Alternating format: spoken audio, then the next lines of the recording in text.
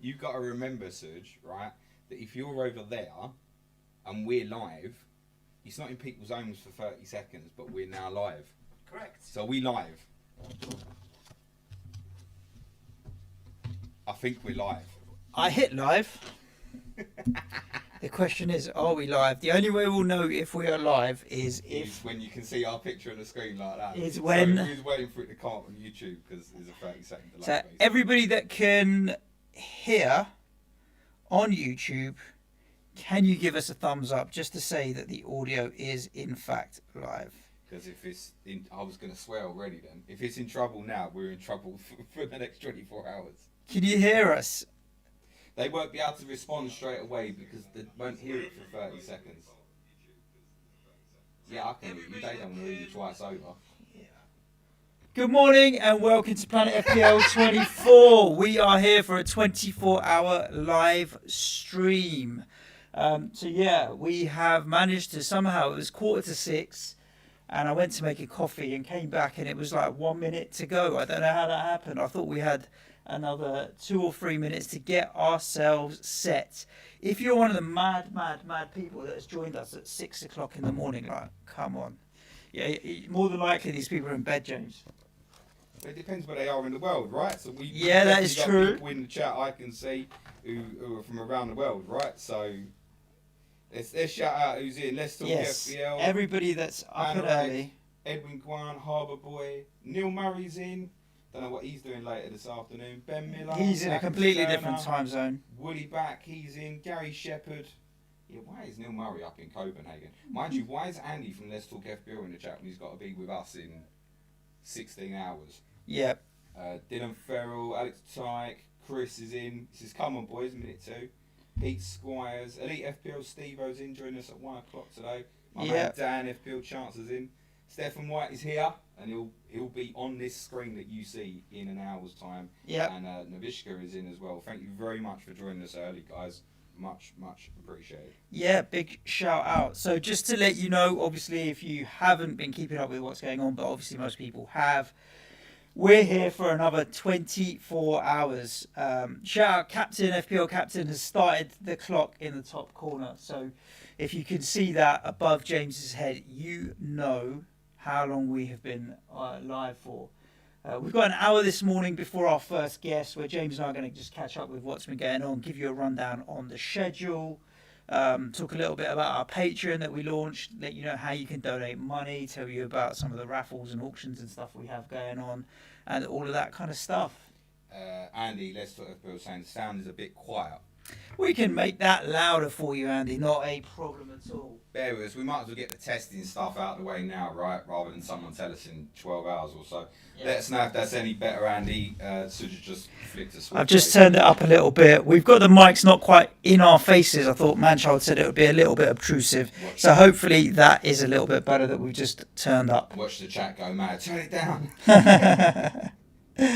How long have you guys been awake, Chris is saying? So my alarm went off at 4:30 and touch wood and blessed, I didn't wake up before then. So literally it was alarm woke me up at 4:30 and I was clean through sleep until then. Jumped in the shower, got myself ready, picked James up about 5:10, got here about 5:30 just before. So yeah, been up for an hour and a half already. So that means this is going to end up being like 24 hours. It's 27. It's too loud now. Harbour Boy says it's a bit echoey as well. I don't know if anyone else is having that problem. Alex Turner says Suj has a tiny echo. A tiny echo. Alright guys, look, we're here for 24 hours, so if we have to sort out the technicals now, let's sort it out now. We've got Manchild on the other end of the phone if we need. It is a little bit of an issue in the room at the echo, but hopefully you should be alright to hear me clearly enough. What else? I got up R4 as well. How much sleep do you have? I'd say 5 hours. I'm going to say 3 hours tops. Really? As low as that? But I'm not someone, I said this on my stream yesterday, I'm not someone who needs... If I'd have slept for 10 hours, I'd be rubbing my eyes right now. So I feel fine at the moment. I think come the last 3 hours or so, I'm going to struggle a bit. Yeah, I mean, at that point, we're going to be into the final few guests. We've got Alex Waterbaby tomorrow morning and so on and so on. I think by then it'll be adrenaline, James. The thing I think will make this easier is obviously the guests that we've got coming on in half an hour slots on the whole will just make us rattle through everything. Andy thinks that I'm set for lower and you're coming off quite loud. That's what he thinks. Count to 10, James. 1, 2, 3, 4, 5, 6, 7, 8, 9, 10. Cue music, please, man-child. There we go. You think? We'll keep adjusting these volumes and these levels until... Andrew Delfinger thinks that I'm not awake enough yet, which is also that's also quite a possibility. James did say to me he's going to struggle first thing in the morning. Yeah, there we go. We are live now, so obviously keep your questions and everything coming in through the chat on YouTube. Our first guest is at 7 o'clock. So our friend Stefan White, one of the first fans that we ever met, and now a supporter of the pod and actually a patron as well. So shout out Steph, thanks for that. I always find that weird when you say fans. Yeah. He's coming on at 7, and we've already got his beer nuts on the table for him. So I was thinking we should have played a game of beer pong with him, but we'll see. Do you want to give everybody a rundown of the morning schedule? Yeah, because you don't know it. Yeah, I bought the ping pong ball so I could throw it at you. Good. I've just lost my mic a bit. That might be part why I'm a bit quiet as well. Nice. Yeah. Why don't you update everybody on where we are up to with the schedule? Well, I did that on my live. I'll do it again now. I did that on my live stream yesterday. Yep. And realised once I'd read everything out that I actually hadn't pressed record on my audio, so I had to rip the audio out of YouTube. So if you listen back to the audio and thought it sounded weird, that's the reason why. So in terms of schedule, we're obviously going to do intro now. What we welcome, guys, particularly for those in the chat, we'll come back and look through the chat. We're going to talk about our Patreon a little bit at 6:30. We welcome some questions. If you've listened to our podcast on Tuesday, we're happy to go into any questions on that. As Suj said, we've got Steph at 7 sorting beer nuts. 7:30 in the morning, we'll look at sort of morning football headlines. Do it as a, I don't know, morning with Suj James or something. Morning, wake up to football. Tom Campbell, Utley Siege, joining us at 8 o'clock for a quiz. Yep. Keep your eye on the chat, Suj. Let us know what it sounds like and whatnot. Yep. I'll ask Man-child to tune in and he's going to have a look as well. So. 9 o'clock, we've got FPL coach coming on. We're going to talk about his experiences in FPL and also he's a Coventry City fan, which I think is really interesting as they're likely to get automatically promoted from League One despite being homeless. Suj and I are going to play football headbands at 9:30 a.m. So if we're not awake by then, we definitely will be after that. Should be. We've got our Southampton correspondent FPL Gaffer coming on at 10, and we're going to talk to him about esports. Yep. Our Wolves correspondent Bradley Parker's coming on at 10:30. We're going to talk about missing football. It's kind of taboo that it's not accepted to miss football at the moment. Bradley really does. 352, our Gooner correspondent's coming on at 11. We're going to talk about the current status of London clubs and where we see them potentially progressing in the future. Andy Martin from Champman FPL Game Creator is on at 11:30 to preview game week 16 ahead of a 1:30 p.m. deadline. We will then at 12 o'clock, after Andy's on, we'll shut down the stream very briefly and then we'll restart a new stream at 12 o'clock. The reason for that being is that YouTube essentially doesn't like to acknowledge that you exist if you stream for more than 8 hours, I believe. Yep. So we're going to just split the 24 hours into 4 different streams of 6 hours. And in that first hour when we come back, we've got 8 surprise content creators from the FPL community who are going to be diving in very fast paced just to let us know what's been happening in their lives at the moment, what they're doing. Come in, support us, say hello. 1 o'clock, we got Steve-O coming on from Elite FPL. At 1:30, we're doing open Zoom in. It's available to absolutely anybody. We will send a Zoom link out via my Twitter account at some point later today. Is that correct, Suj? Yep. Yeah, and then anybody can fire in. If you don't get in, it's not my fault because Suj will be accepting who does and who doesn't. Yeah, and it'll be a random, I think, unless I like you. I bet you pick people out. Yeah, I will. Based on their names and I'm not going to pick any Millwall fans, am I? You picked a Spurs fan to do a podcast with. 2:30 p.m. obviously Champman FPL live, a little bit different to per usual, as this man will be sitting next to me throughout the duration of that. Immediately, once FPL captain has turned the scores red and we're going through bonus points, he will be calling into us and he'll be straight on with us at 5 o'clock, so you can get to know Chris a little bit. At 5:30, we've got our friend Sham from FPL 2 Guys 1 Cups coming on with us. He's had some very honest and real experiences and what he would openly admit as an addiction to gambling, which he's now well past. And we're going to have a chat with him about that. And Sham's also donated for us the Raheem Sterling signed Manchester City shirt, which many of you might have seen from my Twitter account. The highest bid at the moment is £200. It is. We're going to close that bid, that auction for that, when Sham comes on, I believe, Correct. at 5:30. Yep. We will announce who's paying for, and thank you, who has bought that shirt at the end of our period with Sham at 5:55. At 6 o'clock, we're going to open in the calls to everybody again. We're going to treat it very much like a radio phone in, basically. So the idea is, come on, who are ya? What's your question? Next. 7 o'clock, we got Nim coming on from the Wildcats, FPL Nim. 7:30, we've got my friend Emma Story 81 coming on. She lives in Germany at the moment, regularly travels back for Spurs. We're going to talk about her experiences as a fan, both going to Bundesliga games, Premier League games. She can obviously fill us in a little bit with what's happening in terms of their restart. And we might talk about Mourinho a little bit, maybe. I don't actually know how she feels about him. Yeah. So that'll be interesting. Dave at Simple Goal FPL at 8 o'clock. Emma's very positive. She's unlike as a person or just as a Tottenham fan. Yeah, she's a positive person. She's actually a very positive fan. I don't know if Mourinho's killed that positive in her, but we'll find out. He has the ability to. Dave's Simple Goal FPL is coming on at 8 o'clock to review the Champman FPL game week 16. We've got James Alapran coming on immediately after 8:30. We're going to talk to him about how he runs through the spreadsheets and what it takes for him. And he's also got an exclusive for us in terms of the updated leaderboard following that game week today. At 9 o'clock, we've got the queen of our main podcast, Twitter questions, if you will. Me and Suj very much have had a long-held opinion that Amber Redmond sends in the best Twitter questions for our podcast. At 8:59, Amber is going to DM us with 5 questions. We have no idea what they're going to be, and me and Suj are going to cover whatever they are. At 9:30, Norwich correspondent FPL Badger is with us. Mark has been to, I think he said it was over 65 of the current 91 91 grounds in the top 4 divisions. 65? Yeah. That's impressive. I did a tally up of mine once that he told is me impressive. that. I've been to 49. Okay. But he's been jumping through the divisions with Norwich, hasn't he? Yeah, true. What's my excuse?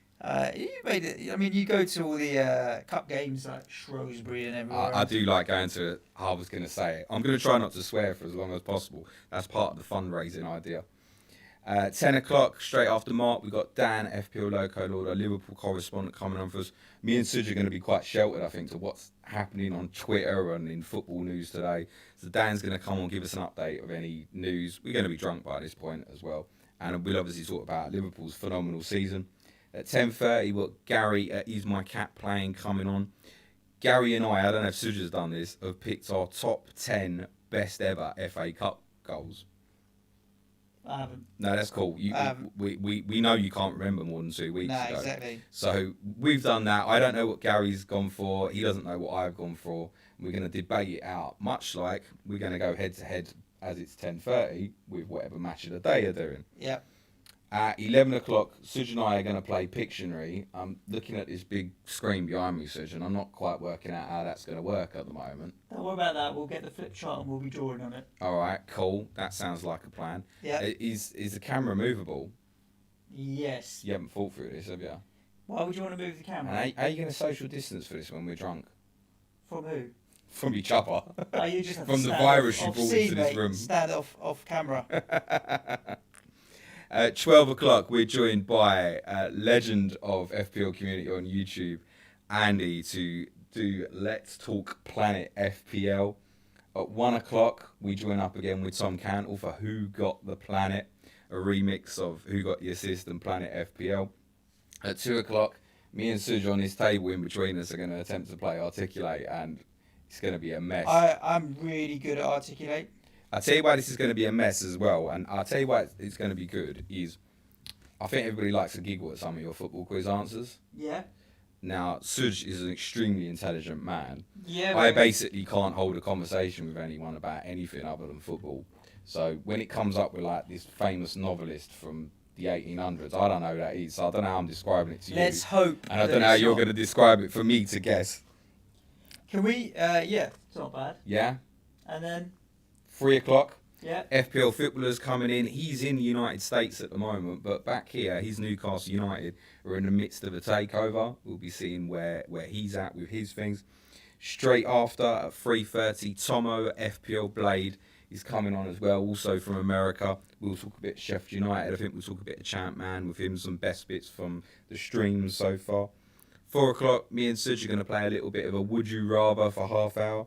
At 4:30, our last scheduled guest is Alex Waterbaby. Alex Ball calling in from New Zealand. We're going to talk about what it's like for him following the Premier League, the Championship and FPL from the other side of the world. But Alex is a Chef Wednesday fan, I'm sure he is. And at 5 o'clock, we're going to open the Zoom in for the final 45 minutes to an hour. Again, for anybody to call in, to give people a chance in different time zones and whatnots. And I believe Suj has some breaking news, which he won't tell you, but we have a very big mystery guest planned in for that hour as well. We've got two guests coming on. And, well, yeah, more than likely, I've just got to send them the links and getting that. They'll be zooming in. Content creators from the other side of the pond, and I'll leave the rest to everybody else to figure that out. So, yeah, James, big full schedule. I've made a really shout out to Benny Blanco who's jumped in. You look proper exhausted already. We haven't started, but we have been up since 4 o'clock, so I'm not surprised that we do look ridiculously tired. Shout out to everybody that's jumped on from Canada, from New Zealand, from all other places. It literally is this way and that way. So thank you for that. If you look in the top corner above James's head, you'll see that we are up to £864 that we've raised so far already. Well, that's on the graphic? Yeah, where it says time, it'll rotate every now and then to show you how much money we've got. And then he's a genius, that Chris. FPL captain got it all sorted. I've just seen it. That's incredible. There you go. £864 plus.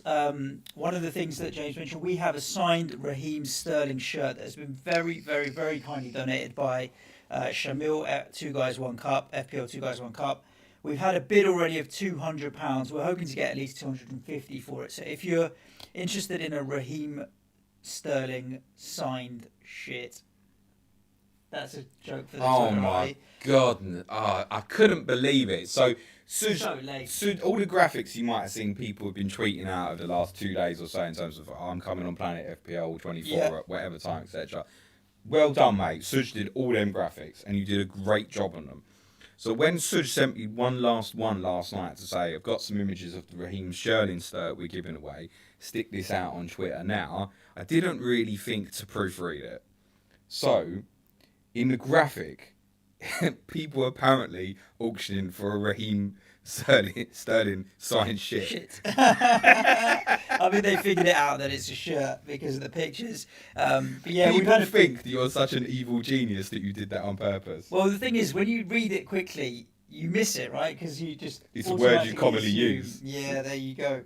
Our friend Brad Lewandon has said that we've pissed off his dog because our voices have woken her up. Sorry. Should have put the TV on quiet.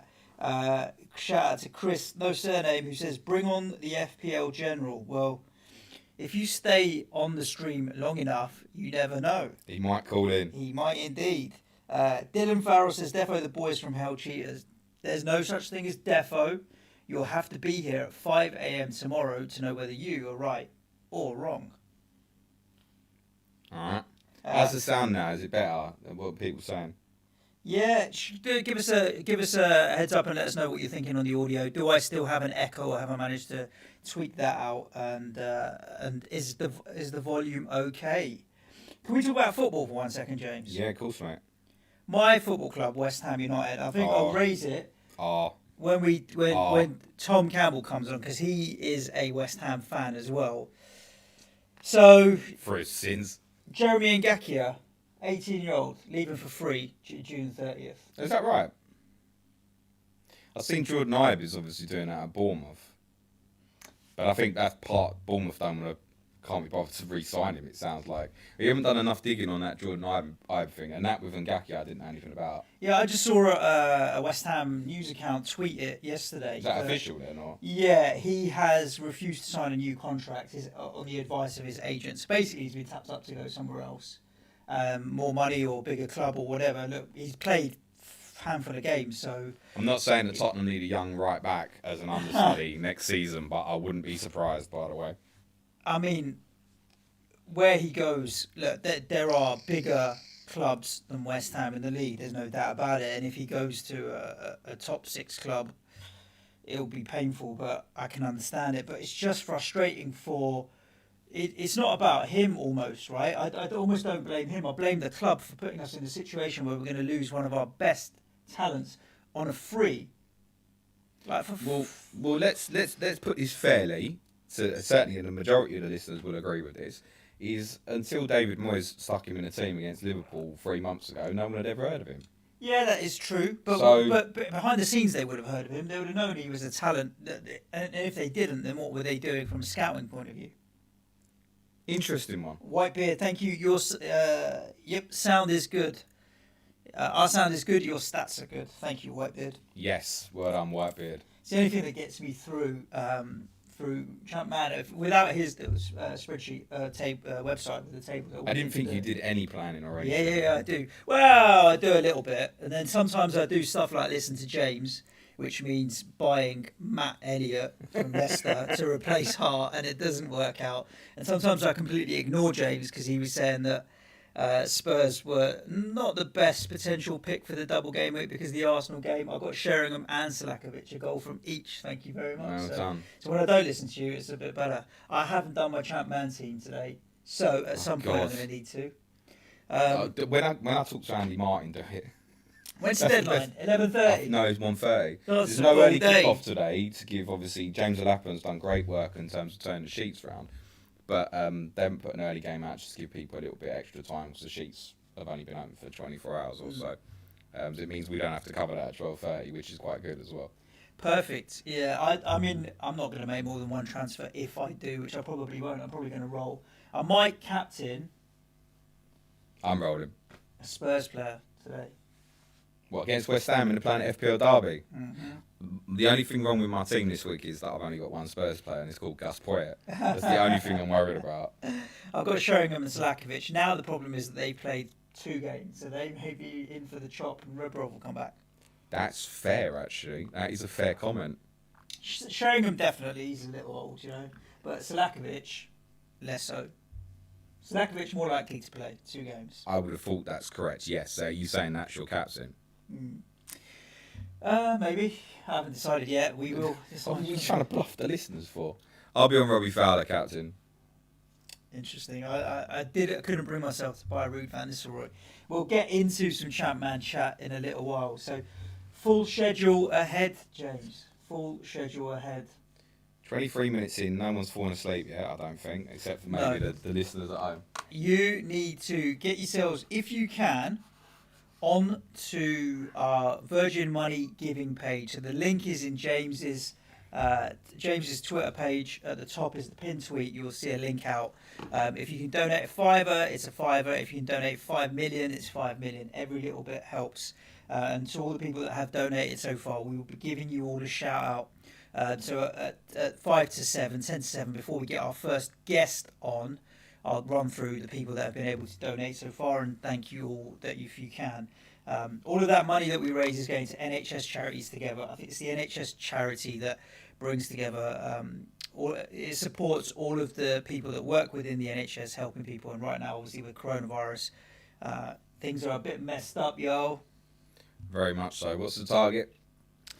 £5,000. Was this ridiculously ambitious, Suj? I don't know. The community have come together to do even more crazy things in the past. So yeah, doing live shows and stuff like that. I mean, running the marathon, I got over £1,000 from the community. It was about £1,400-1,500 for the community. Yeah. Wow. Yeah, that's why I went on holiday 2 weeks afterwards. What? Nah, not really. I'll tell you what. That's a quick I spoke. Yeah. quick talking point. What's the bigger deal, the marathon or this? In terms of Oh, marathon. yeah. We're sitting in chairs here. We've got snacks and stuff. We're going to be drinking beer and playing games. Marathon without You a weren't doubt. meant to say that. Marathon without a doubt. You were meant to lie, and then on Monday's podcast, I was only joking. Oh, fair play. If you'll remember, here's a little side note. If you will remember, when I ran the London Marathon, it was for Haven House Children's Hospice, which is a children's hospice. Harry Kane is now, one of our own. Yeah, Harry Kane has sponsored Leighton Orient's shirts for this season, and one of the charities that he has given the graphics on the front of the shirt to is Haven House Children's Hospice. So I spoke to somebody at Haven House Children's Hospice 2 days ago. What time's Harry on? No, not to get Harry Kane. I wish. It's a lot of you will know that I have a packaging company. We sell carrier bags and ribbon and boxes, and we donate carrier bags to Haven House from time to time as well whenever they got charity events. So they needed 100 cotton bags just a couple of weeks ago, so we donated them 100 cotton bags. I'm sure it's a lot less money than Harry Kane's sponsorship is worth. But I said to them, yo, you've got, I've noticed this Harry Kane, you've got on the Leighton Orient shirts. And they said, yeah, it's been a very, very busy week for them with all the press and PR that's come with it. And they had to furlough almost all of their fundraising teams and staff because of this. Like, it's not easy for a charity that runs completely on donations. So that gesture from Harry Kane had a massive impact for their ability to raise money.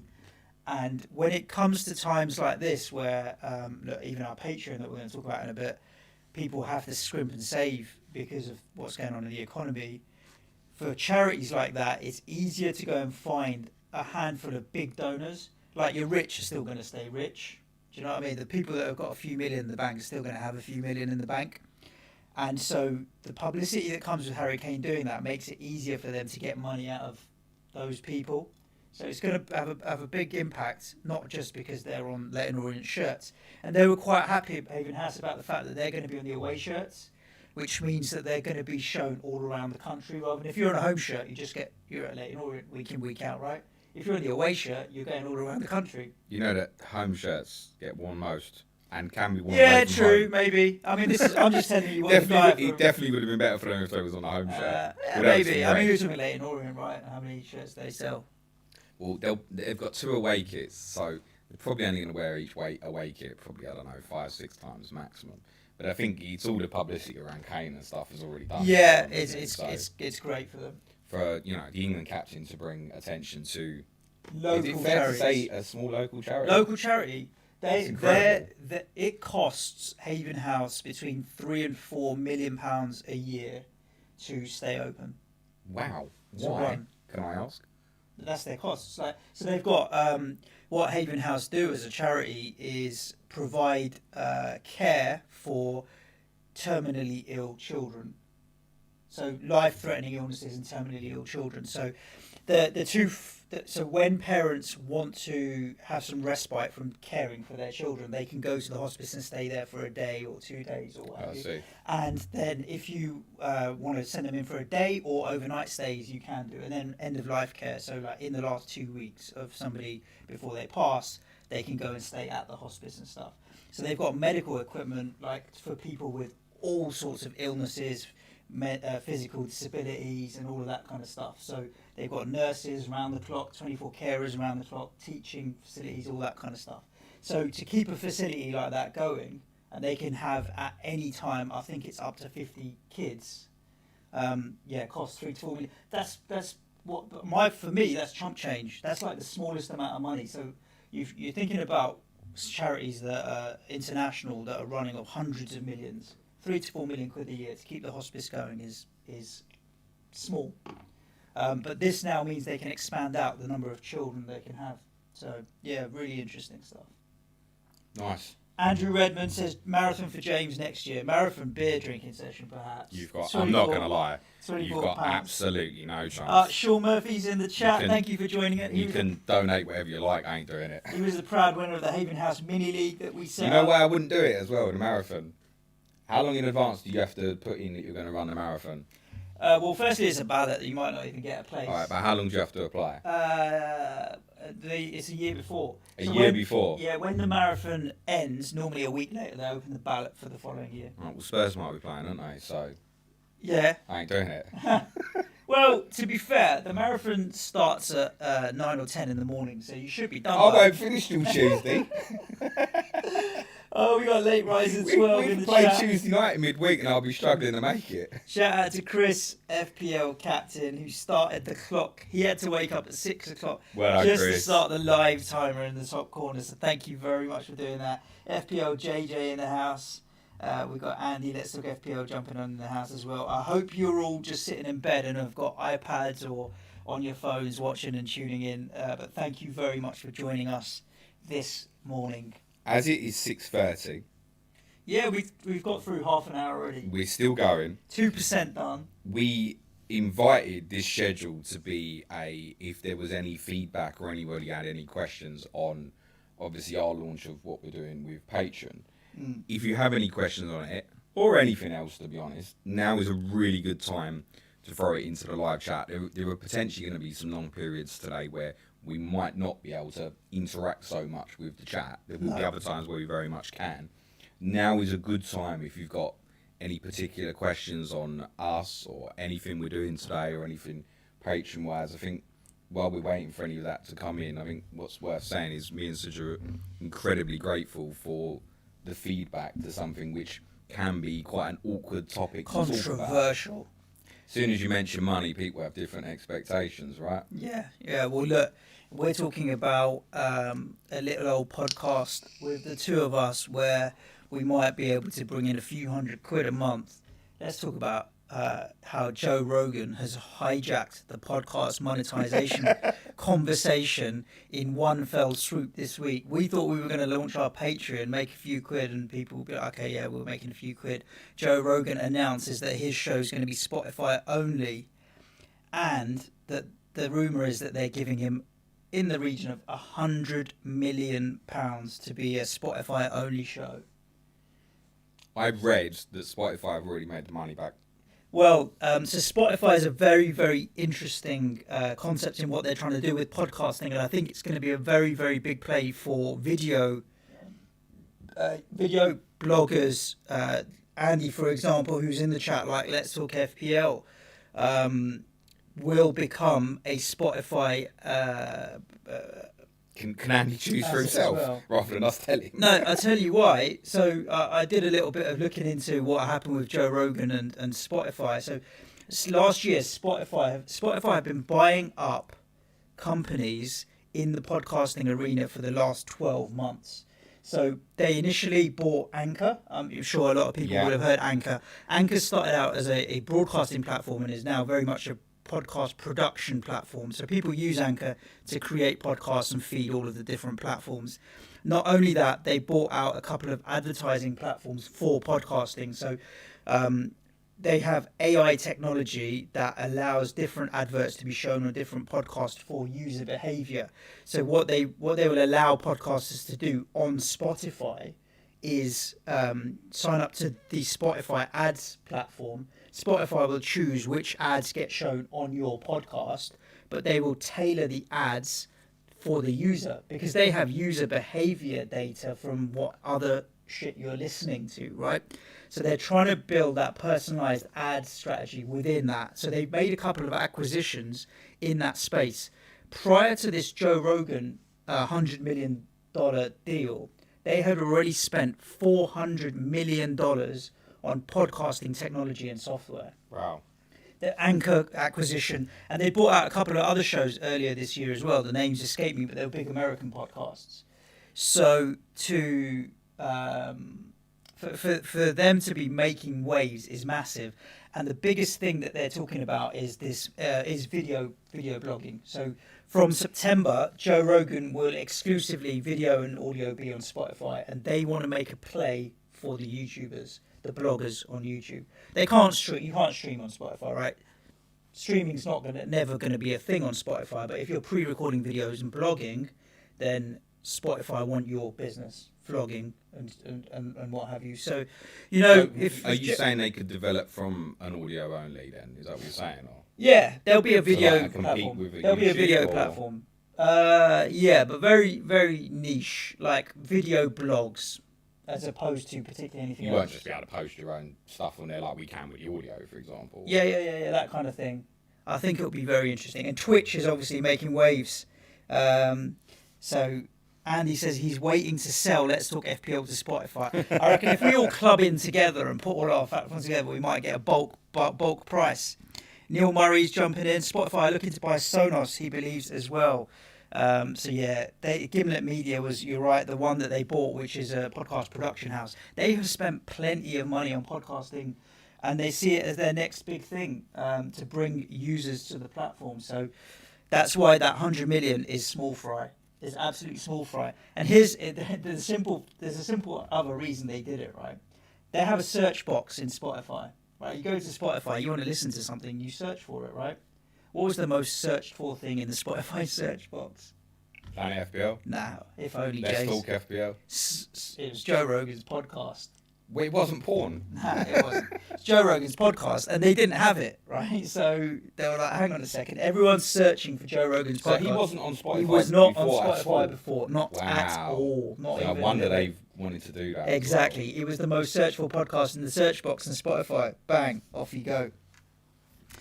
Streamers being signed to YouTube and Mixer, yeah, it's happening.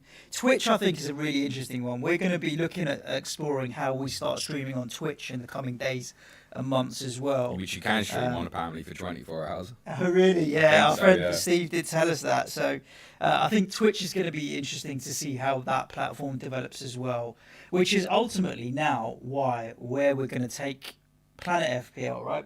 Hold a market. We want to just expand the amount of content we do, increase the production quality. I'm even looking at the stream today with the graphics that Captain's helped us with. Like, if you could see the office around, it's a bombshell. We can flip it around, right? But it just looks so much nicer on screen. If you could see the office now. But I tell you what, right? All studios are like this. Every studio that I've ever recorded in is behind what you see behind the camera is an absolute bombshell. There's cables and stuff everywhere.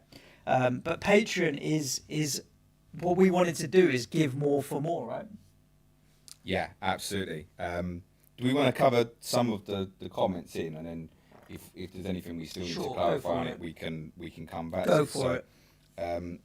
Just to cover, I see Late Riser 12 who's got a question. He says, will Suj be joining us on the Chatman stream today? The answer is yes. Brad Lewin says... Yeah, once West Ham are losing about 6-0, but to be honest, we already know that West Ham are crap in Chatman FPL. The Chatman FPL stream is obviously going to be different today to what it normally is. It's a one-off, yes. Suj is sitting with us, mate, and he's going to suffer when Spurs rip them apart. Brad Lewin says, how will we access the Patreon-only content? Links on Patreon or... Correct. Patreon has a app. So you can download the Patreon app. When you log in to the Patreon app with your username and password, whatever you set up on the Patreon website, there'll be a feed of content within Patreon that's exclusive. So the regular podcast stuff will be everywhere, and then the Patreon stuff will be within the Patreon app. I expected that answer to be a lot longer.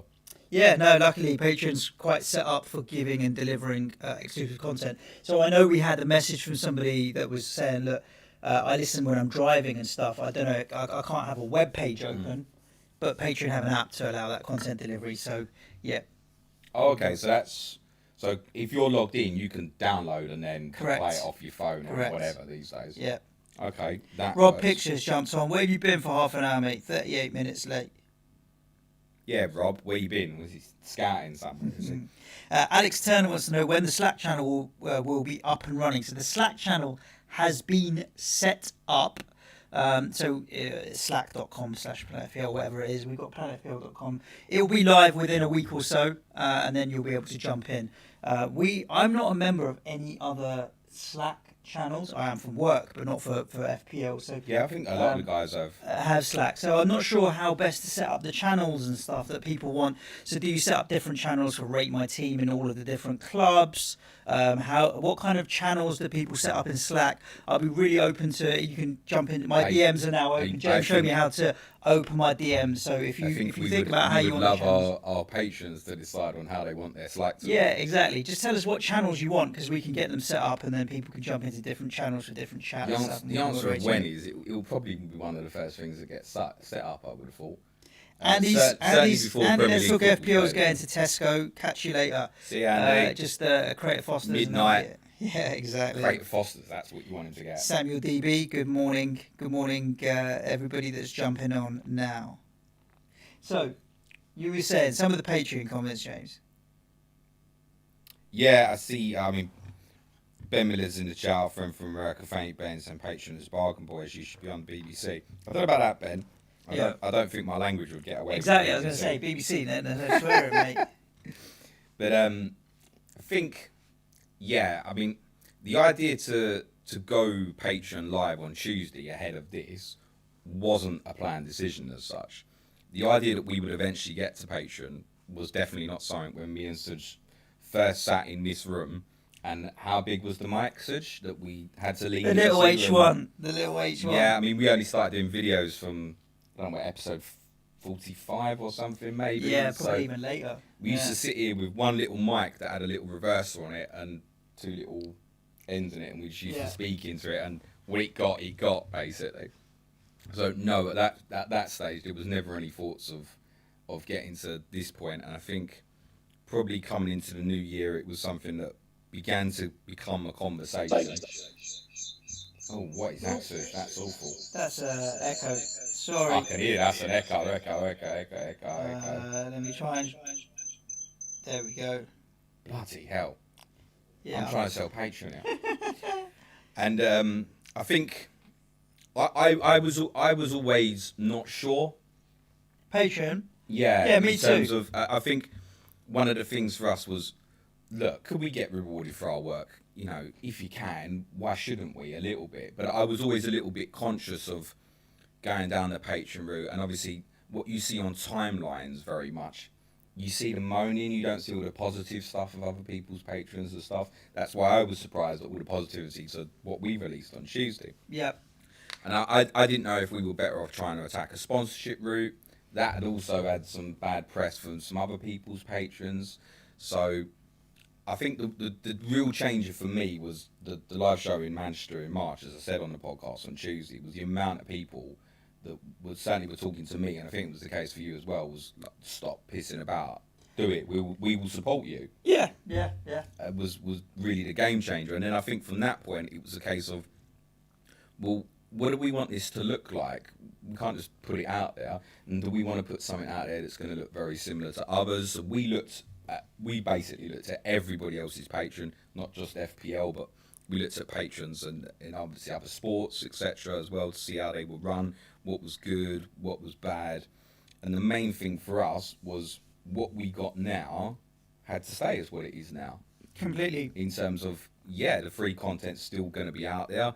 I mean, are you going to get to listen to more than 5 Planet FPL podcasts a week? I think some of you loyalists will, but the majority of you won't. So to then put another 5 in and say, right, you can now listen to 10, it might be it. I mean, one negative comment that we had was you're releasing too much content. All right, that may be fair.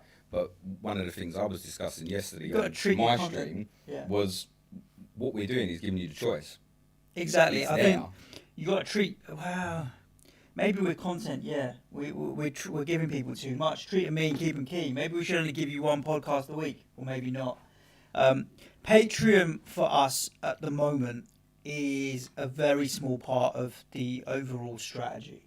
I think for me, shout out to FPL Woodyback, who has jumped on and said, did I miss the membership update? How many sign up so far? I'll give you an update in a sec. We are at the tipping point now where we've spoken about, where James pretty much is in a position, if we can sort out Patreon, to be able to be on Planet FPL full time. And with the extra content that we do, that will give us the start to do that. Patreon is not going to be what the be all and end all for Planet FPL. We need to do more in the future in terms of sponsorship, partnerships, to get more content onto the website and to develop other products that we might put out there. Who knows what we'll go to. But Patreon gives us a start to stop having to do this evenings, weekends, and bust 2 jobs or 3 jobs at the same time. That's what it is. So, and that's off the goodwill of the people. If the goodwill of the people is enough to bring in enough money that we can cover our costs, then everything that comes above and beyond that is going to be additional. And for me, it's so optional.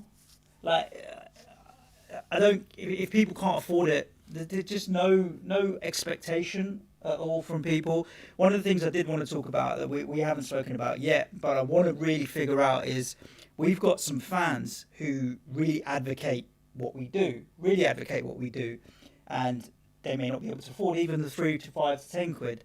I'd love to be able to just set up like 30 or 50 subsidies, or what would you call them, for people that can't afford it but really do love the brand and want the extra content. Because if you can't afford it, you can't afford it. Like, I don't feel like I want to hold back from anybody over 3 quid a month. Do you know what I mean? It's there because if you can afford it and you appreciate the content, whack it in. So we'll have to talk about how we do these bursaries or something. But it's something I want to do. What's a bursary? Sorry. They can have the extra 5 podcasts for nothing. Okay, that's not inarticulate tonight. I'm in big trouble. It's like, you know what, because I appreciate that there are people in that bracket, not a lot, and so most people will be like, you know what, 3 quid, easy, fine. But for the people that can't, I don't want to hold back on anything for that reason. That's not what it's there for. It's not creating a classist system where you get and you don't. That's never why we do anything in life. So I'm looking into it now based on the feedback that we've had this week of if and when we can. I know you can set up, give people a month free on Patreon or 5 months free or whatever. So I'll be looking into that. And if anyone's got any ideas around that, that's pretty welcome as well. Yeah. One of the reasons for launching now as well, I mean, there was a little bit of feedback of timing's not right, which we completely understand. I mean, a lot of people have said, thanks guys, really like what you're doing. When I'm in a better position, I'd love to contribute, which I think is kind of leading on to what you're saying a little bit. How can I help at the moment in terms of people who feel like they can't afford it?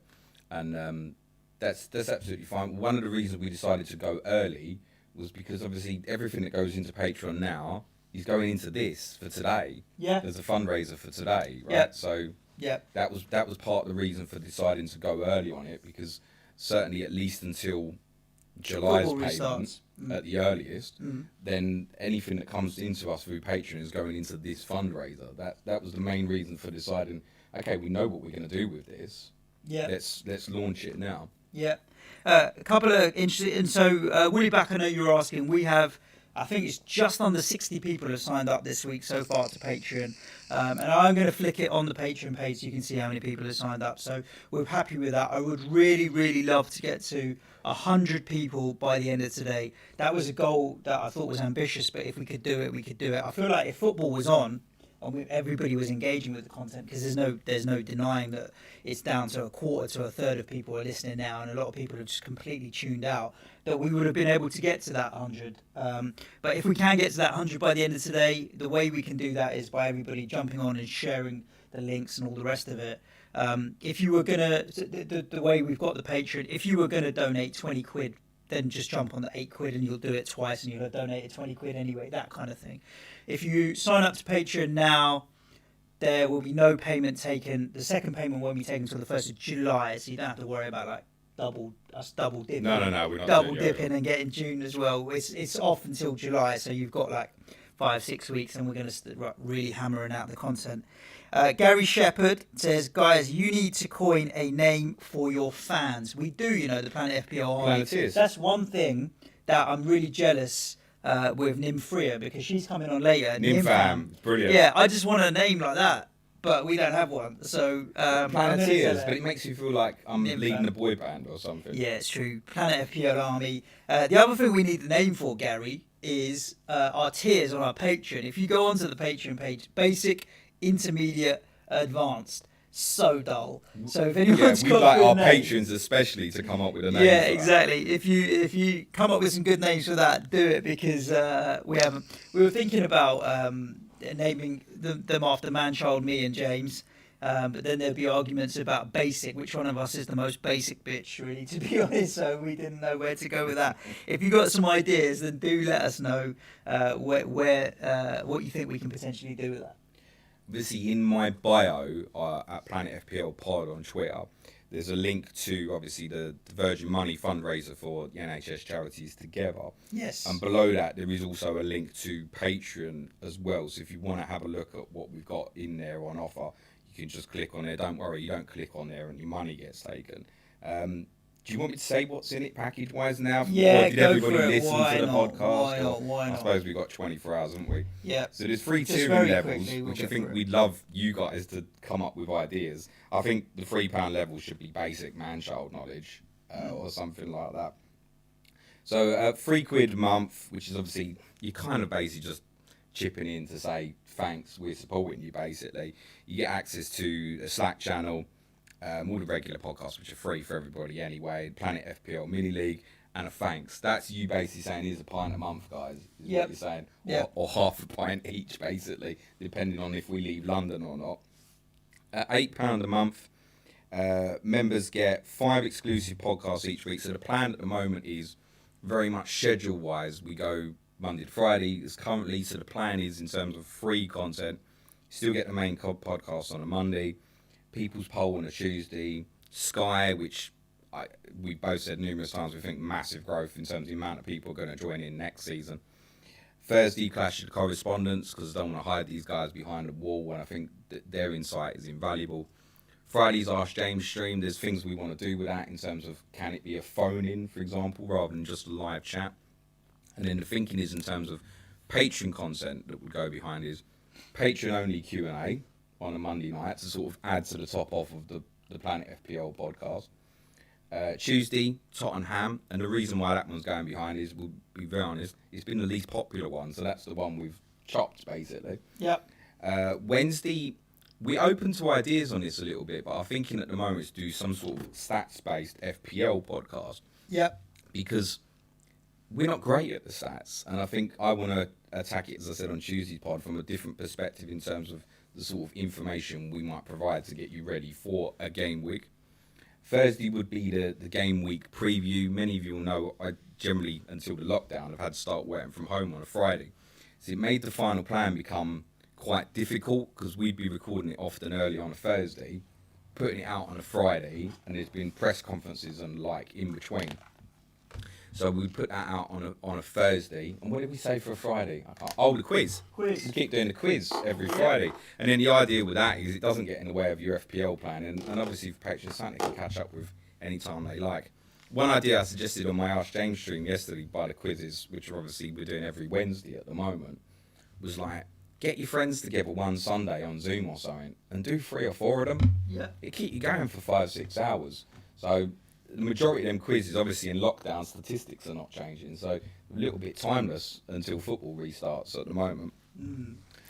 You also get entry into £250 worth of Mega League, Mini League that you can enter, 10% off merchandise at our store, 50% off tickets for live shows, exclusive partner offers, discounts and competitions. And at £14 on top of that, you get entry to the Maxi League, which will have £1,000 worth of prizes in mini leagues for the year. I'll obviously send you an article. I'm going to do some writing every week, so I'll send you a personal article from me, be it on Spurs, FPL, anything. But I'll have something for you once a week. Also promise anybody that comes in at that level that you can have a one-on-one with me for half hour. If you're in London, I don't mind doing it over a beer potentially. But otherwise, give you half hour of my time, whether you want to talk about football, FPL, at least once a year. And that's where we're at, basically. More exclusive offers, partner stuff, depending on who Suj collabs with. Suj has disappeared for good reasons, Suj. Yes, James. They probably can't hear you saying, yes, James, because you're not on the mic. I have just adjusted OBS to allow us to bring guests on, James. Okay. So, as and when, we're going to have our first guest in all of 5 minutes. I know he's already in the green room, ready and waiting. to jump on. In the green room. Yeah, he is indeed. Is he just going to appear from behind the screen? Well, yeah, to be honest, everything's green here. You know what would be mad if you did something, because we're quite far apart, if you had something mad where like a TV popped up in the middle and then that person just appeared, that would be like pretty amazing. Yeah. Are there any more questions on Patreon? There are Neil Murray's saying we just passed £1,000 in donations. We have indeed. I was just about to announce that. We now have £1,024 on our Thank you guys. Virgin Money giving page. On top of that, you can chuck in the £200 that we have been bid on the Raheem Sterling shirts so far, which takes us up to £1,250, which well, just under, but 1,250 quid for 7 a.m. in the morning isn't bad at all. If you're joining in and you want to get in on the auction for that Raheem Sterling shirt, the only way to bid for it is in response to a tweet that I sent last night where Suj has donated a signed Raheem Sterling shit, apparently. We can confirm it is a match-worn Manchester City Yeah, shirt. the only thing is it doesn't come with certificates or anything, but it is a match-worn Raheem Sterling shirt. Couldn't we have had that conversation afterwards? We'll ask Shamil about that. He actually bought it in a charity auction himself, and it has the badges and various stuff on it, but it's just not got a certificate or anything. But you know what? We'll reach out to Raheem Sterling if we all tag him on Twitter enough of us, then he will. He will probably respond. Maybe not. So All right, Gary Shepherd suggesting that top level for patrons should be something Ledley King related. You might notice that Ledley and Paolo Di Canio have appeared on the table. I don't know if you can see that clearly or not on the video, but they're there and in position. They were donated to us by FPL Sick of It. Where's Danny FPL Sick of It? he's in Singapore. Singapore. Yeah, indeed. Right, before we get into having our first guest on, I want to just give a shout out to a handful of people who have been on the Virgin Money page already and donated. And this goes hand in hand with if you are one of our patrons as well, because there's a load of them that we want to give a shout out to a little bit later on. Dan, our Liverpool correspondent, Loco Lord, Tom from Who Got the Assist, thank you very much for your donations. John Nagy, Mars, our amigo Mars, a good friend of ours, is also donated at Twiddy with two ones.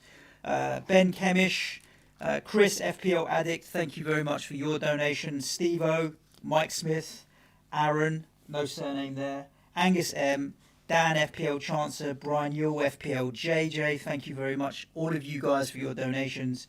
FPL Terrier, Duke, have donated as well. We've got Mike D, TE, Alex TYC, all of you guys are crazy. Ben Miller, Ram, and Sebastian. And they're not crazy, they're helping us. Yeah, they are. And there's a bad repeat on my headphones, mate. And last but not least, is Anonymous, who has donated 6 different times. That's like none with all the assists. Yeah, indeed. So, right, one of the things you're going to have to bear with us today is the technicals. We don't have a technical assistant or anyone with us in the room. So we are running the mics and everything ourselves. We did a dry run yesterday. Everything was working smoothly. However, things go wrong. Uh-oh, what's going wrong? Nothing yet. Oh. But things do go wrong. Well, I'll tell you what's going wrong is the fact that I can hear you and me twice. That's really interesting that you can do that.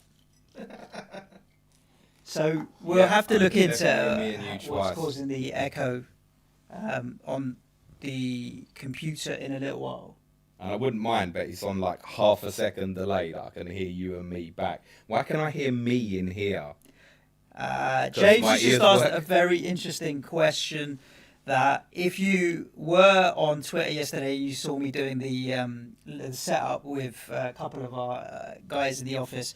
It's a mess, James. We've got mics going into a recorder, recorders going into the computer, Zoom's coming into the computer, and that's all being fed to OBS, which is feeding YouTube. The problem is when people zoom in, how do we hear them?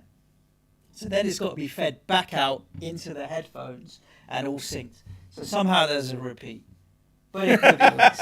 Okay. We couldn't get the phone working because that was causing a repeat as well. There's a solution to this, James. Yo. Manchild has a solution to this. What is it? £700. All right, well, who's donating it? He wants to buy a switcher, and it costs £700. So. Right. Could he have bought it yesterday? Oh, mate, I wasn't giving him £700 to buy a switcher. And also, they're all out of stock everywhere we go.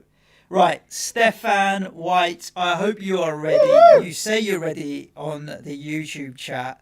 You're going to be our first guest that comes on, which is hopefully why we'll be all right with the technicals being a little bit funny. I'm going to admit you into the Zoom meeting in all of 30 seconds, so make sure your hair's looking good, you know. Why is there a TV on YouTube within the TV?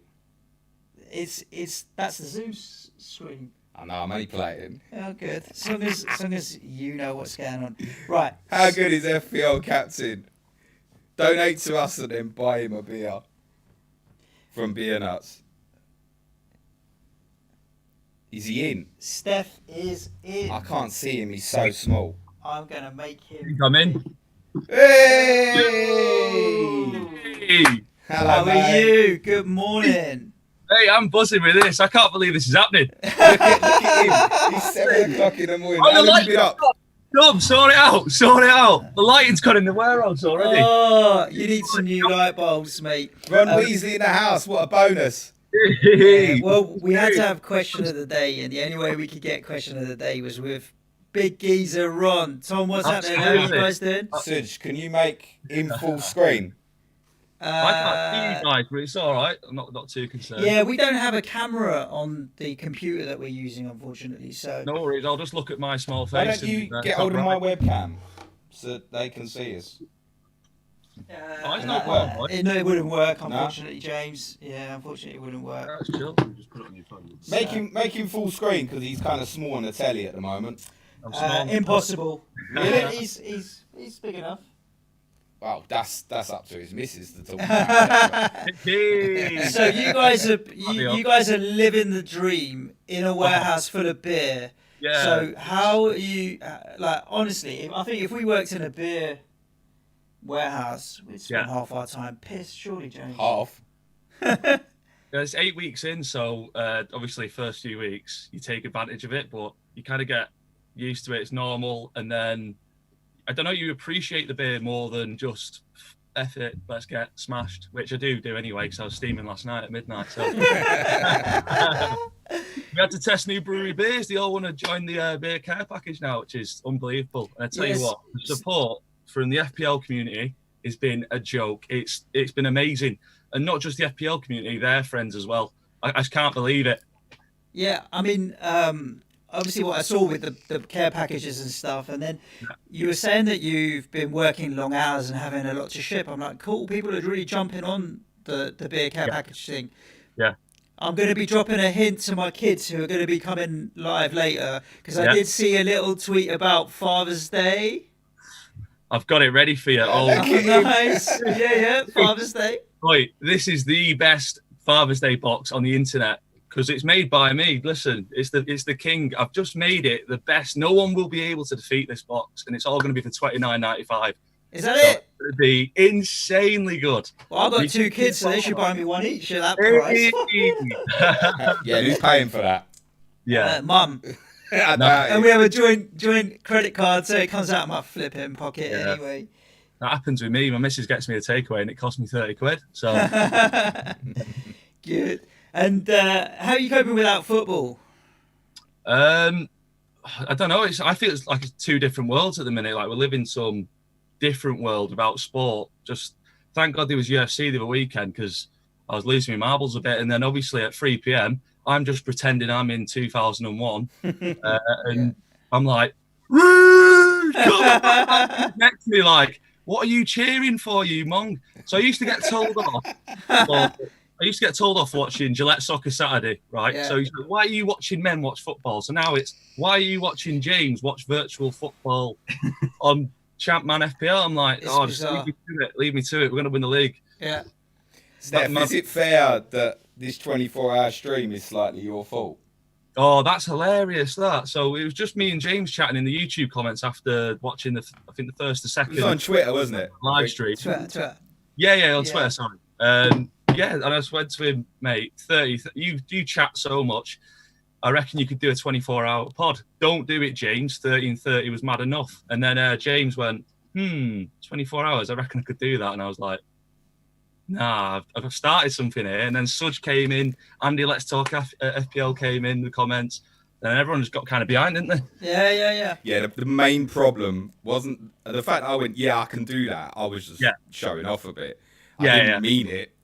The problem was that he saw the tweet. So once Suj saw the tweet, Suj was like, oh, we can do a fundraiser, you know? Yeah, we can do that easy. And at that point, there's not even a conversation. It's happening. Yeah.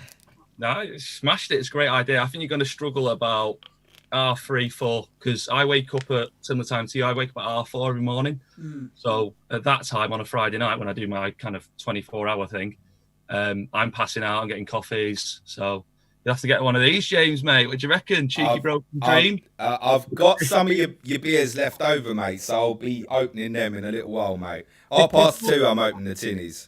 Hey, nice one. I've seen the beer nuts in the middle. I can't see them now. We're showing off for you, mate. Yeah, it's amazing.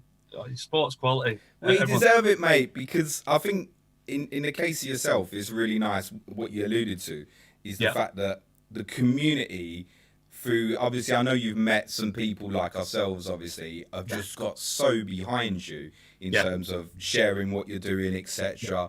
And then you're launching new things like your Father's Day package and that. And I think it's really nice for us to having met you when it was a very small concept for yourself as well. Almost like, you know, there was a day when, you know, episode 9 still only had 59 downloads. And to see it grow for you as well is lovely. What's that?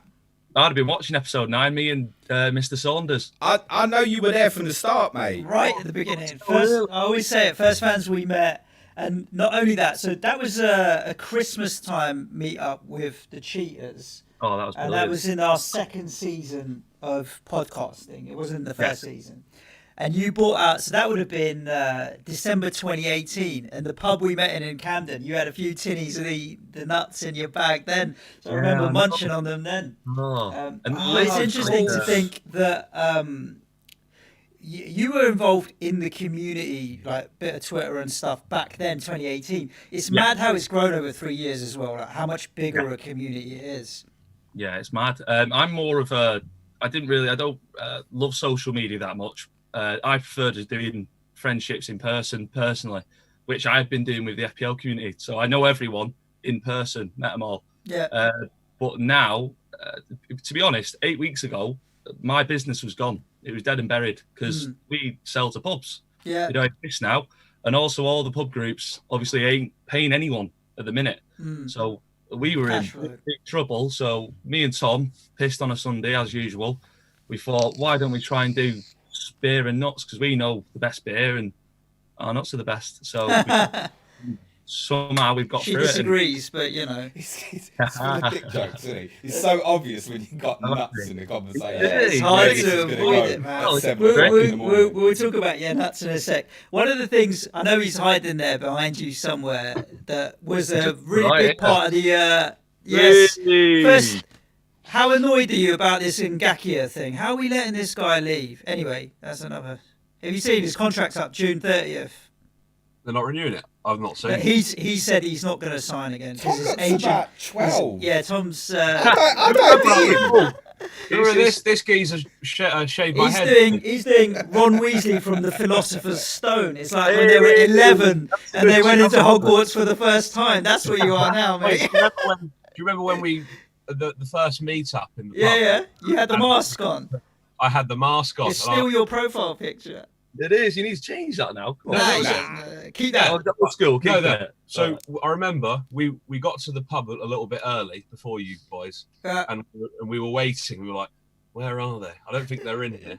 And then suddenly we saw them both walk in, and I printed out a Ronald Weasley mask to put on, and then I walked over and I was like, "Boys, is it all right if we put our pints on this table?" Yeah. We didn't know I don't forget. anything. Oh, they were like, no worries. And then I just whacked the mask on. The true story behind that as well is, this is honest. So when we saw Steph and Tom, was they come over and the pub was really busy. So they were like, oh, can we pop our beers here?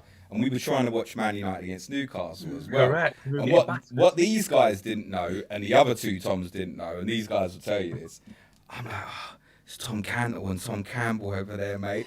And I've not met these guys. I'm proper fanboy eyes at these guys as well. And obviously we got to know them and yourselves and that, and yeah, absolutely brilliant. Good. That was a great night, wasn't it? How tall's he? He's a big boy, isn't he? Campbell. Yeah. He's a tall lad. And he's on straight after you well, not straight after you, but he's the next guest on at 8 a.m. Has he bought anything from you, Tom Campbell? No. He doesn't need to, does he? I don't know, yeah. He's probably all right. He's got his nuts stuck, I'm telling you, mate. Oh, okay, fair play. That's where James was going with that. Now I understand. So I was saying one of the big parts of the early shows was Big Geezer Ron's question of the day. Yeah. And I know you've been busy selling beer and stuff, so I want it today. I don't look at Twitter. That's the problem. But it's a cesspool of garbage. You're not missing anything. Honestly, I've got a bone to pick with all the fans as well. Actually, I put some profound shit out on Twitter. I get like 5 likes. I put a picture of my kid and I get like 140 likes. Oh, what's going on with people? That banged that tweet. He's what they don't know. He's an annoying little. You talking about me? No, my son. Oh right, yeah. Anyway, go on. Question of the day. Let's have it. No, it's Ron's riddle of the stream. Oh, riddle. Brain Ron's power, man. Everyone question of the day. Everyone in the chat, get ready. Yeah. Okay. So I'm going to do the first one, and if it's too easy, because I think it might be, then I've got an absolute cracker for you. Go on. So it's Ron Weasley's riddle of the day. I played in 3 different decades. I'm a one-club man. My father and I both won the Champions League with the same club. I played along 6 Ballon d'Or winners at club level. Who am I? 5 out of 10. James, you've got this. Leave it for Suj. You got it? No, I'm trying to think. Can you repeat, please? So you start out thinking 3 decades, 1 club, 3 Ryan Giggs. decades, 1 club. My father and I both won the Champions League with the same club. That's the... And I played along 6 Ballon d'Or winners at club level. So father and dad, and they both won the Champions League? Yeah. Yeah. Maldini? Yeah, there you go. Right, I've got another one. This one's pretty tough, actually. This one's incredibly tough. Good luck. So yeah, everyone in the chat have a think as well. I played over 250 games in Serie A and scored over 100 goals. I played alongside Claude Makelele and Alberto Gilardino. I won Sportsman of the Year in my home country several times. Who am I? Who could it be? I can't even think who Makelele played for in Italy. Was it Milan? No. I can't give away the team. Was it Lazio? I don't know. I can't remember where Makelele was, so I'm in big trouble. I thought Inter, but it was not an Inter. It's like Fiorentina or something like that. That's who Gilardino played for. I remember. I don't know why I remember that, but don't remember Makelele. Batigol. This is this one. Batigol. Batistuta. I went Batistuta. Well, not Batigol. No. It was Fiorentina. Chelsea player. Think obscure. Obviously. I mean, obscure country. Chelsea player. Obscure country. Player of the year. Obscure country. That's a bit harsh. You're going to have them coming for you, mate. Drogba? No. No, it was at Marseille before Chelsea. No, I was just thinking whether... So it was... This one's Early, difficult. early We have now a few minutes. answers in the live chat, Tom. So let's have a look. Crespo, we've said it's not him. Close. Nedved? No. The other striker who joined Zola. Chelsea. Okay, we've got one here.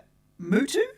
Yes! Who was that? Shout out to Ed Meacham, very closely followed Well by done. Simon Mutu, Swally, who went in with Mutu. He liked Now the Friday everybody's night. jumping in with Shevchenko and stuff. Oh, but not bad. obviously on the live chat, there's a little bit of a delay from where we Mutu, are. So yes, it is Mutu. Awesome. Should we Is have a it quick more? chat about giving the free Yes. bit of package to anyone who donates today or joins. So tell me, tell everybody what's involved and included in the beer package, and I'll tell everybody how they're going to win. Oh, fantastic! Right, so you're going to have 8 beers from one of 4 breweries. We've got Gypsy Hill, which is brand new launch yesterday. We've got Brewdog, which we're doing with like your Wouchers of the world and stuff like that. Tiny Rebel, nice, lovely beers. These I've had those. Yeah, they're pretty decent. That jam one, mate. What are they like? Tasty. The old jam donuts. They're drunk. That's what they are. That's why I haven't got any in the fridge today. They were the first to go. Honestly, they are tasty. Yeah, they're good. Yeah. And then we've got Siren last, which is my personal favourite. Yeah, they're bangers, the Sirens. High level. And then obviously the best snacks on the market. So we've got the classic flavour, it's like a Moorishi, crunchy, masala curry. So many curries have nuts in them already. We just reversed the formula and it smashed it. It took us ages to nail that. And then jalapeno, made real green jalapeno chilies. It's serious James stuff. knows. I ate them jalapenos. James knows that they're made of real jalapeno chili. So does his arsehole. Oh, that was quality. I was all right, but then about a minute afterwards, I was like, it was really blowing. Feel that heat. It takes about 5 seconds. That's because we've got real green jalapeno chilies in. So they're good. They're nice. Yeah, there's some lads who order like 28 cans of just jalapeno to their house because they can do it on the website. Wow. Madness. 28 just jalapenos. Yeah. I always put on the thing. Yeah, make sure you go and get a 6-pinter from the local. What's the value of this package, Steph? Is that something you're selling now as well as a package? Yeah, it's the £25 package and then it's £3.50 delivery, so it's £28.50. I'll chuck a few extras in as well for the FPL boys with so it'll make it a nice £35 package. So it's just a nice little donation to give back to everyone who supported me as well. That's good. We will be picking somebody at random. So later on today, what time should we do it, James? About 9 o'clock? You're the boss. Sometime in this evening, early evening, prime time, 8-9 o'clock, we'll be able to pull out all of the people that have donated off the Virgin Money page. I'm going to ask somebody to pick a number at random. We might have 100 people on there or what have you. And that will be the person that wins the beer care package. Let's hope it's someone that drinks. Yeah, hopefully. Well, they can always give it to someone else, couldn't they? If not. If we don't, we'll have it.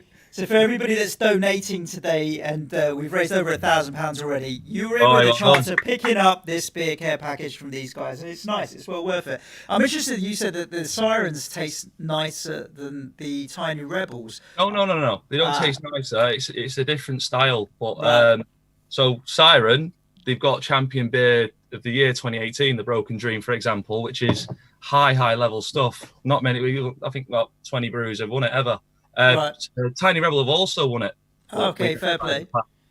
So it's good stuff. It's good stuff. Nice. I wanted a quick question on. I know you were doing it earlier, but I was in a taxi here because I missed the bus. That's all right. I think you should have started this ages ago, the Patreon. I think the FPL community have rinsed you two for a year. Clean. Yeah, I see where it's coming from. I've always been of the Hold up, opinion... I've got a question. I'm sorry.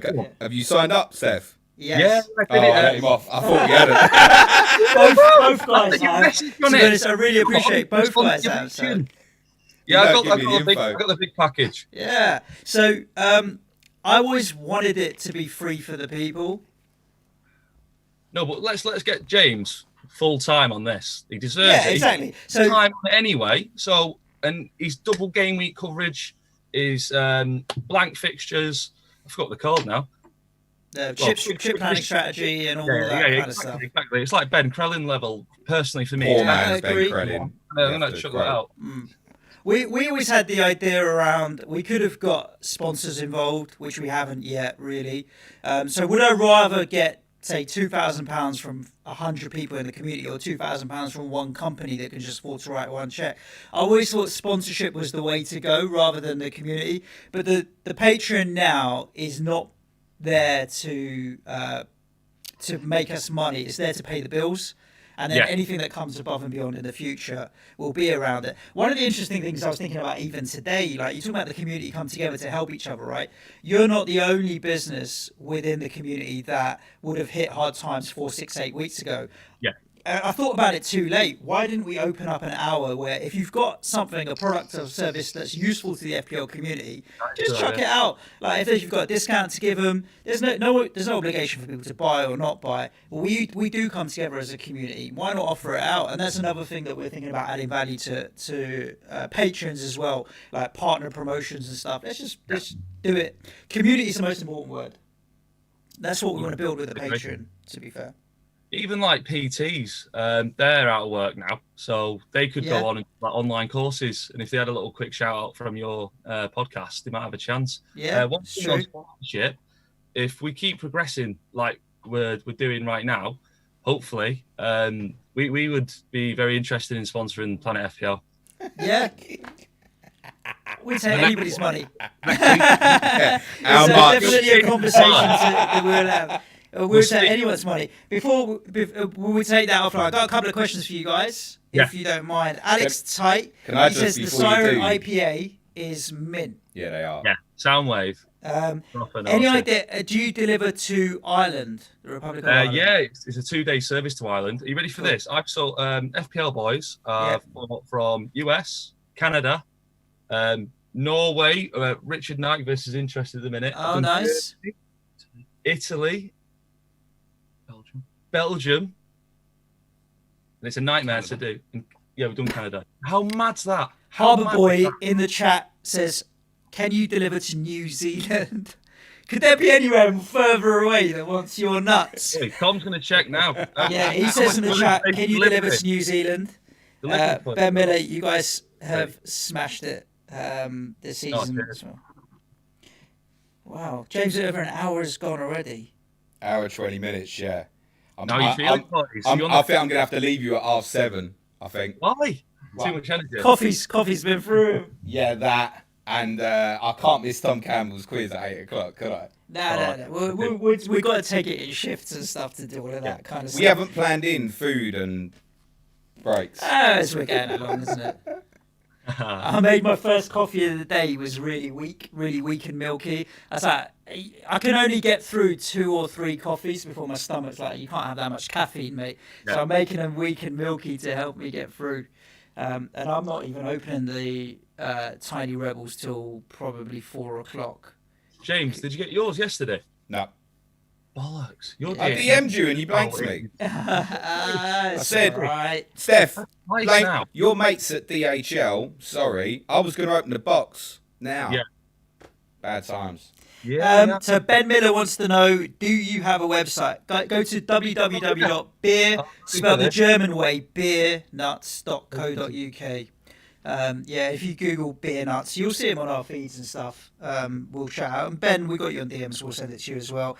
There's a guy called Dylan Farrell. He is in Canada. He's moving to Ireland, back home to Ireland next week, and he is glad that it's only 2-day delivery to Ireland. So he'll be sending some stuff off for there.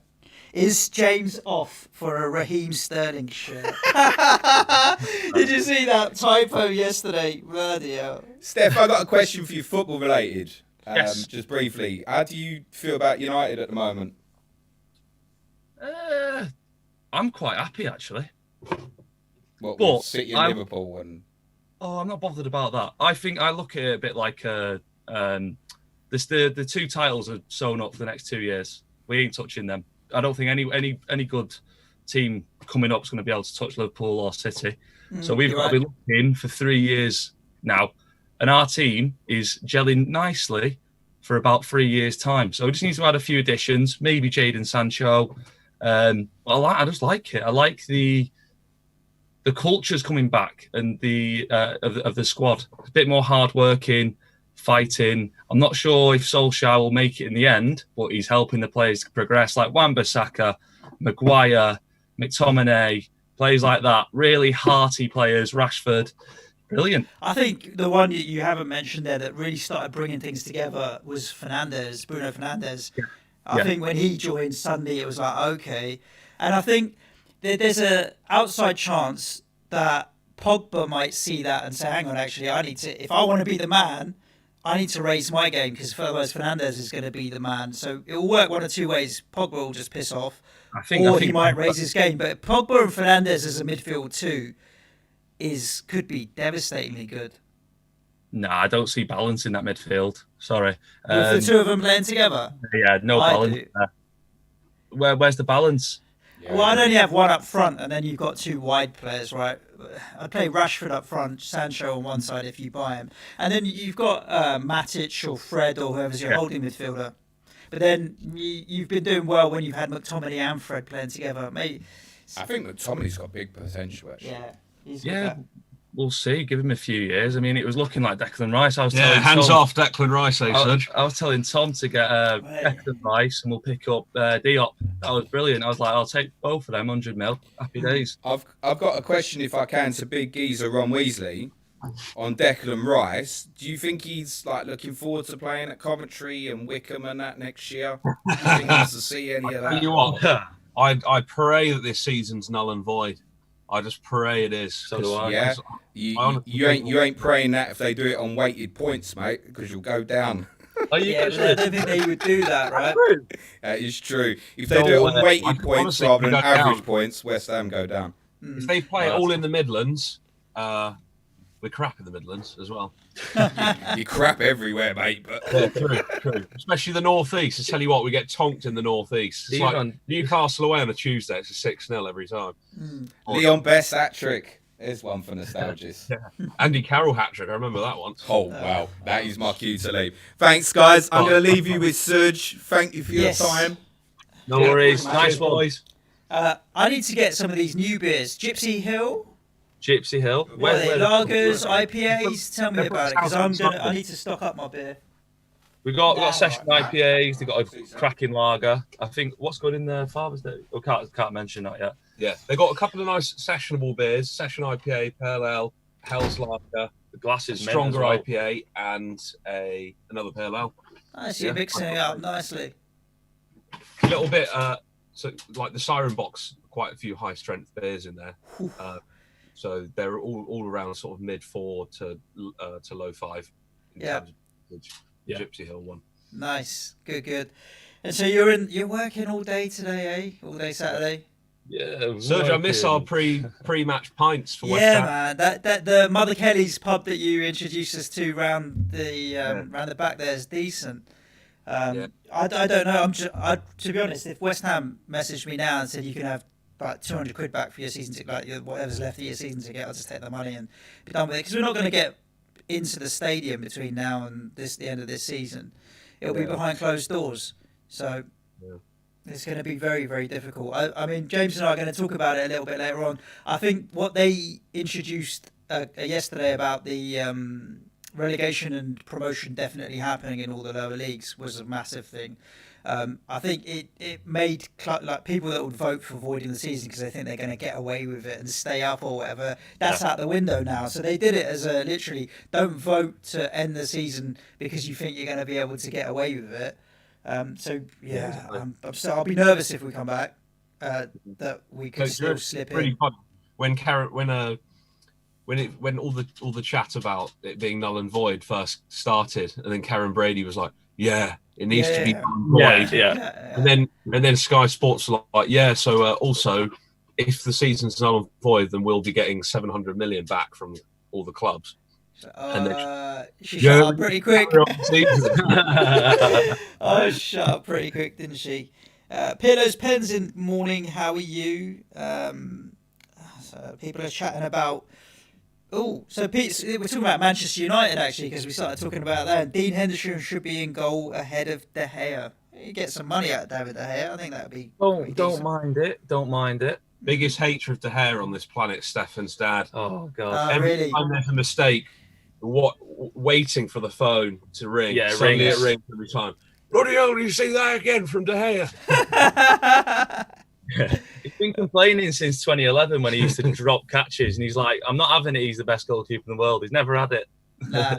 I mean, goalkeepers, it's very funny if you look at them throughout history. When they lose form, sometimes they can just completely go off the rails. Like, Joe Hart completely disappeared. Paul Robinson completely disappeared. Petr Cech was still good after he had his head injury, but he did have a period where, because of that, loss of confidence, bang, he's out. So goalkeepers do struggle. I don't know. David De Gea has been all right, but when Ederson and Alisson came in, like, Alisson is just different gravy as a goalkeeper. Are you Alisson or Ederson? I'm Ederson. I'm Alisson. Really? I think he's got too many mistakes in him. Bit cheeky. Well, they both have, to be fair. This season, Ederson's probably had more work to do. Fabianski, best goalie in the Prem. Yeah, I mean, to be doing what he's doing. When we bought him, I suppose, his time at Swansea and all the rest of it, he wasn't really up there as one of the best, but he has been so good. You just remember him from Arsenal, Flappy Hansky. But he's just not that anymore. He's so good. He's good. I don't know what will happen for us from goalkeeping position moving forward, because we bought Randolph. They're all old. We're buying old players like 32 plus. Fabianski's 34. We need a younger goalkeeper. I heard that Moyes is interested in keeping Jordan Hugill now. Wants to try and get him back into the first team. Because they got the same agent, is what I hear. Isn't it why we signed him? Because we got him from Preston, right? Yeah. I think they got the same agent because Moyes was manager at Preston way back when or whatever. Something to do behind the scenes that they got the same agent, so someone's picking up a brown envelope somewhere, maybe. I think it's something dodgy. 10 million for a 1 goal in 4 games strike. And he hadn't even played that many games to warrant it. It was bizarre. Yeah. They were preparing for the Championship, and then Moisey got us out. Yeah, I think we'll get. I'm not that confident, but we'll see what happens. I think Aston Villa, Norwich, unfortunately, are in trouble, and then probably Brighton or Bournemouth. One of the two of them is going to go, but we'll see. We've got a few fans coming on. FPL coach is coming on. He's Coventry fan. We got someone else joining. Memory blanking on that, but as a Brighton fan, I'll be interested to see what they're thinking because they were on a shit run. What do you think of Newcastle? That's well exciting, isn't it? Well, it still hasn't happened, hasn't it? We recorded a podcast probably about 3 or 4 weeks ago now. Yeah. Still not signed. Yeah. The longer it goes on, it should be done because he's hemorrhaging cash, isn't he, Ashley? Yeah. Right now, so. Yeah, he's not just. I've got my massive Sports Direct mug. He's not sponsoring the live stream. I've got a massive Sports Direct mug today just to get more coffee in. But yeah, he is. He is losing money, so they want to get it over the line sooner or later. But look, everybody in business and money's put pause on everything right now. So you'd think the Saudis are just thinking, let's wait and see what happens. They're just not bothered, are they? It's unlimited. The longer it goes on, the harder it is. I look forward to Newcastle being the club they should be as well because their fans, for me, are the best. Yeah. If you look at every club where they've been through and through, Newcastle are the best. The fans, the loyal. It's a one club city. Yeah, exactly. Tom says West Ham is. I've been West Ham. West Ham's nothing on Newcastle in my opinion, but it is great. I've not been to Newcastle. I mean, obviously we can stick up for your own. I think I've. Yeah, I love United as well, obviously, but Newcastle's a good club and they deserve something. They deserve something now. It's been horrible for years. Decades. Yeah, my problem with West Ham fans, Tom, we probably moan more than Newcastle fans. I think we're a moany bunch of shits. Definitely a moany bunch. Yeah. Whereas I think Newcastle are a little bit more.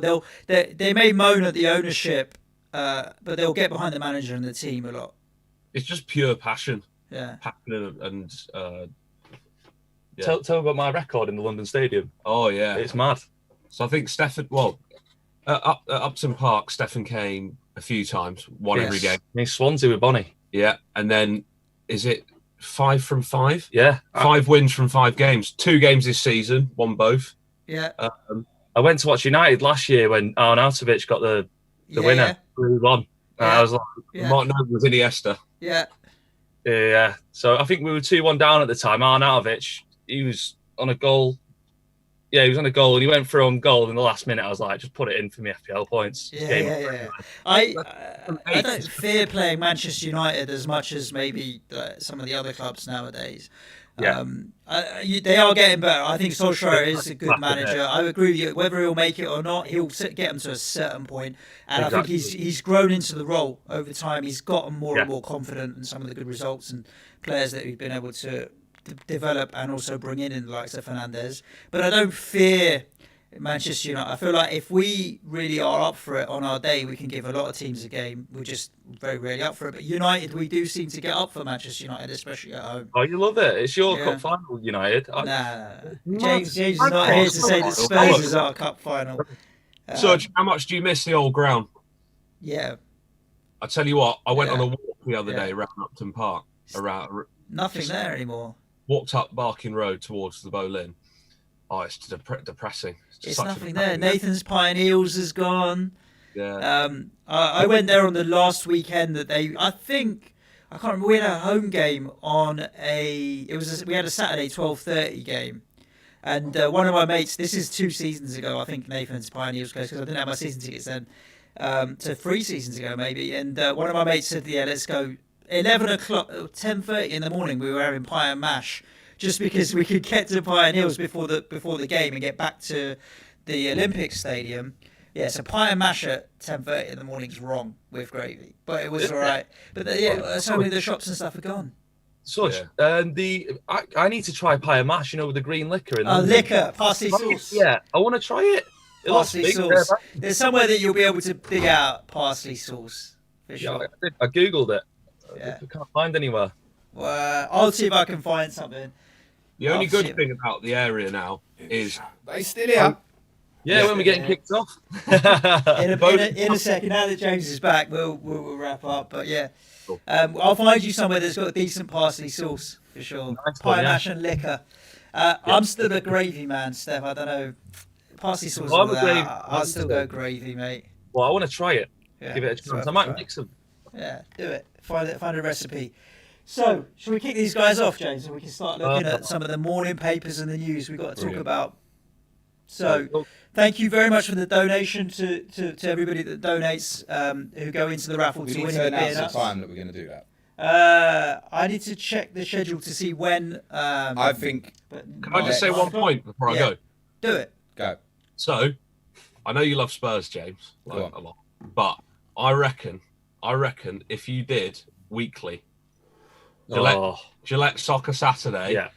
in Champman style for the FPL games, that'd be one of the biggest followed things. Imagine like the game day, everyone goes to the Planet FPL to watch. All right. Okay, so James I'll tell you what. has said on a Gillette stream, Soccer Saturday and coming. I was watching this Champman stream, and James said, and these are exact words: "I'm not saying no, but I'm saying no because it's Spurs." It's happening. It It's was happening. It would From a blow up. Planet FPL point of view, I agree with you. Like, I watched the first Champman streams and it was all right, and then the graphics came, and then the other stuff came. The other night, Wednesday night when you were on, I had it on, and I was just chilling, having a beer with the missus, chatting, and she's like, "He's like a real commentator, isn't he?" Yeah, it's I was like, incredible. "Yeah, he is. It's coming." And James is like, "I'll go to Spurs." I'll tell you Trust what, me, it's what they've created with Captain and how it snowballed. I think is a great product, and I agree with you. We need to do it. I'll tell you But our fans would rather watch us than Jeff Stelling. I'm about to cut All you a day. deal. All day. All day. James is the deal. You sponsor it, and he's going to do it. Ron Weasley, what value would you put on Declan Rice's head if you sold him? 80. 80 million. Right, I'll tell you what, Pricey. if we raise £80 million today, I'll never go to Spurs again. 80 million. Yeah. 80 million. And I'll tell you what, I'm hijacking the money. Yeah, we And then I'm buying a box at Tottenham. of course. Yeah, Look, nice. I think it's the Nice type one, of thing Fredo. that you can't. If we try and scale it out, we're never going to be reliant on just us two. So we have to figure out how to build it out. I think one of the beauties with the Sky setup is you've got different people watching different games at the same time. So that adds a little bit of a dynamic to it as well. So I agree with you. That's all I say. I think it's a great product. And I think layering in FPL points and captaincy stats and all that kind of stuff will just make it a really good product. So I'm 100% behind it. So coming soon next season, what we call it, FPL Soccer Saturday, sponsored by Beer Nuts. Yeah, why not? Definitely. Let's do it. Contracts in the post. You can make yourself available every Saturday. Cool, guys. Thanks so much, thank guys. you so much for joining us Let's this morning. Make sure you've got us on in the background and tune in for Tom Campbell's quiz at 8 o'clock. I'll tell you when we'll do the announcement on the giveaway. Do it. 9 o'clock. Perfect. Because we've got Amber's questions coming in then. Yeah. We'll just announce the raffle winner and then we'll do Amber Redmond's questions at 9 o'clock. 9 o'clock this evening. Check it out. We're just, it's digital nowadays. Listen, maybe. I haven't even had time to write my notes for Champ Man this week, so I don't think that's happening. Cool, guys. Thank you so much for joining us. Cheers, lads. All the best. Take care. You turned me off. I don't know how to. Gone. Oh, he's gone. Yeah, I just switched them off. Very I easy can't to fix the keep scene. that. Give me years of rest for 20 minutes. Yeah, we can just take that off. We can leave the scene going, mate. It's fine. It just says Planet FPL on the TV for a Yeah, I little while. suppose. Because our friend Utley TC, Tom Campbell, is literally around the corner. James, why don't you keep it entertained for a couple of minutes while I find out how much money we have raised? Okay, you do that. Genuinely, I don't know what's kind of in the papers and that this morning, so like, none of us buy newspapers or anything. No offence to any of these guys. Let's have a look at some of the news. I noticed Messer Pochettino had an extended interview on Sky last night. He was talking about the prospects of potentially managing a club in England outside the top 6, which I think is obviously going to make people have their links with Newcastle Newcastle, United. mate. One of the things I want to ask Si, if we're still sober enough at 3 o'clock in the morning, as a Newcastle fan, is how would he feel with Bruce's sacked? Because it would feel incredibly harsh, I think. It would be unfair, but you can't deny that that Pochettino's a better manager than Bruce. Obviously, upcoming this week, we expect Premier League clubs to vote on contact training restart. I don't know if the Premier League have submitted to UEFA what their intentions are. Now, obviously, deadline is Monday to say if they're definitely carrying on or not. I think we're in a position now where it looks like it's definitely going to happen, that this season they're at least going to attempt to finish it. Yeah. I think that's where we're at. The problem will come is if for any reason they have to shut down again, and then they're out of line with other people's thinking for towards next season. Yeah. That will be where an issue would come in. Some of the paper talk this morning. Arsenal chasing Ajax star Nicolas Tagliafico in a 20 million deal as Mikel Arteta searches for a new left back. Good player. I mean, obviously played against him in the Champions League semi-finals last year. That great Ajax side. So it's a strange one there. What's happened with Kieran Tierney actually. Because people were so much in our ears, weren't they, about this guy is going to be great and stuff. But they look like they're looking for a left back, and that's in spite of the fact they've also obviously got Kolasinac on the box, and Saka's done really well in that position, right? Tierney was one that I even had in my FPL team for periods where I thought, you know what, he's going to come on and do well. And when he has played, he's never put in a bad performance. He's always done okay. I just don't know. He's just obviously injuries have been an issue. And he was brought in from Celtic with a long-term view. Saka's done all right. I don't know. Tough position there now. Proposed 300 million takeover of Newcastle United is finally expected to be resolved next week. I don't think there's anything stopping this now, is there? We were just talking about it whilst you have your break. The longer it goes on, the longer coronavirus sticks around. Surely, the longer there's an opportunity that this could go tits up. Do you think? Likelihood's small, but the longer it goes on, the more likely it is that something could potentially go wrong. I think it's just the Premier League need to ratify it. Okay, fair play. I think in terms of the deal with Ashley and these people from Saudi Arabia, that it's done. It just needs the Premier League to accept it, and then they'll announce the takeover. I think what's really interesting in terms of the knock-on effect is Manchester City have got a court date, haven't they? Yeah. In a couple of weeks, so they managed to get it done. So they'll do it all over Zoom. We're gonna know, aren't we? That we've got up here. I think the impact of that result is absolutely huge for what happens with Newcastle United. As I said previously, I think if Man City get off, it opens up a huge door on major loopholes in FFP. Interesting. I'm going to ask the fans that are on YouTube now. There's 80 of you that are live. Thank you so much. So many of you have been on since first thing in the morning. Do us a favour and hit the thumbs up button, because we've only got 11 likes on the video, which is a lot. But if we do all like it, then the likelihood of us getting trending is higher. The likelihood of us getting trending higher means more people are going to be donating money. We're now up to £1,124 on the page. plus another £200 from the Raheem Sterling shirt. Nice.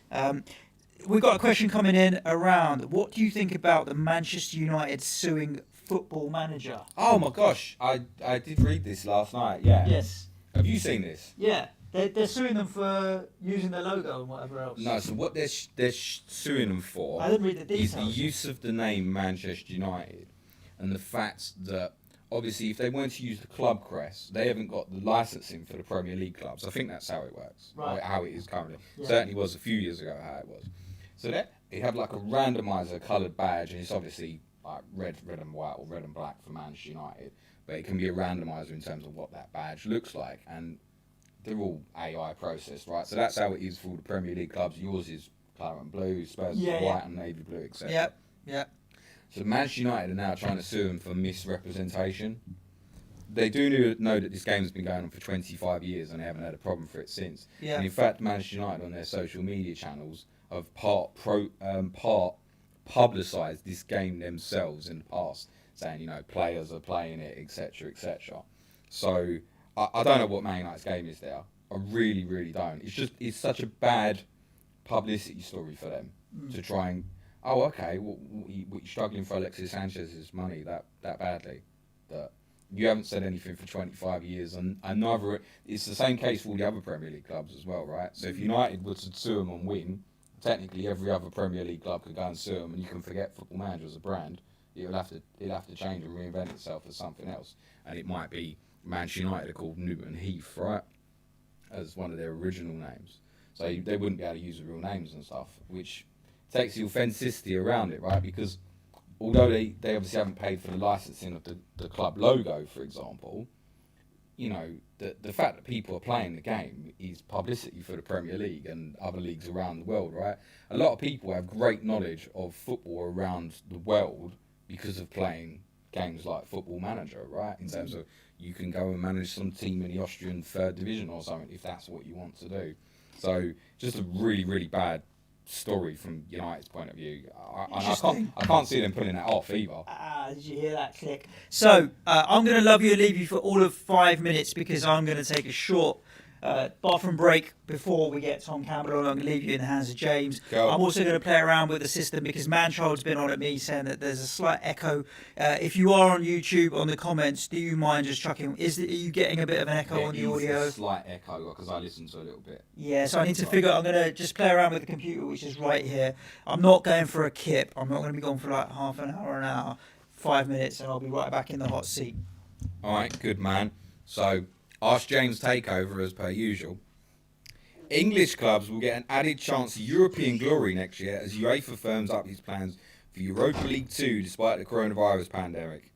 These idiots, honestly. So they want to have like Thursday afternoon games at 3:45. We've done some little bits on this. It's basically whoever from next season finishes 8th in the Premier League, if it goes down that low, if say the top 6 win the cups, will go into this competition. The kickoffs of, I think it's 3:45 on a Thursday. Imagine the state of that.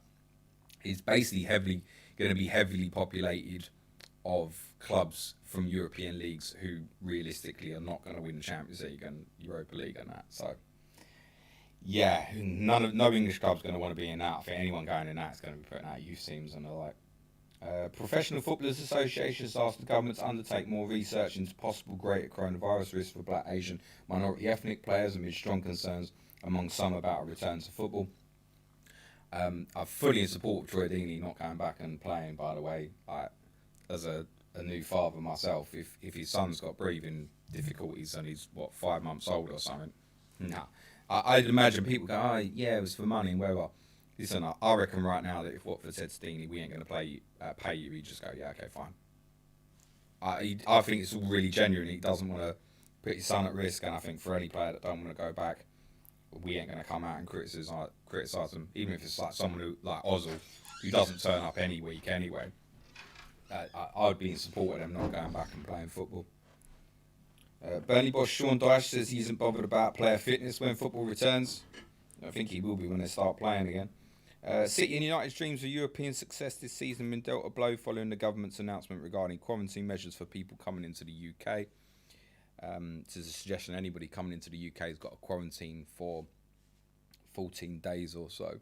Or is it a week, Suj? Quarantine? 14 days. It's 14 days. But I think they were saying, because I was reading about, obviously Formula One still want to have the Grand Prix at Silverstone, and they were saying they'll make like an exception for teams if they like just stay in a hotel or whatever. So I think that would be an issue. I think for sporting events you'd get around that.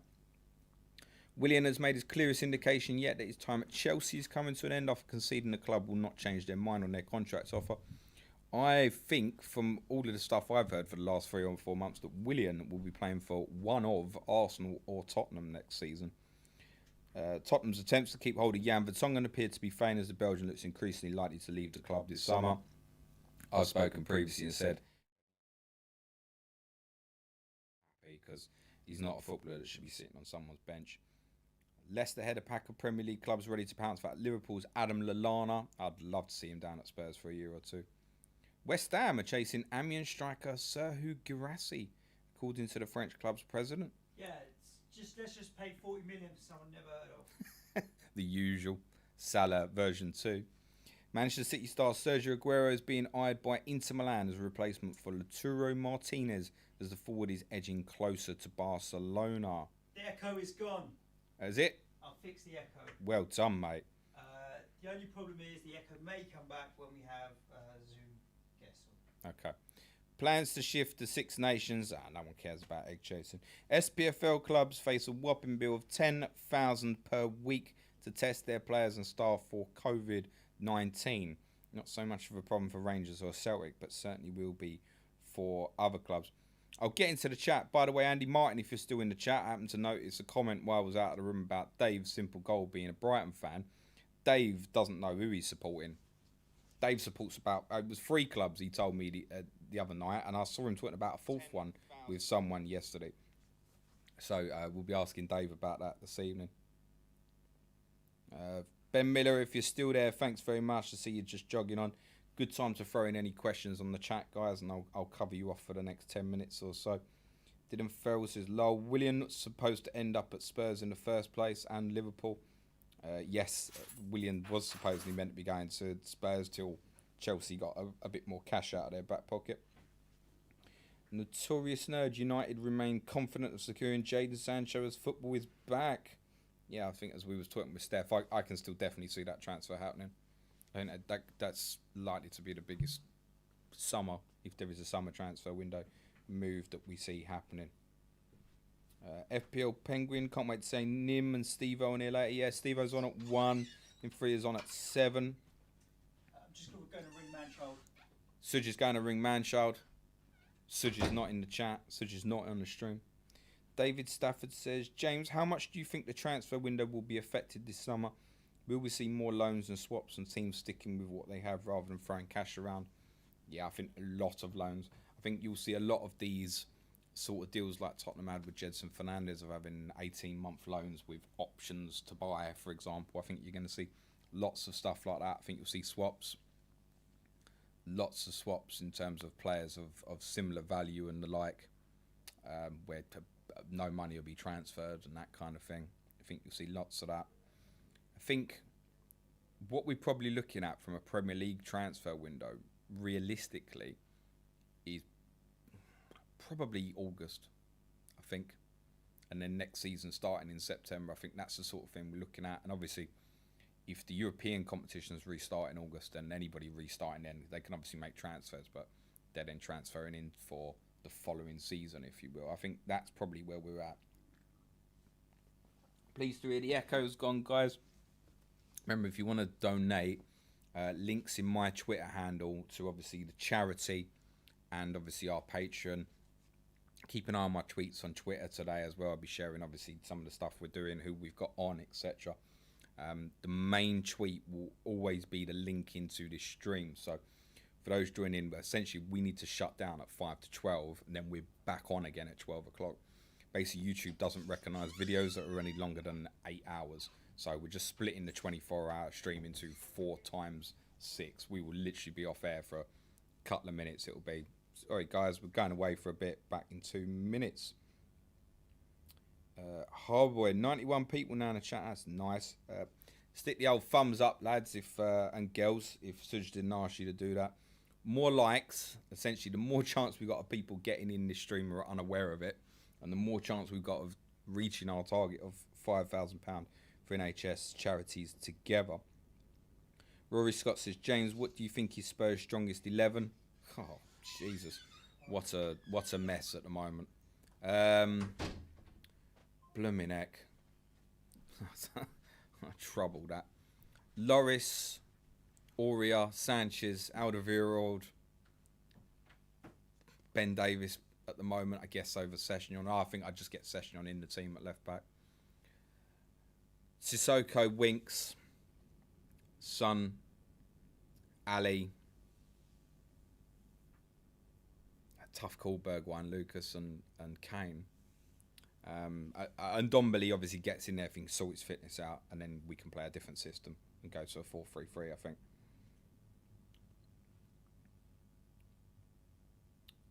Notorious Nurse says, Man United offered the chance to sign in Striker to Martinez. Barca struggled to submit a satisfactory bid. I think I went over that.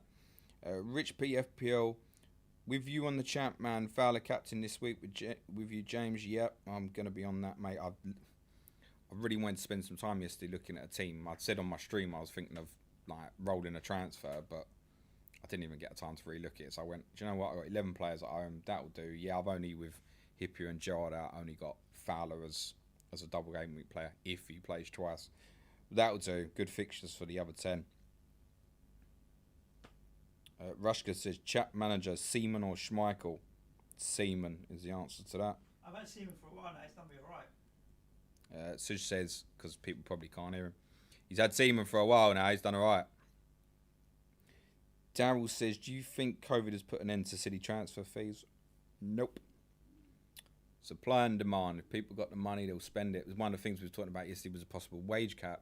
If clubs are still making the money, what's the point? They'll just spend more on transfer fees. Yeah, exactly. So, Brad Lewin says, who would you want as the next England manager? Someone young and upcoming like Graham Potter or someone experienced? I'm very happy with the manager that England have got at the moment. But I think, yeah, Potter's a good shout for future, potentially.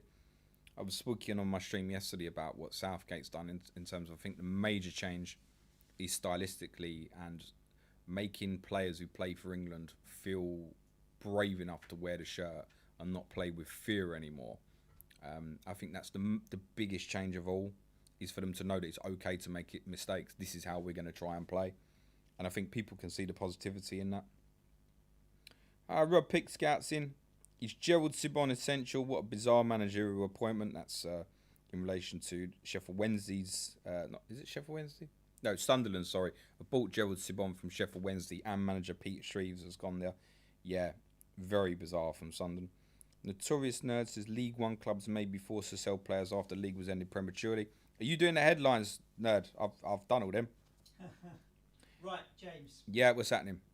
Our friend Tom Campbell is ready. Oh, is he? And in the Zoom meeting. Okay, let's keep him waiting. Oh dear. Our friend Tom Campbell is in the Zoom meeting. I'll just give a shout out to some other people in the chat before we go to Tom. We will admit him. David Stafford, thank you, Nerd, for some of the headline stuff. Cole, friends at Fantasy Football Hub in the chat. Elite FPL Steve saying James sound perfect, good.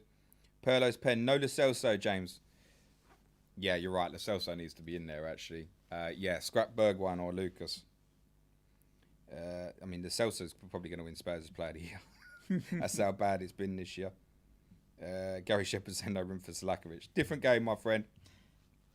Jeff Holt in the chat. Hello, Karan Yadav as well.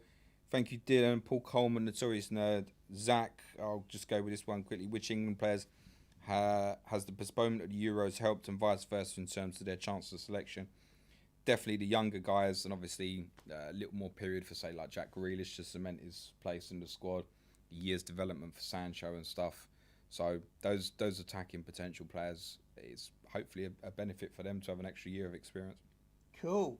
Well, look, we have managed to fix the echo on the audio just in time for the one and only Mayor of FPL, who's going to be joining in a second. Tom, if you're on the live stream and listening, I do hope that you've brushed your hair and all the rest of it, because you're about to be on stage. We've got nearly 100 of you on the live stream now, so if you can hit the like button, then this will start trending and going viral and what have you. James, what's going to happen is I'm going to admit Tom into the room. He's going to come up on screen. We're going to chat for a couple of minutes, and I'm going to try and make sure that there's no audio echo on the Zoom as well. Cool. Testing with our audience with a slight delay, and then we'll be getting into our morning quiz to wake us up. I can't believe we've already been going 2 hours. It's flying. It's absolutely flying. Let me hit admit on Tom Campbell. Let's let TC in. I've let TC in. The mayor of FPL. Hey! Hello, Tom. You're live, mate. Just the way that people pop up on screen is just, you know, the little things in technology where when it works, you think, yes.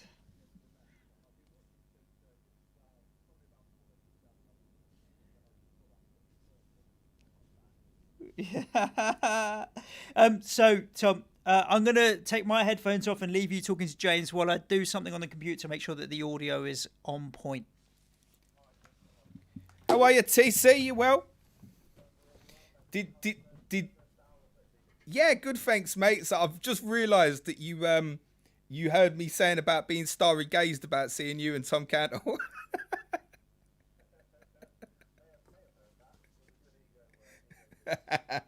You've heard it, right, mate. James, Tom's audio wasn't working. Tom's audio wasn't working. Is it working now? Mm-hmm. Good. So they've missed all the Tom. All right, Tom, introduce yourself. It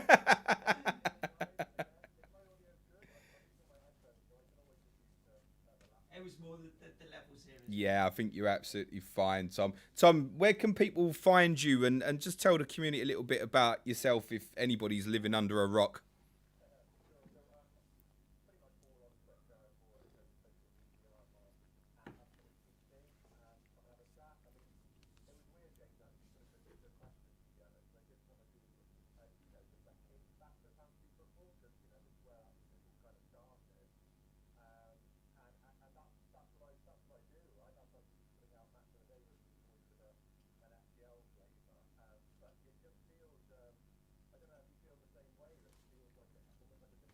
You know, when I was doing a few questions which do relate to FPL in the upcoming quiz, it was like, you know, Christ, this feels like a long time ago, you know. But that's where people can find me. I'm at UtterlyTC on Twitter, and you know, have a chat. How's Sunday mornings for you now? Yeah, later. Sorry, Tom, can you hold that thought for 1 second? Sorry. Sure. What are you saying, Suj? People can't hear TC, but they should be able to now. If Tom says something, there we go. Start again. Welcome to the show, Tom Campbell. Welcome to the show, morning. Tom Campbell. morning, guys, for the third time. It's all good. They missed my plug for my Twitter feed. Can people hear me now? Do it again. Is the audio all good? We're definitely good now. Okay, cool. So yeah, I was just saying, you can come find me on Twitter at UtterlyTC. It was primarily set up as an FPL account. I was just saying to James a few minutes ago that you know, when I was doing the questions for the quiz, I wanted like a bit of FPL in there because, you know, that's where we all started. But it was weird looking back at some of the stats and stuff, thinking, you know, this feels like just a different world from the one we're living in right now. But yeah, that's where people can come and find me at UtterlyTC on Twitter. How were Sunday mornings for you now, Tom? A lot easier. Yeah, definitely. Because I would tend, like, you know, if you're out or whatever on Saturday, I wouldn't tend to watch Match of the Day like live at 10:30 or whatever.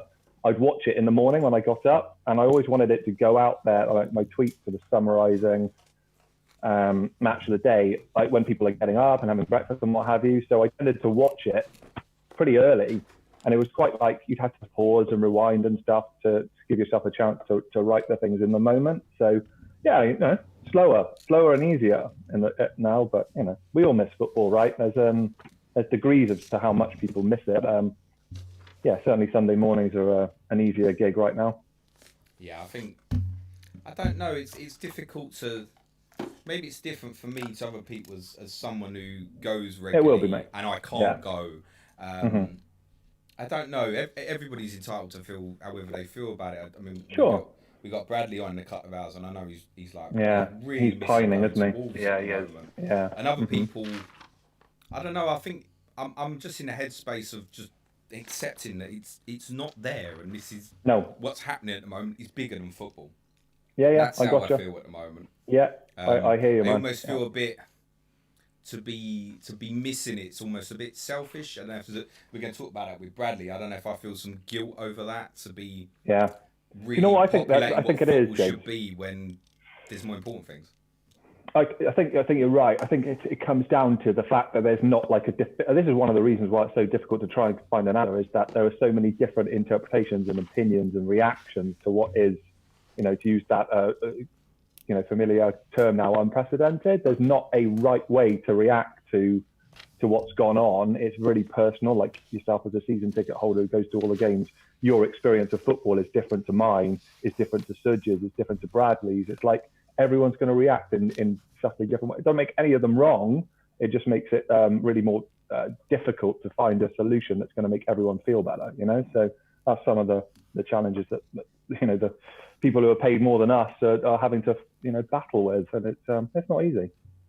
Yeah. But there's been heaps of other things going on during the pandemic, which have been cool to get your teeth into. Champman FPL being obviously the prime example of that, and that's been really cool to see how we've all rallied round and doing different things. Thank you, Tom. So Tom, we got you on. Sorry. Let's get into why you're on. Yeah, I was going to say, Tom, you've got you on for an hour. Yes, mate. And the amount of thinking time I need for questions means it might get quite tight to squeeze through. Sure. Tell us about this. You've got a quiz ready. Everybody in the comments on YouTube. I'm not going to be looking at the comments on YouTube for the duration of the next hour, because I know people might be putting answers and stuff in. Same. So there's some bright people on there. So if you are chatting in putting the answers in YouTube, feel free to do so. You're not going to affect James or I in any way. I would probably say don't put the answers in the chat if you can help, because other people will want to keep along. We don't want the chat to go silent. True. And some people are going to want to play along. So I would, if you can, try keep the banter till we get to the answers. Your answers in the chat.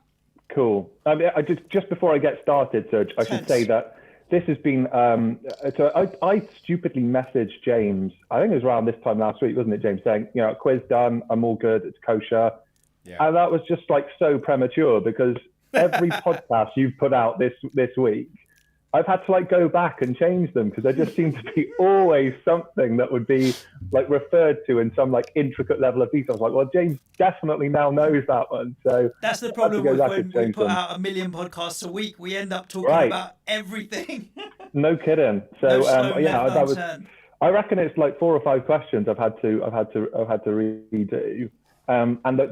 So the premise here is, like, James and I talked like briefly about it, but the only thing I told him is what I'll say now, is that I thought, because it's a 24-hour live stream, I thought I'd do 24 questions rather than the 20, which we're typically doing in the weekly quizzes.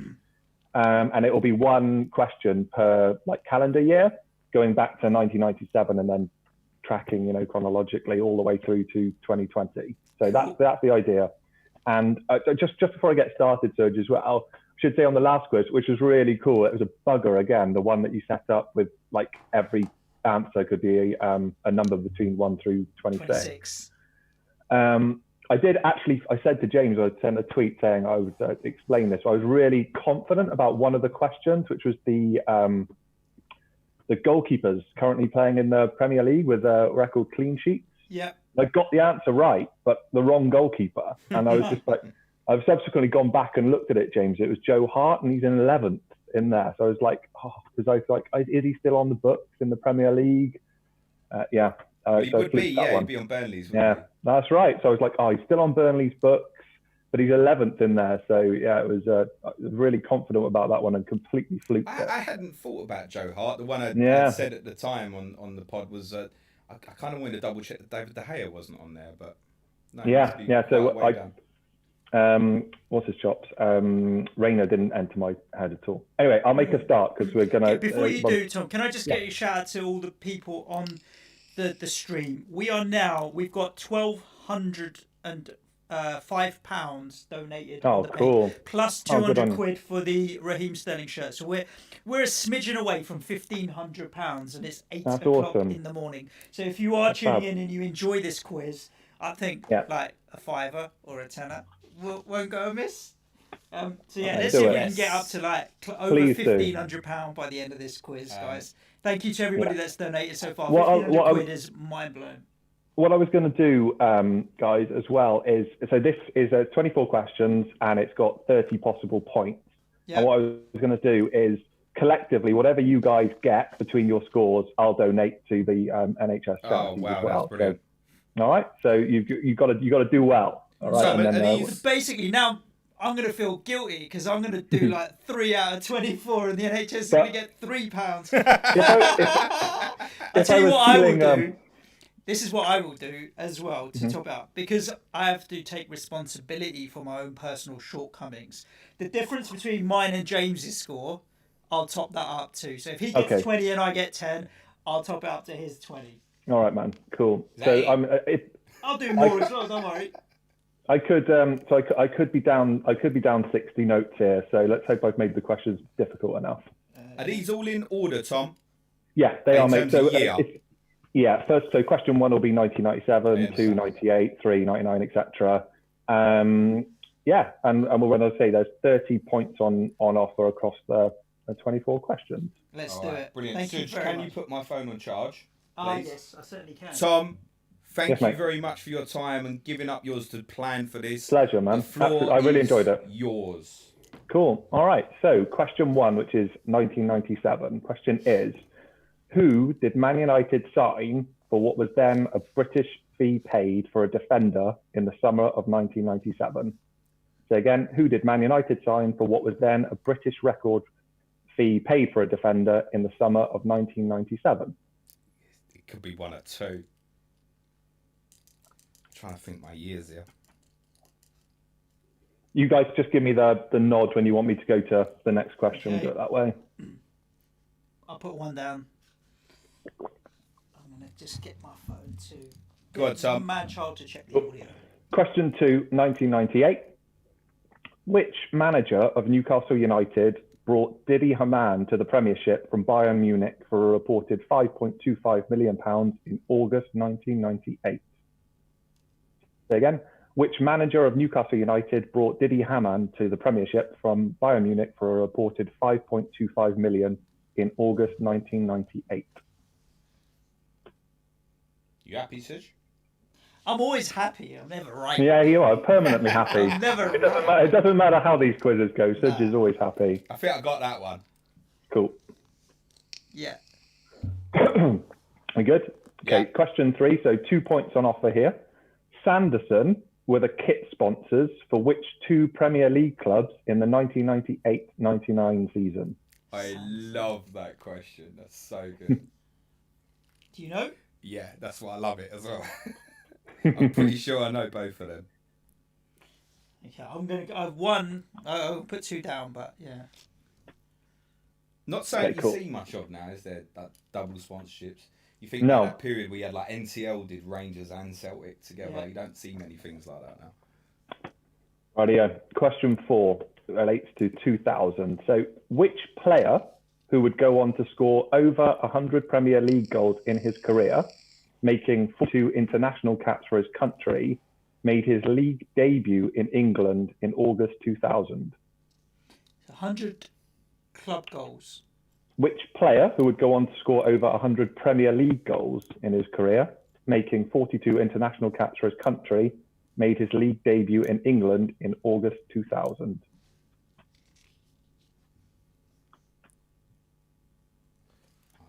Nothing's immediately sprung to mind now. Tough one. Thanks. Okay, repeat them all back. Okay, question 5?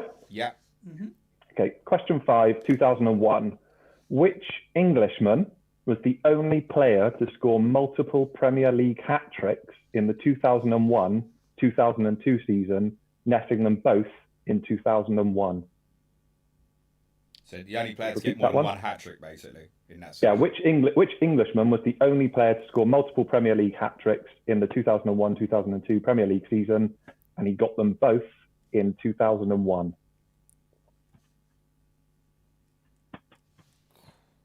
It's obviously quite difficult with that because of the attention being paid to Champman FPL. It had to be quite niche. Yeah. Oh, do you know what? Thanks, Tom. I've not even thought about that. That's how I've come to my answer, just from Champman. I've not even. It was interesting actually because I've obviously been watching the streams that James has been doing and stuff. I'm not playing Champman FPL. I kind of regret it actually, but it's been cool to just the names that are thrown out on the streams are like, Christ, I remember him. Anyway, let's move on. Question 6, I think. Yeah, question 6, 2002. Rio Ferdinand signed for Man United in July 2002 for £29.1 million, becoming the most expensive player signed by a British club until 2006, when which player eclipsed that record? Say that again, bit of a mouthful. Rio Ferdinand signed for Man United in July 2002 for £29.1 million, becoming the most expensive player signed by a British club until 2006. And which player eclipsed that record? Is that eclipsed world record or British? British. British, yeah. Is that one of the questions you had to change, Tom? There's so many, James. I think it might have been actually. I think it might have been. I'll try and remember because I tested them all out on a friend of mine who are like they do know their football as well. So I'll have a record of what my 02 question was. I'll let you know. I haven't got anything for the last 3 yet. That's cool. I'll repeat them all back at the end, so you have some time. Cool. Question 7. Question 7, 2003. Who did Mick McCarthy take over when he got the Sunderland job in March 2003? Who did he take over from? Yeah. Who did Mick McCarthy take over from when he got the Sunderland job in March 2003?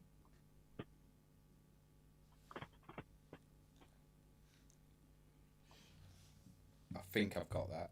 You look like you're leaning at me. Is that what you're trying to do? Just have a look. It's for charity. Have a look. Yeah, we should collude here and stitch up the mayor. Yeah. Get your phone out. Get Google going. My internet connection might suddenly cut out if that shenanigans start kicking off. Okay, question 8. Yeah. 2004. So there's 3 points on offer for this one. So England lost 6-5 on penalties to Portugal in the quarterfinals of Euro 2004. Other than Michael Owen and Frank Lampard, which 3 Englishmen scored their penalties? 1 point per correct name. Sorry, just repeat that, Tom. Which 2 scored? Yep. That's it again, mate. England lost 6-5 on penalties to Portugal in the quarterfinals of Euro 2004. Other than Michael Owen and Frank Lampard, which 3 Englishmen scored their penalties? 1 point per correct name. This is a killer. You can just bang 3 names down, Suj. As long as they're English, you got a shot. Suj, think outside the box. Outside the box? Yeah, like a bit more backwards. Okay. I'm going to change my Patreon subscription level here if this continues. Okay. Cool. Okay, question 9, 2005. Who became Chelsea's record signing when he joined the Londoners in August 2005? So again, who became Chelsea's record signing when he joined the Londoners in August 2005? That's a year after the first title win, isn't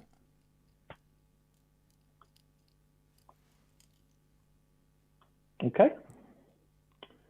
Right, Suj. Question 10 is our first West Ham specific question. Oh, God, here we go. So question 10, 2006. West Ham United made which player the most expensive signing of the 2006 January transfer window when they signed him for a reported £7.25 million? He ain't going to know that. No, I don't think I am either. 2006, West Ham United made which player the most expensive signing in 2006 January transfer window when they signed him for a reported £7.25 million? Tom, you're really keen on keeping your money here, aren't you, mate? Well, there's a lot of questions to go. Oh my goodness, I can't think of it. You paid that sort of money in 2006. I didn't think you had money. We pay money all the time. We just buy garbage with it. We do. We buy we've spent Raheem money, boy. Sterling shirts with our money. Yeah, we've spent money, boy. We haven't spent it well, but we've spent it. I have to say, Tom, when you started that and you started talking about West Ham in 2006, I really thought Lasagna was getting into that question, mate. Yeah. All right. Question 11, 2007. Famously, or maybe infamously, England failed to qualify for Euro 2008 when they lost 3-2 at home to Croatia in November. But who scored England's 2 goals in that game? 1 point per correct name. Wally and a Brolly. I've got both. 2008. Wally with a Brolly, yeah. Went absolutely nuts when the second one went in. And I remember when after the game, 2007, outside the pub. Gutted. Okay. 2007 was the question, though, Suj. It was qualifying for the 2008. Yeah. Okay, question 12, 2008. Paul Ince became the manager of Blackburn Rovers in May 2008, leaving his managerial job at which club to join them? Oh, good question. So again, Paul Ince became manager of Blackburn Rovers in May 2008, leaving his managerial job at which club to join them? I might get 0 here, Tom. I hope so. I'm trying to think did he manage a couple of clubs before Blackburn, or did he just go straight from? I've got an answer. Buddy, there we go. Good lad. I've got an answer as well, but I don't like it. Okay, question 13. Like so 2 points on offer for this one. So this is 2009.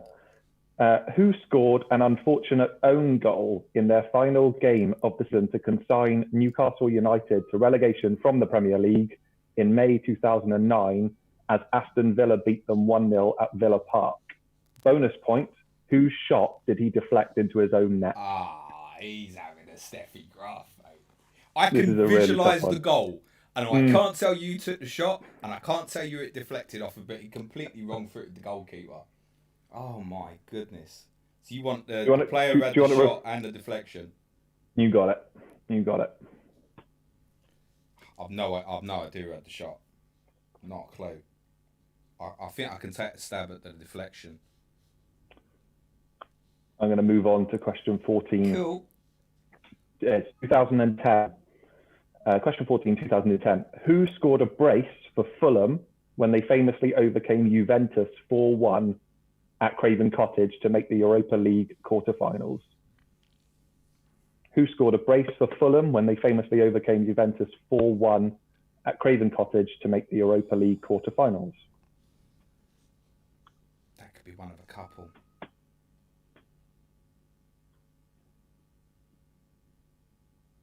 Is that an easy answer, Tom, or a difficult answer? I'd say pretty difficult. I'd say difficult. Oh, no. I could remember the game, James, but I didn't know that he had a brace. So yeah, I think the problem is as well, I can see 3 goal scorers in my head. I'm going to move on. I'm going to go to question 15, 2011. Who was in charge of Southampton when they got promoted to the Championship after finishing second in League One? So this is in 2011. Who was in charge of Southampton when they got promoted to the Championship after finishing second in League One?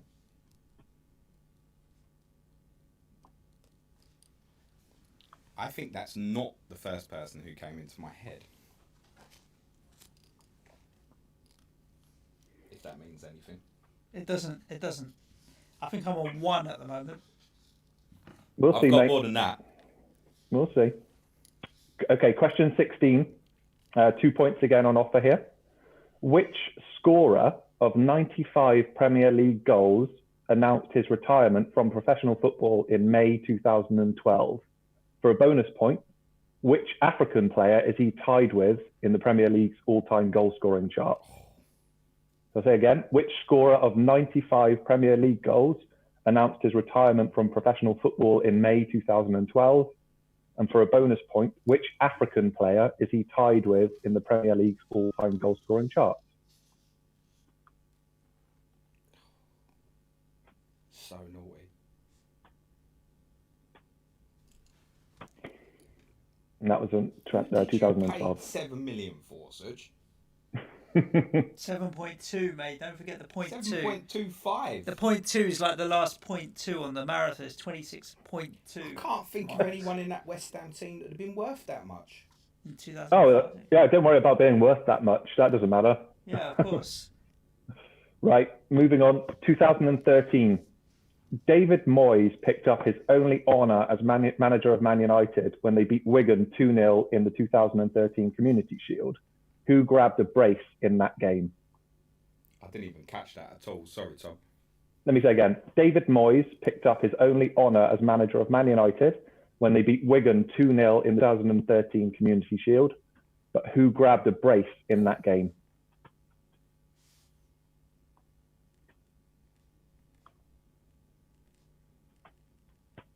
Wow. It was 2-0 to United over Wigan. Right, question 18, 2014. Kieran Gibbs was wrongly sent off for handball as Arsenal lost to Chelsea in Arsene Wenger's 1000th game as Gunners manager. But what was the score in that game? So again, question 18, 2014. Kieran Gibbs was wrongly sent off for handball as Arsenal lost to Chelsea in Arsene Wenger's 1000th game as Gunners manager. What was the score in that game? Do you know what, Tom? I'd already started writing down Alex Oxlade-Chamberlain. You're really carrying the team here, James, just so you know. Yeah, well, Alex Oxlade-Chamberlain isn't the correct answer. score, is he? Nah, true. Right, question 19, 2015. Who did Danny Murphy say this about when remarking on the 2015 January transfer window? So it's a quote I'm going to read out. It's to Manchester City for me. It gives City more firepower and eases the burden on Sergio Aguero. It might, just might, give them an extra boost as they go for the league title. Say the quote again. It's X to Manchester City for me. It gives City more firepower and eases the burden on Sergio Aguero. It might, just might, give them an extra boost as they go for the league title. And that was in remarking on the January transfer window in 2015. It sounds like that quote's about a player they should have bought, not a player they did buy. That's not how I read that. Can you repeat it one more time, Tom? Yes, mate. It's X to Manchester City for me. It gives City more firepower and eases the burden on Sergio Aguero. Okay. Yeah, it might, just might, give them an extra boost as they go for the league title. I'm just going to say it is a player they signed. Oh, okay. It wasn't one they missed out on. Right. Yeah, that's right. Okay. Yeah. That's interesting because the last time you read it, I started thinking it's hypothetical. I should clarify that. It was someone they bought. Is it Rooney? Right. So the final 5 questions, as I said, I tried to link back to Fantasy Premier League. So they've all got an FPL flavour to them. I wish you hadn't, Tom. It was tough. It was tough, but I thought I should at least try. I was going to suggest, James, that we go and crack open a beer because that's how I feel right now after that. I don't know if I'm I waking think up I need to. a drink. Come on, number Right. 20. Number 20, question 20, 2016. Which Spurs defender finished second overall for FPL points of all defenders in the 2015-16 season with 166 points? Which Tottenham defender finished second overall for FPL points of all defenders in the 2015-16 season with 166 points? Okay. Yeah, I'm happy with that. Cool. Question 21, that's 2017. Which Belgian ended the 2016-17 season behind only Sergio Aguero in terms of shots in the box with 46?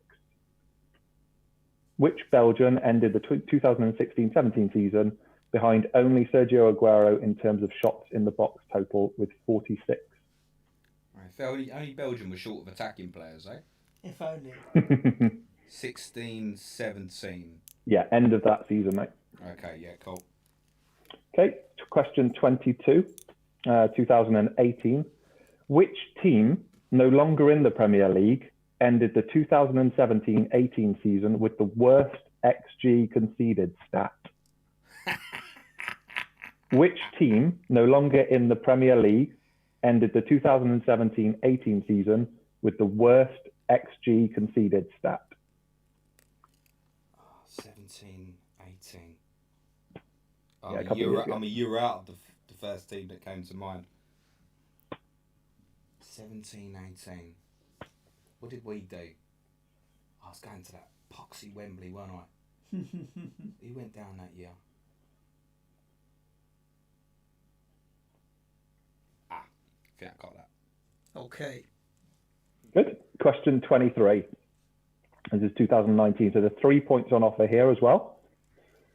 So name the player from each of these three teams who entered the 2018-19 season as their club's FPL points, a top FPL point scorer. Okay. So I'm going to name three clubs, and I'm looking for the player from each club who ended the season as their club's top FPL point scorer. So club 1 is Bournemouth.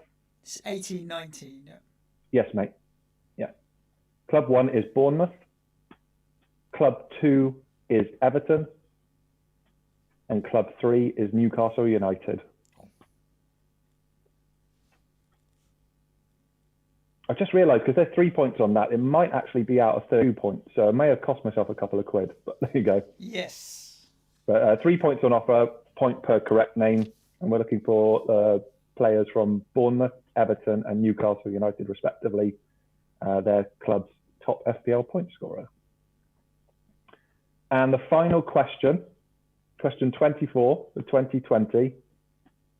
Who grabbed 2 assists in the last Premier League game played of the current season as Leicester City smashed Aston Villa 4-0?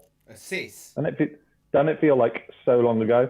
Yeah, who grabbed 2 assists in the last Premier League game played of the current season as Leicester City smashed Villa 4-0? Oh, I didn't even really watch it. I was editing.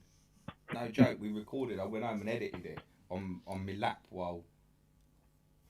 Oh, no. 2 assists. It's 1 or 2 people for me. I I'm all right with the more think recent it's 1 stuff. of 14. It's the older stuff that's killing me. It's 1 of 14. Do you guys want any questions read? It's 8:30, so do you guys want any questions back? I think it might be worth going do you want them all read? 1 to 24 in one. All of them. Can I just ask, before you do that, Tom? Yes, mate. Can you just number the questions that have multiple answers? I'll specify them as I go through. So I've got, question 3 has got multiple. Yeah. That was the Sanderson question. Yeah. Bear with me a sec, James. Question 8, 2004, that had multiple. That was the penalty takers for England. Question 11, 2007, was the 2 goal scorers for England in when they lost to Croatia. Question 13, 2009, that was the Newcastle United own goal, the shot and the deflection. Yeah. 2 points on that one. Question 16, 2012, was the guy who retired after having scored 95 Prem goals, and who's he tied with in the league chart, the African player. And 23, is it? And 23, you got it. 3. And 23. Yeah, so those are the ones with multiple points on offer. But I can read them all out, like we're doing pretty well on time, I think, unless you want me to. Yeah, I think there might be 32 answers there, Tom. That's part why I asked the question. Yeah, no, I said I had the 23 down. I've got as my scoring chart, James, as 1 point on offer when it's actually 3. So it's 32 points. You got it. Okay, cool. Yeah, if you can run through all of them, I've got 5 to fill in. Sure, I'll run through them all. So big breath, and I'll just run through them all in order. Good man. I won't repeat them then. Okay, cool. Question 1, 1997. Who did Man United sign for what then a record British fee paid for a defender in the summer of 1997? Question 2, 1998. Which manager of Newcastle United brought Didi Hamann to the Premiership from Bayern Munich for a reported 5.25 million in August 1998? Question 3, 1999. Sanderson were the kit sponsors for which 2 Premier League clubs in the 1998-99 season? Question 4, 2000. Which player who would score over 100 Premier League goals in his career, making 42 international caps for his country, made his league debut at England in August 2000? Question 5, 2001. Which Englishman was the only player to score multiple Premier League hat-tricks in the 2001-2002 season, scoring them both in 2001? Question 6, 2002. Rio Ferdinand signed for Man United in July 2002 for £29.1 million, becoming the most expensive player signed by a British club until 2006, when which player eclipsed that record? Question 7, 2003. Who did Mick McCarthy take over from when he got the Sunderland job in March 2003? Question 8, 2004. England lost 6-5 on penalties to Portugal in the quarterfinals of Euro 2004. Other than Michael and Frank Lampard, which 3 Englishmen scored their penalties? That's 1 point per correct name. Question 9, 2005. Who became Chelsea's record signing when he joined the Londoners in August 2005? Question 10, 2006. West Ham United made which player the most expensive signing of 2006 January transfer window when they signed him for a reported $7.25 million? Question 11, 2007. Infamously, England failed to qualify for Euro 2008, was 3-2 at home to Croatia in November, but who scored England's 2 goals in that game? 1 point per correct name. Question 12, 2008. Paul Ince became Blackburn manager in May 2008, leaving his managerial job at which club to join them? 13, 2009. Who scored an unfortunate own goal in their final game of the season to consign Newcastle United to relegation from the Premier League in May 2009 as Aston Villa beat them 1-0 at Villa Park? And for a bonus point, whose shot did he deflect into his own net? Question 14, 2010. Who scored a brace for Fulham when they famously overcame Juve 4-1 at Craven Cottage to make the Europa League quarterfinals? Question 15, 2011. Who was in charge of Southampton when they got promoted to the Championship after finishing second in League One? Question 16, 2012. Which scorer of 95 Premier League goals announced his retirement from professional football in May 2012? And for a bonus point, which African player is he tied with in the Premier League's all-time goal-scoring chart? Question 17, 2013. David Moyes picked up his only honour as manager of Man United when they beat Wigan 2-0 in the 2013 Community Shield. Who grabbed the brace in that game? Question 18, 2014. Kieran Gibbs was wrongly sent off for handball as Arsenal lost to Chelsea in Arsene Wenger's 1,000th game as Gunners manager. But what was the score in that game? Question 19, the last one of the football section, was 2015. Who did Danny Murphy say this about when remarking on the 2015 January transfer window? It's X to Man City for me. It gives City more firepower and eases the burden on Sergio Aguero. It might, just might, give them an extra boost as they go for the league title. And then the FPL section, question 20, 2016. Which Spurs defender finished second overall for FPL points of all defenders in the 15-16 season with 166 points? Question 21, 2017. Which Belgian ended the 2016-17 season behind only Sergio Aguero in terms of shots in the box total with 46? Question 22, 2018. Which team, no longer in the Prem, ended the 2017-18 season with the worst XG conceded stat? Question 23, 2019. This had 3 points on offer. Name the player from these 3 teams who ended the 2018-19 season as their club's top FPL point scorer, and the clubs were Bournemouth, Everton, and Newcastle United. And question 24, 2020. Who grabbed 2 assists in the last Premier League game of the current season as Leicester City smashed Aston Villa 4-0, and we did say that it's out of 32 points rather than 30 because of question 3 being 3 points rather than 1. And that's your lot. Amazing. Well done, I just want to apologise to NHS Charities Together for not taking more of Tom Campbell's money and putting it into the pot. Have you got any you need to still clarify? No. I've got a couple of questions. Fire away, mate. Question 4, Tom. So the player to score 100 Premier League goals and get 42 caps, Made his Premier League debut in August 2000, is that right? It was his league debut. I didn't specify if it was Prem. Okay, that's fine. And it's also wasn't exactly 100 Prem goals, James. I said over 100 Prem goals. Yeah, sure. 2005 was which Englishman scored 2 hat-tricks in the first half of 01-02? Oh, question 5 of 2005. Bear with me. Question 5. Which Englishman was the only player to score multiple Premier League hat-tricks in the 2001-2002 season, and he scored them both in 2001? Okay.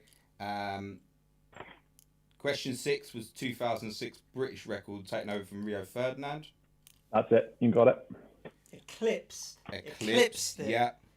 And question 9 was who was Chelsea's record buy in 2005 August. Is that right? August 2005. That's right, mate. Yeah. I always find have an answer for everything. The question part is the boring part of a quiz. So now that we got that out of the way, we can have some banter. We'll get into the answers. The question part's like, it's not the most compelling viewing for people, but I suppose they're getting into it. It's not. Now I feel like we can have a conversation and get into Suj, yeah, we got pay $7 million for. We're about to find out. We got 20 minutes. We're about to find out. Come on then, let's get through these. How do you want to do it? Do you want me to come to James first for like question 1 and then Suj first for question 2 and do it that way? Yeah, I've got to cross one out for question 1 yet. Which one do I go with? Come to me first for question 1. Yeah. Hold on. Can you repeat question 1? Right, so here we go. Can you repeat question 1? Question 1. Who did Man United sign for what was then a record British fee paid for a defender in the summer of 1997? Suj, who do you want? I'm going for it. Ronnie Johnson. Ronnie Johnson. And James? I've got David May. It was Henning Berg. Okay. £5 million from Blackburn Rovers, a record that was equalled later that summer when Lasso joined Chelsea from Blackburn. Yeah, it was Berg or May.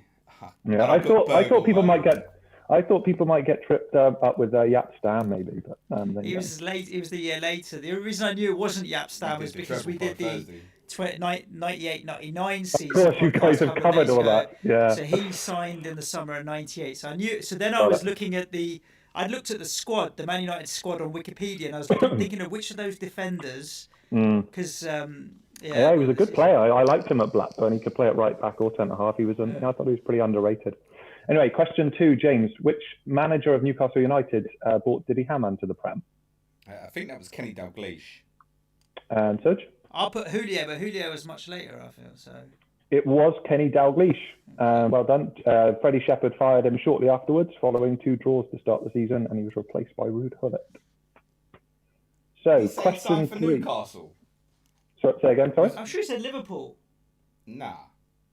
Oh, why did I hear that you said when did Gerard Houllier manage Newcastle? I thought you said who brought Didi Hamann to Liverpool. Or maybe I just heard Didi Hamann, thought Hamann in a red shirt, and then didn't listen to the rest of the question. Well, if we go back and revisit Didi Hamann to Liverpool. Anyway. If I said that, I'll add a quid onto my donation. I'm pretty sure you said Newcastle. I was probably switching off looking at Didi Hamann in a wonderful red shirt. Anyway. Good lad. All right, question 3. So James sounded pretty confident on this, so we'll come to Suj instead. Sanderson were the kit sponsors for which 2 Prem clubs in the 98-99 season, Suj? Which 2 clubs? Sheffield Wednesday and Derby. Got one. Okay, and James? I've got Sheffield Wednesday and Southampton. Spot on, mate. Yeah, Sanderson don't even have a Wikipedia page. They were a Yorkshire-based software company. Great. So everyone's learning. All right. Question 4. We were looking for which player who would go on to score over 100 Prem goals in his career, making 42 international caps for his country. Made his league debut in England in August 2000. James? I struggled here, but in hindsight, I think I've got it, and it's quite simple. Is it Crouchy? And Suj? Les Ferdinand? It is Crouchy. Well done, mate.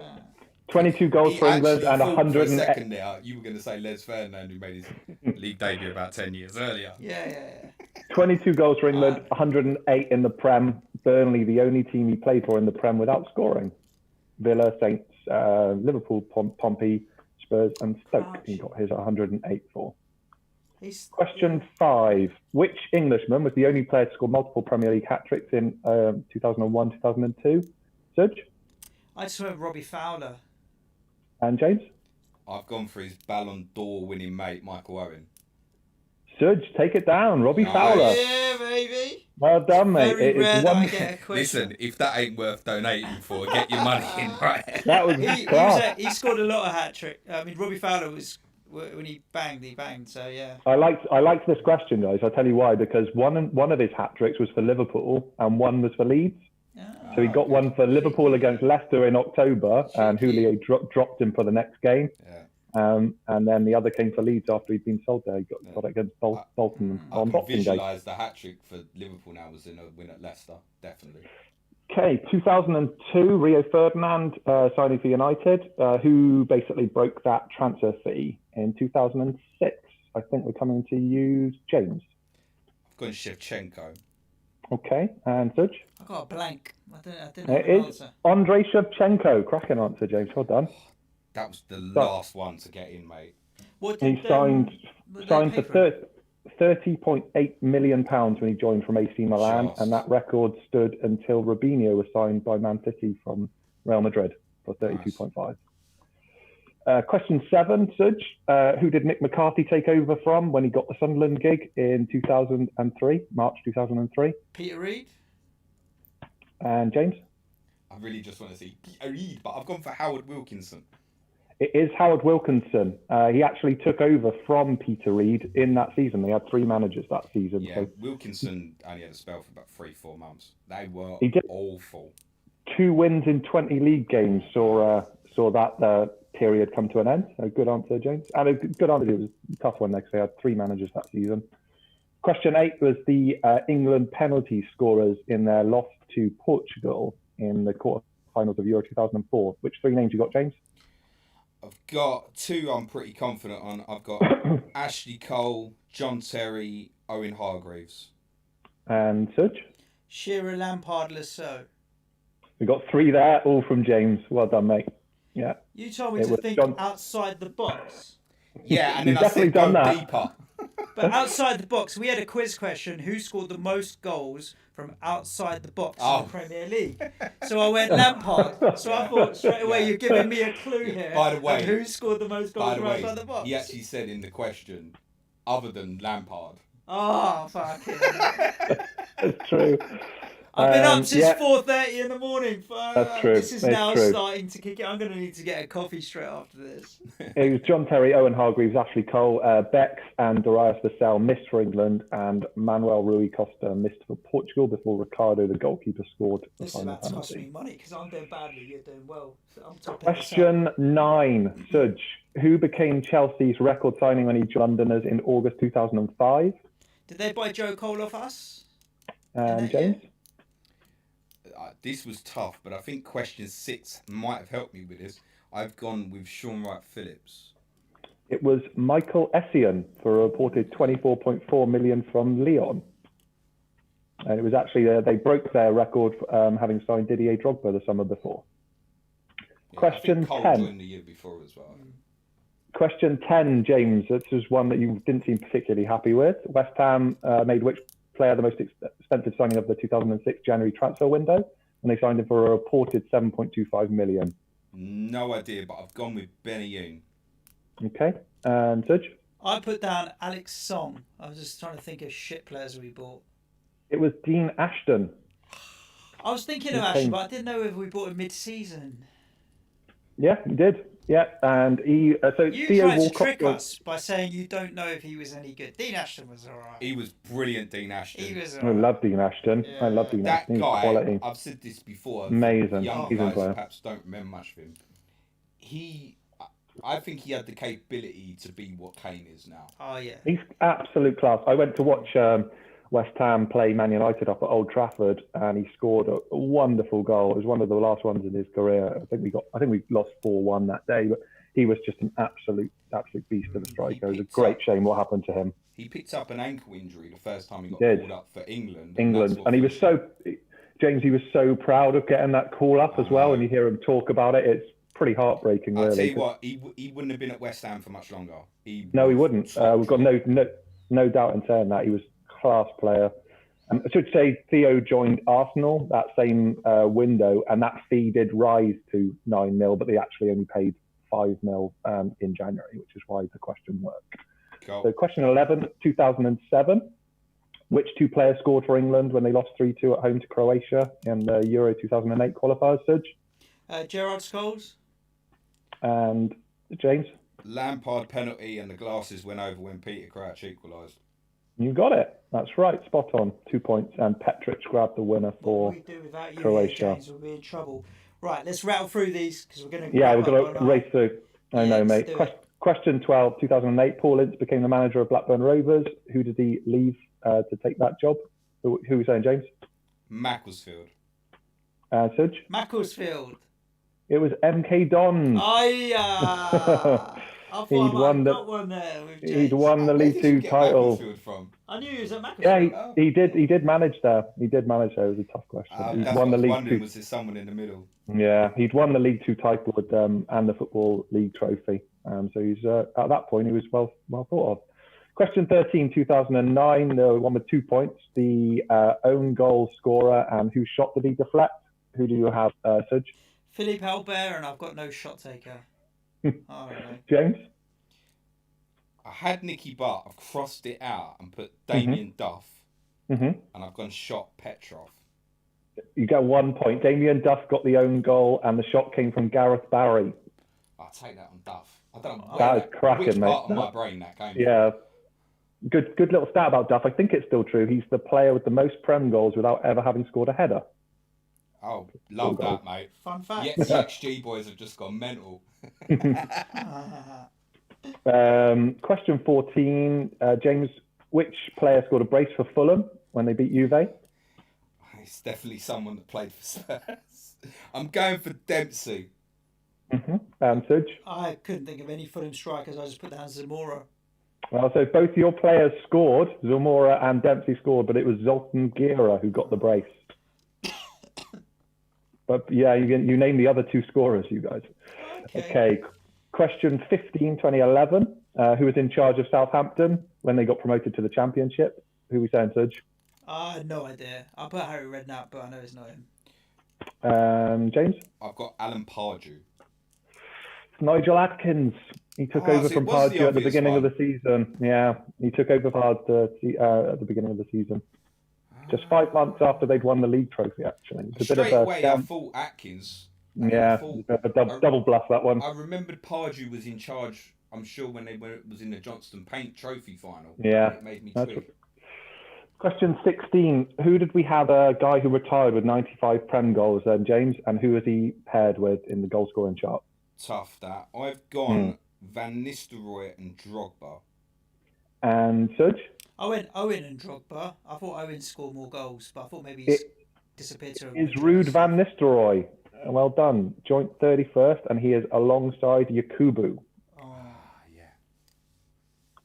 So, question 17. Who scored the brace in the Community Shield final for David Moyes' only piece of silverware as Man United manager? Suj? I didn't have an answer down. Okay. And James? I have no idea why, but I've written down Ryan Giggs. It was Van Persie, saw off Owen Coyle's side. I couldn't even remember the game. So I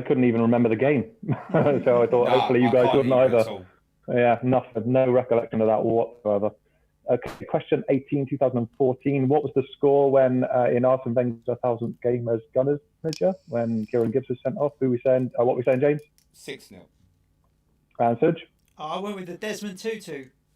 It was 6-0, an absolute drubbing in Arsene Wenger's 1,000th Mohamed Gunners manager. Salah was amongst And the Mo Chelsea Salah players. scored the final goal of the game. Yeah, I've got that as my little bit of knowledge. So the Danny Murphy quote, I won't read it again because we're short on time, but who did we say, Suj? I started with Jesus, thinking the obvious, but then for some reason, I went to Boney because it's just something, Wilfred Boney, because they bought him and James? it was crap for them. You've made me think it's Jesus, but I've got Boney down as well. 2 points. Boney, Wilfred Boney. Well, right. I'll take it is right. Site joined for an initial 25 million, rising to 28 million, making him the most expensive African football in the world at the time. Wow. Good work, guys. That was impressive. Right, FPL section. Spurs defender. Got to come to you, James. I'm going to look like a right tit if I got this wrong, if I sing it. Who finished second? Toby Alderweireld. And who are we saying then, Suj? I won't Trippier, but was he with you then? Did you bought him from? He won't be trips. No. It was Toby Alderweireld. And Kyle Walker was the next best. Kyle Walker was the next best for you guys that season, James. And he was miles back on 121 points. That was Toby's first season. He was unbelievable. Immense. He was that season. You're right. That was the year we pushed. That was the year we pushed Leicester, and he walked Spurs' player of the year. He was brilliant. He was class that season. 2017, Suj, which Belgian finished second behind Aguero in terms of shots in the box with 46? So scribbled out, I've got Hazard, and not scribbled out, I've got Lukaku. That's what I've got James? as well. Lukaku, yeah. It was Christian Benteke. What? Jose Costa. Back when Benteke knew where the back of the net so was. we're stressing over like the good Belgian players. Unbelievable. This guy pops out. I triple captain Christian Benteke that season. There you go. Yeah, there was a reason for it. Anfield on the Sunday. There was a reason to it. He was great that season. Feels a long time ago, doesn't it? It was Lukaku and Kane going head to head for Golden Boot at the end that season. So I felt that was it. I have actually got something to make you feel better on that one then, guys, on Lukaku. I put his compatriot Romelu Lukaku was next with 43, so he's just behind. So it was a real Tom, I've got sneaky something for you question. there, mate. That don't make me feel better. It was a sneaky question. I didn't want to be too out of pocket. Okay, question 22. Which team no longer in the Prem ended their 17-18 season with the worst XG conceded stat? Who are we saying, James? Oh, Christ. It would have helped if I put XG conceded, wouldn't I? I've just got XG. Let's see if Huddersfield is right. Huddersfield. And so you said Huddersfield as well? It was Stoke City, 5 worse than Swansea and 15 worse than Huddersfield. An absolute nightmare. Just write down XG like an idiot and come back to it. I'm about to cost you £2.50 at this rate, mate. This is ridiculous. And question 23, the 3 points on offer. So we'll come to you, Serge. We had Bournemouth, Everton and Newcastle. Which 3 players did you say were the club's top point scorers? Ryan Fraser, Mm-hmm. Gylfi Sigurdsson, Mm-hmm. Jose Perez. And James? I'm confident on Perez. The other 2 are toss of coins. I've gone Fraser as well. And Yeah. I don't know why something in my head's gone Jordan Pickford. Serge, 2 points. Ryan Fraser, Gylfi Sigurdsson and Salomon Rondon we were looking for. Rondon got more than Perez. 148 points for Salomon Rondon that season. So, well done. Question 24, final one. Who grabbed 2 assists in the last Prem game of the current season as Leicester City smashed Villa 4-0? James, who did you put down? Iheanacho. And Serge? Harvey Barnes. It was Mark Albrighton, Harvey Barnes and Jamie Vardy both grabbed braces in that game. And that, gentlemen, is that. Very well done. James, how are you getting on there? How are you getting on there? How are we doing? We'll total them up. £4.50, Tom, from me. 4.5 out of 32. Dismal show. Okay. I'm not surprised. Never mind, my pre-2020 knowledge is useless, basically. Never mind, How mate. did you get? 4.50, 4.5. 17. 17. So 17 plus £4.50 is £21.50 from the mayor. Okay. I'm topping it up with another. Yeah, I'll round it up to 25. I'll donate 25, gentlemen. So really well And done. I'll Hope round mine everyone. to 15. So between us, that's 40 quid in the pot. Really appreciate it. More than that, anything else, your time to put together all of that. Absolute pleasure, man. I hope it wasn't too difficult. I hope you guys enjoyed it. And I mean, it was difficult, but we need a challenge in life, right? Keep us going and freshen us up. I know we're really short of time, but I just want to say, we've guys, got 5 minutes now, mate. We're doing all right. Who's on you're the doing line, James? cool. I would say well done for this. Hopefully everyone donates as much as they can afford to. It's a wonderful cause, and you guys will smash it. And good on you for the Patreon as well. I'm just really hoping you do that at some point to allow us to all say thanks for all the content you put out over the last 3 years now. So thank you, mate. Yes, sir. Pleasure, absolute pleasure, man. Good Not stuff. a problem. I'll leave you to enjoy your day now. Okay, cool. I'll dip in and out of the stream throughout the day. So yeah, have jump fun. in the comments anytime you want to. The Will do, comments man. are flying through, so it's a Brilliant, bit tricky. brilliant, for us Tom. Just remind people for the fourth time, where can they follow you and that, mate? Cool, yeah. At UtterlyTC on Twitter. Come and have a chat. Brilliant. Thank you, Tom. Nice one. All right. See you Cheers, soon. Jen. All the best, pal. Bye. Thanks, mate. Bye. That was brilliant. Right, Really Tom good. has left. I'm not happy with the score. But, it was yeah, a difficult very quiz, good quiz. James. It was a difficult quiz. Jump in the comments. How many did you get on YouTube? I'll be interested to know how well you guys did. We are now waiting for our next guest, who's going to be coming in on at 9 o'clock, and that's FPL coach. In the meantime, I'm going to give Manchild a quick ring to see how we are on the audio, and also make a cup of tea. You happy to keep people entertained? Yeah, you know me. That's not a problem. 14 in the comments. Can you be back in 2 11 in the minutes? comments. Can you be back in 2 minutes? I can be back in 2 minutes, mate. Go on No then, get problem at going. Right. I need to get on YouTube, really, don't I? Yeah, for the comments. Take that off for a minute. All I can hear 3 is hours myself. down, James. 3 hours down. I have to say that has flown by, and I'm not joking. I think that's part why we booked the whole FPL community to come on here. Right, guys, hope everyone's enjoying themselves in the stream. Wasn't that great from TC? Brilliant work there, mate. Just while obviously Suj is out of the room, just a reminder, obviously want to donate to us raising valuable money today for NHS charities together. Link is in my bio on Twitter, also in my pinned tweet. The link to this video, if you want to share, is also in my pinned tweet at the moment. If you want to donate to us on Patreon as well, that's also linked into my bio. Let's have a look and see who's in the chat at the moment as we come up to the 3 hour mark. Who we got in at the moment? Bricky's in. Steph White's still hanging about. He's meant to be doing work. Hello, Dylan Farrell, Alex Tyke, Rob Pick. It's great quiz, Tom. Lego Mane, amazing job, Tom. FPL TV, well done, Tom. Brenda Davis says, don't forget to donate, guys, if you can. Give the vid a like as well if you've been joining in late, because the more people that give it a like, there's more chance of people coming and hitting the channel who perhaps don't know us, and the greater chance we've got of then trying to hit our target of about 5k. Suj will have the total, I believe, in terms of where we're at when he comes back, but I think we're on about 1,500 at the moment. Angus McPhail, 14 in the quiz. Steve says, great quiz, got 0. FBLB, very tough but enjoyable, 7. Mark Scowen, our Huddersfield correspondent, 4. Rob Pick, 15. Clean sheet wipeouts in the chat, 5 in total for him. Steph White says quality. Cole Coots says cheers, got 7. Darryl got 6 points total. I tell you, is the absolute quiz monster is FPL Irons from the Wolfpack. My goodness, get on some of the stuff those guys do. He's got some disgusting knowledge. The football quiz trivia is far better than mine, and he's younger. He's insane. Just talking about FPL Irons. Yeah, he's like a quiz ninja. Unbelievable. Matt Derbyshire saying proud of his 4 points. FPL Bricky got 13. Oh, someone got less than me. Matt, come on, Derbyshire. Elite FPL Steve, I got 0. Oh. And he even wrote, that's 0. Oh. We'll obviously hang around, guys. We'll have FPL coach on in a minute. Get him on and I'll talk to him. Where's he going? Bear with me, John boy.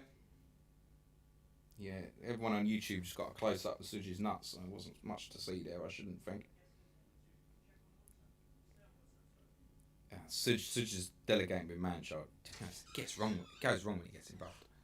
Let coach in. Is he in? We're about to find out. He is in. Good man. So, right, James, tell everybody who our next guest is.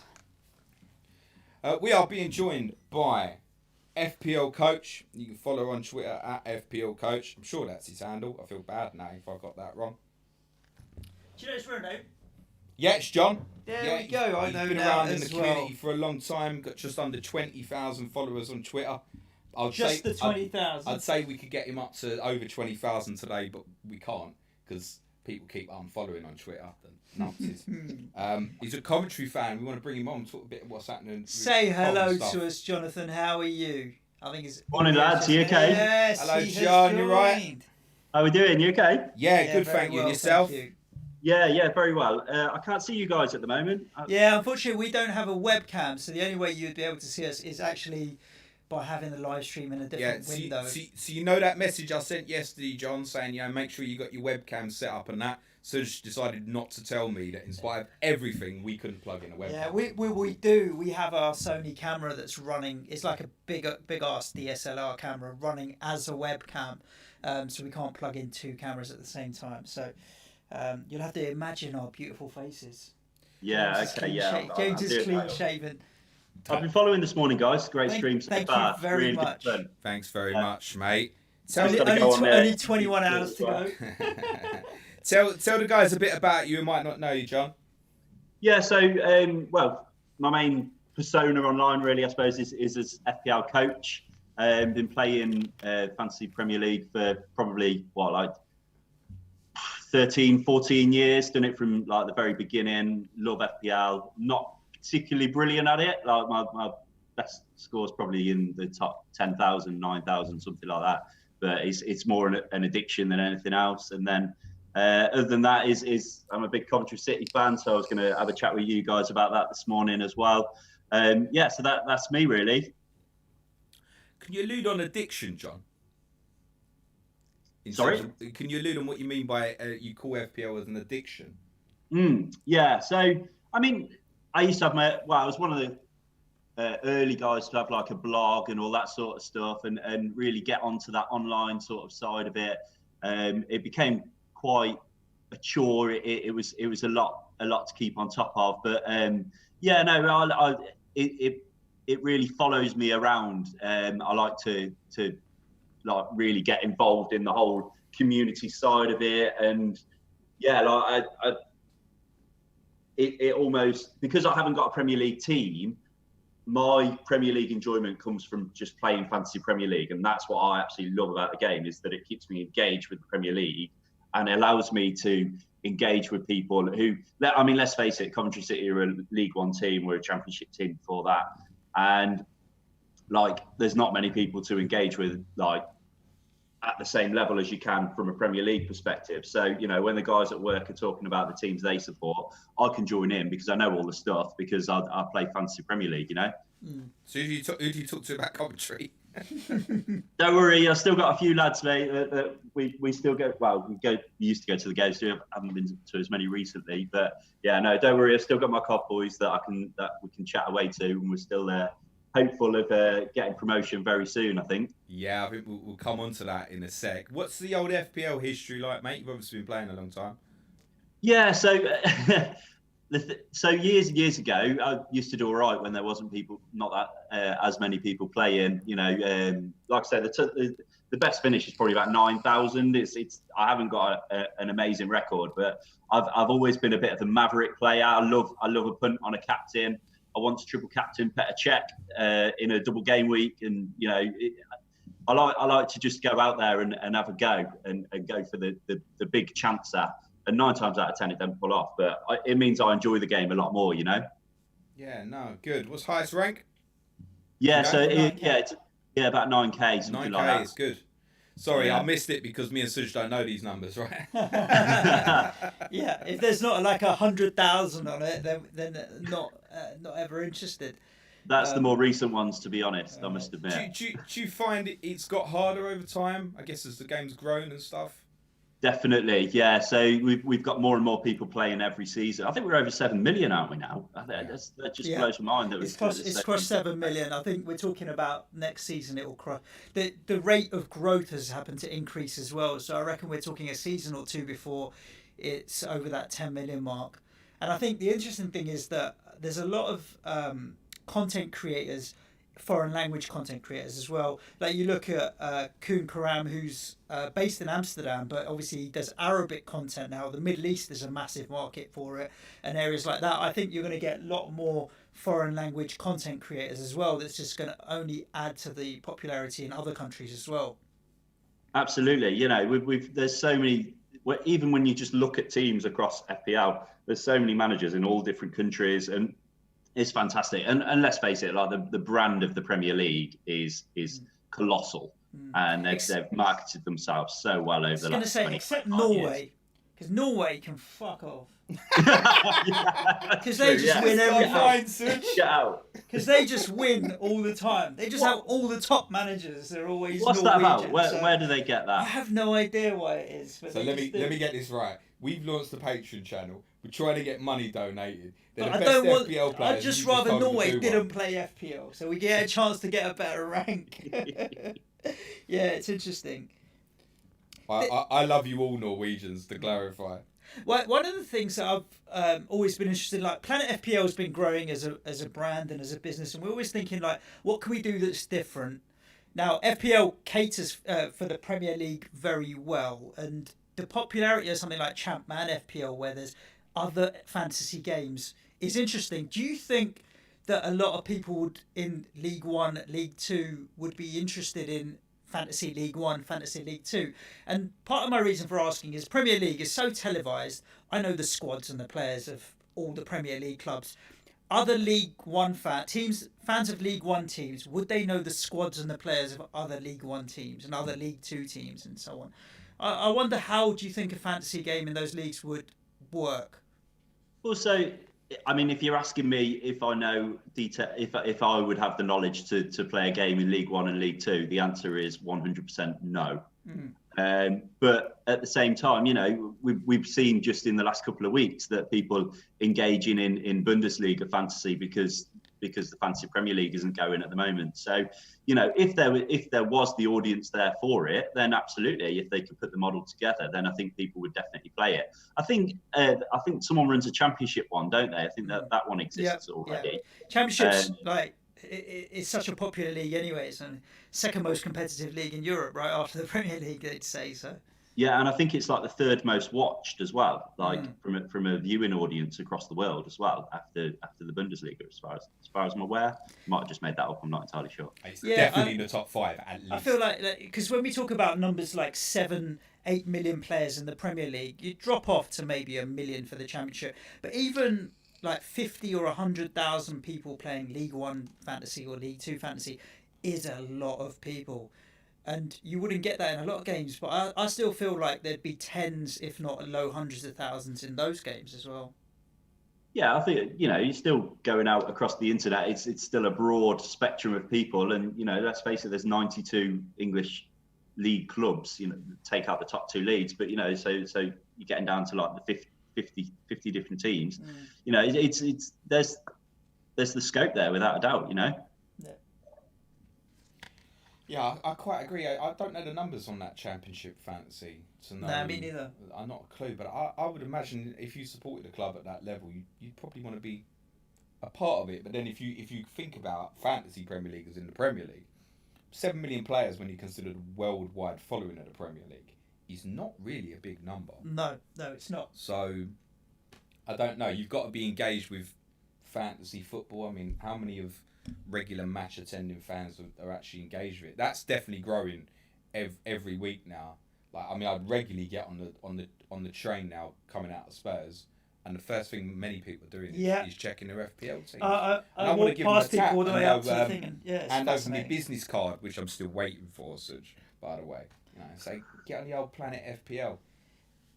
We were doing it during the games, so we were going to watch Cov City, and I mean, let's face it, this was back in League One when I'm a season ticket. But, you know, the dreadful football. So we're sitting there, and sometimes you'd be more excited about the goal that's coming in on your fantasy football team with you, Robin van Persie as your captain, you know, than what's going on the pitch. Because, I mean, the standard of football is not great. And I suppose that's the other side of it is that actually, when you drill down to it, it's not that engaging because there is a lot of long ball and hoofing and hard tackles. You know, it is still quite traditional English football when you go down the leagues. Apart from Coventry City this season, who were the Man City of League One. Man City League One, and not just because it's sky blue. No, not at all. No, Robin's got a great team going this season. Really, really proud of like a young, dynamic team that love to get the ball on the ground and pass it around. And you know, we've had the benefit of having a good pitch to play on as well, which I'm sure we'll come to shortly. But for the majority of clubs in that league, there is a lot of long ball football and still, your big lads up front that you're aiming the ball to and sticking it in the back of the net. Quite traditional English football. Tell us a bit about this team then, John, because it's quite a remarkable story what's going on there, in the fact that you got thrown out your own stadium, you're now homeless, you've been sharing with Birmingham City at St Andrews. It's not the first time you've done that. You had to go to Northampton a few years ago as well and play at Sixfields. But you've got this bright young team that's managed to put itself 7 points clear of League One, or 7 points clear of the promotion race, with a game in hand still as well. And we understand the season could get voided at any time, which means you'll be back in the Championship.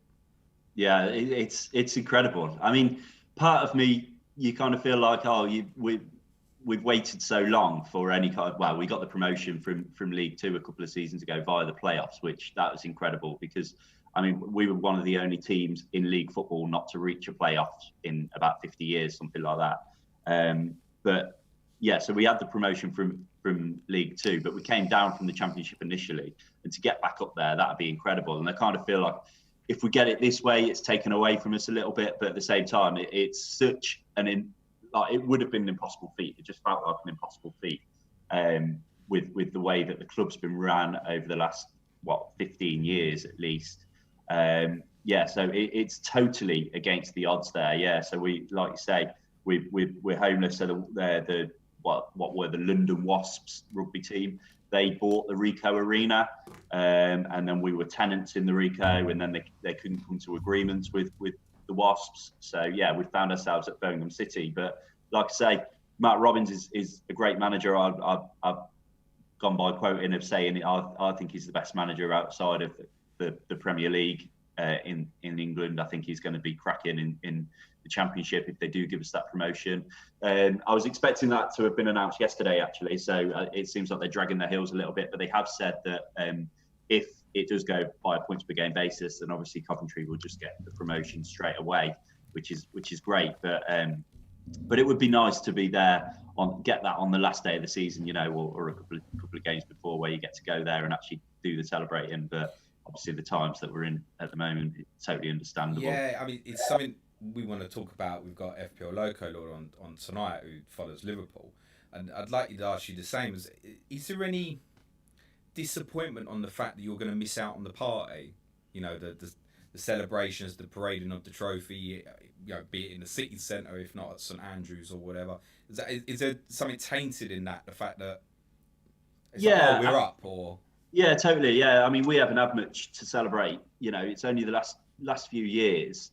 I mean, that we've had anything to celebrate. So we had the League Two promotion, and then we had before that we had the Checkatrade Trophy. Which was an opportunity to get to Wembley. So I went to Wembley 2 seasons in a row, and 100% record at Wembley as well, which is pretty impressive after the 1987 FA Cup final as well, which we probably won't get him too much with that, James. But yeah, so obviously with the way things are at the moment, I would imagine. Well, they did an open bus tour. They did that for the Checkatrade Trophy, and there was still thousands of people that lined the streets to see that. And yeah, okay, it's a bit tongue in cheek, but it's also nice glory, for the city, and it did give us a lift. And getting back to the Championship, like I say, it seemed like such an impossible task, and it would be a shame if it was taken away from us. But don't get me wrong, it's nowhere near on the same scale as Liverpool winning the Premier League for the first time. They've been waiting for this for forever, to lord it over the other teams, and to take it away from them, it's going to be a real shame. I mean, I'm not the biggest Liverpool fan, to be honest. I've never really been too keen on them, but the football they're playing this season has been absolutely incredible, and they totally deserve to win the league. And personally, I'm on the fence. I'm not really too keen on restarting football this season. If it was up to me, I would have done it by a points per game basis, no relegation, give Liverpool the title and keep the Champions League places as they are, and promote a couple of teams from the league below.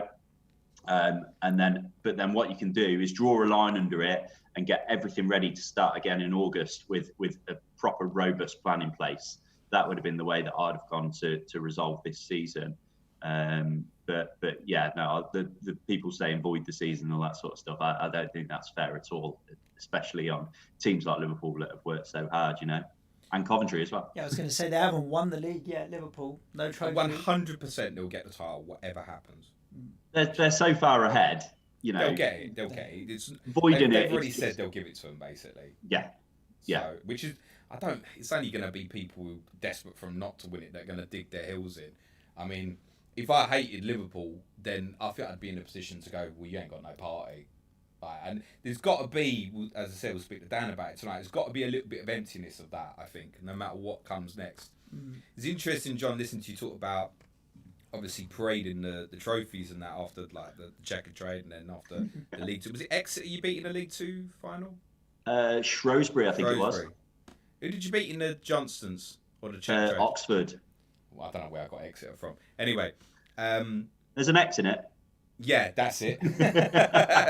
Cheers, mate. I've got a few X's, but moving on. Saved me. It's interesting to you talk about, because Coventry certainly should not be in League One in terms of size of football club. It's interesting, obviously, seeing Portsmouth and Sunderland was that checker trades final a couple of years ago, and it was like 87,000 at Wembley, wasn't there? So, I mean, Coventry, is that right status of where that football club at the moment in terms of championship level? Certainly shouldn't be in League One, I don't think.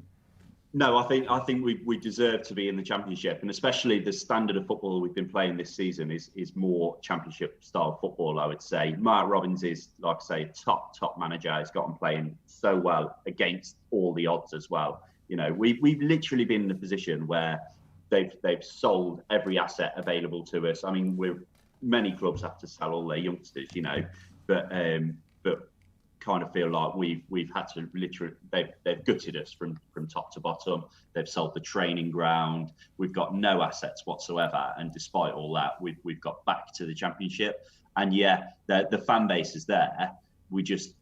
It's just hard to attract it to lower league football, and it's even harder to attract it to lower league football in another city that's, you know, not your own. So hopefully, even if we do stay at St Andrews for another season or two, hopefully back in the Championship we'll get a few more fans up there. And I'm guilty of it. I don't really go all that often anymore. Work's taken over. I'm a shift worker, so I don't get to go as often as I used to be able to. I used to be able to finish work and get up to the Rico. I couldn't really do that at St Andrews on a Saturday afternoon. But you know, hopefully I'd go to more games. As sounding like a bit of a glory supporter now, but you know, I'd like to think that we can definitely get a few more people up there and establish ourselves in the Championship, which is important. And I'd say, yeah, that's our level at the moment, because we've got no money. It's going to be borderline impossible to compete in the Championship. You know, we are fighting that losing battle, I think, and we're going to struggle once we get up there. And I think we just need to try and get that foothold and establish ourselves in there, because there's the opportunity to get money in the Championship as well, which is going to be key for us, I think. What's the future now? Let's work on the assumption that you are going up. Is the club under any still financial threat, even if it gets promoted? And B, what's going to be done to get Coventry back into Coventry? Yeah, so it's a bit of an odd situation, really, because we're owned by a hedge fund. So they see us as an investment, and they put that investment in initially in 2007, rescued us from liquidation and administration. And it's been basically, like I say, plans didn't go in place as they expected. I think they expected to get back up to the Premier League within 4 or 5 seasons and with a bit of investment actually then push on and be successful like a lot of these Premier League teams have. And it didn't go that way. It went completely in the opposite direction. And at which point they kind of said, well, let's cut our losses and strip assets out of there and just run it at the bare bones that we possibly can. The offshoot of that is that we've managed to do what we can, you know, in that period of time. To get to where we are is absolutely amazing. Sorry, I've forgotten the second part of the question. About Coventry back in Coventry. Yeah. I mean, that's it. So really, we want to be playing at the Ricoh Arena. That's the ideal thing. But then there's obviously there's the reputational side of that, is having your own stadium and being able to build that foundations of a football club, and that side of it. But at the same time, I think we've really benefited of going to Birmingham City because of the standard of the pitch and the way that we play football. So we're not playing on a rugby pitch anymore that's being turfed up every other weekend by some Premier League rugby team. 20 stone running around. Fun fact: I played on the Ricoh. I played at the Ricoh Arena on a charity tournament once. Oh, nice! 10 years ago. It's not. It was nice. Kick a man when he's down. He can't even watch his team now. No. Yeah, I find it fascinating that the way that hedge funds buy teams and people get involved in football. There's very, very few examples of people getting into football and making money. It costs money. It's an expensive habit. People buy, fans buy their own football clubs and end up, who are millionaires that do anyway, and sink in loads of money and end up having to put more money in. Now, we talked about it when we did the Alan Sugar podcast. I think he didn't realise how expensive it is owning a football club. Yeah, absolutely. But I think the thing with this hedge fund is, like I say, I think they thought that there was a way to get rich quick, and then they stripped all the assets. But then at the same time, we are still a football team, and we have quite a good academy as well. So we've been able to breed these youngsters through, and from there we've sold these players on year on year. And actually, what I think is, they look at Coventry City as, let's not put any money in, but let's take, money out every so often. And as a business, it's actually, they're probably not doing all that bad. Even if they make a couple of $100,000 a year, it's still profit that they turn around to their investors and say, it's not one of our most successful businesses, but it's one that is still operating. And actually, in the next couple of years, if we do stay in the Championship, then there is the opportunity to make themselves a bit of money back. But it does feel like they're not really investing at the moment, and like I say, they just strip the assets out. We've got a question in the chat, John, from FPL Benighted. Says, may have missed this. As a Bristol Rovers fan, I'd love to know what changed from last year for Coventry. We outplayed them last year, and this year they're much better than us. So is that relating back to the fact you feel they can now play a philosophy of football because they're playing on an improved pitch and that, essentially? Definitely, yeah, I really do. Yeah, I think there's a real confidence about this team that they can just go out and play football. And like I say, when I've been up and when I've watched them on TV, they've obviously, you always think your team's great and they're the better team. but honestly, I do. Every game I've watched, I've always come away thinking. For years, I've watched bad football. I've watched City play bad football and come away going, oh, well, we were terrible today. We deserve what we got. And every game I've watched in the last 18 months has been, we've been really unlucky today, or or if we've got a win, we thoroughly deserve that win. But I think, like I've mentioned a few times already, I think a huge part of it is down to that pitch at St Andrews. It is, when you go there, it's in cracking condition, and we haven't had a pitch like that for 10 years at the Ricoh Arena. How far is it from Cov to Birmingham? Oh, it's from where I live. It's probably about a half an hour drive. That's not that far. No, it's not, and it probably, the Ricoh's about 20 minutes, to be honest. Oh right, so, really? Similar distance. So it's not that big a difference. It's just the culture change, So some people will flat out just not go to Birmingham to go and watch them. Yeah. Are you in the middle though? So is it like 50 minutes from one to the other, or? No, so I'm more over towards Rugby. So I'm the other side of Coventry. And the other side of Birmingham. But it is what it is. So, but for some people, actually, the Ricoh's closer to Birmingham than up where I am. I can certainly relate to the not wanting to go to the other stadium, having done Wembley and that. It's not an home game.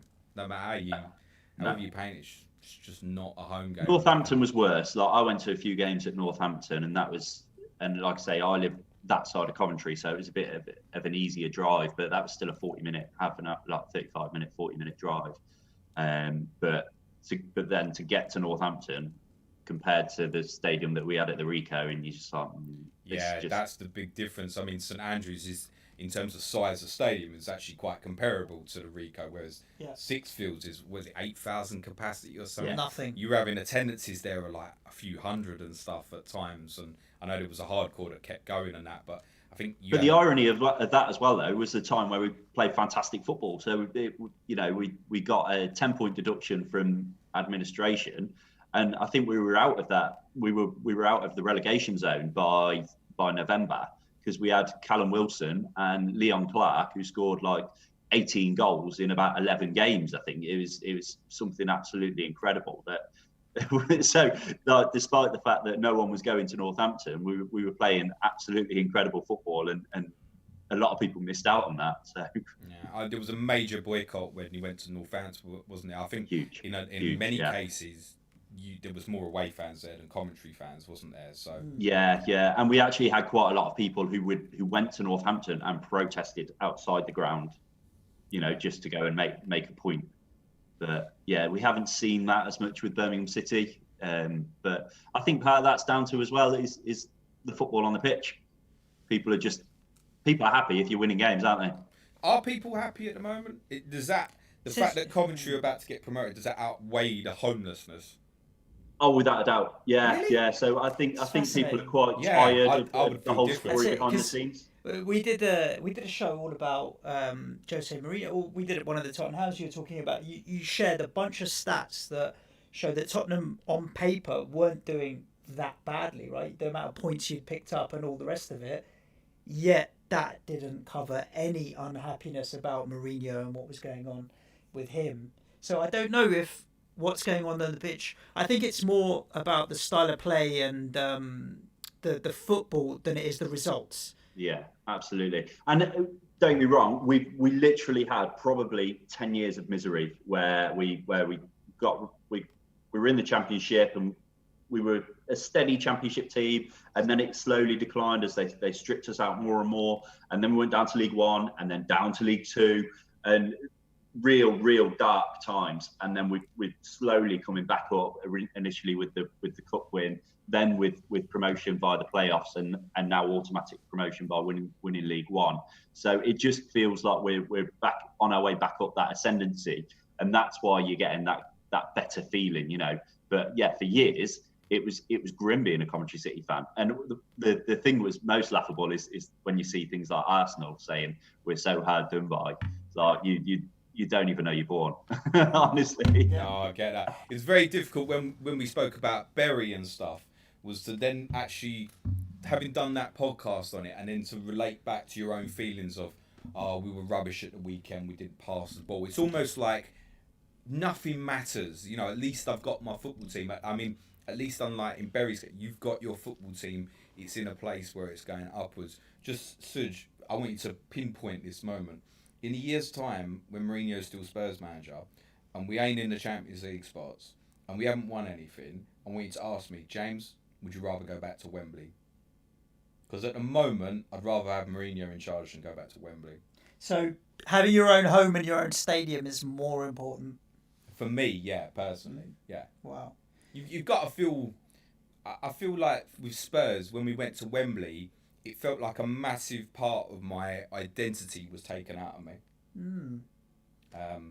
But it's absolutely great, John, to hear that the club's going in an upward direction. I think, it's the same as well. I mean, me personally, I'd love to see Portsmouth go up with you. It's not to discount any of what's happening with the other clubs. Say like Wickham are going to jump into the playoffs. I mean, if they got into the Championship, that'd be incredible. But I think like the journey that Portsmouth fans will have had since being in the Premier League, people might not know you were around in the top division for a long time, basically. Yeah, 34 years we were in the Premier League. Well, the top division and the Premier League, yes, until we got relegated. 2001, I think we got relegated. I mean, it was like every year Coventry was staying up by about 2 points, it felt like, but you stayed there for a long time. And I guess if you'd have said then, was it 2000s you went down, 2001 around about? Yeah, then? something like that. Yeah. I think if you'd have said then Coventry won't come back, I'd have been surprised. So it's good to see absolutely. an upward trajectory. They probably would have felt, for a lot of people, they were a club that were just always around, and yeah, unfortunately, and then they just disappeared. It was, I mean, from my memories of a kid, that's a fair comment, John. It felt like that with yourselves and Southampton. And obviously, Southampton dropped into League One as well, and have obviously come back and been close to qualifying for Europe a couple of times and stuff. But it's funny you mentioned Southampton. Far more financial trouble. Yeah, but it's ironic because Sisu, the guys who took over us, were actually between us and Southampton. So it could have actually been their story that all this happened to Southampton and not us, basically. But then that could have been us completely disappearing for good back in 2007 when they rescued us. So cool. You don't know, do you? John, brilliant talking to you, mate. Thank you so much for joining us this morning. Yeah, really appreciate it. That sounded like... I would, if I were you, jump on the comments on YouTube in the chat, because there's so much chat that we've just not even engaged with, but people have been jabbering through talking about championship clubs. Our friend FPL Bricky says he's looking forward to seeing you in the championship next year. He's a Luton fan, isn't he? Yeah, well, Luton won't be playing him. But yes, there is a bunch of comments in there, so thank you very much for your time. Appreciate it. No, thank you, guys. That felt like our first people's poll with a guest. Yeah. That was good. Thank you very much, John. Fantastic. No, you're welcome. Have a good day, guys. Yeah, I'll be keeping my eye on you. Thank you very much. Really appreciate it. Cheers, mate. Thank you. And, we'll let you go, nice mate. one. Have a good one. Cool. And yourself, right? Cheers, see ya. John. Bye, Thanks, everyone. mate. Right, Suj, if you take the guys through latest with the funding, I will have a wee, and then we'll play football headbands. I can't wait to play a little bit of football headbands. I'm going to very quickly adjust the audio so that you don't get an echo from James and I, and I'll be back in my seat in 30 seconds. Not even 30 seconds. It'll take like 1 second. I'll keep the show going. There we go. Done. So guys, we'll be getting a little bit of an echo through. Someone's going over this at 2 o'clock in the morning. Yeah. If James just walked out, there is a sea of cables in front of us here, and at any one point today, someone's going to trip over one of them. Someone being me and James. It's not like there's anyone else here. It's going to trip over one of these cables and fuck everything up really badly. But we'll try our best not to. Really nice to get FPL coach on, John. Lovely lad. And really nice to get him on as well. We've got so many other members of the community coming on today.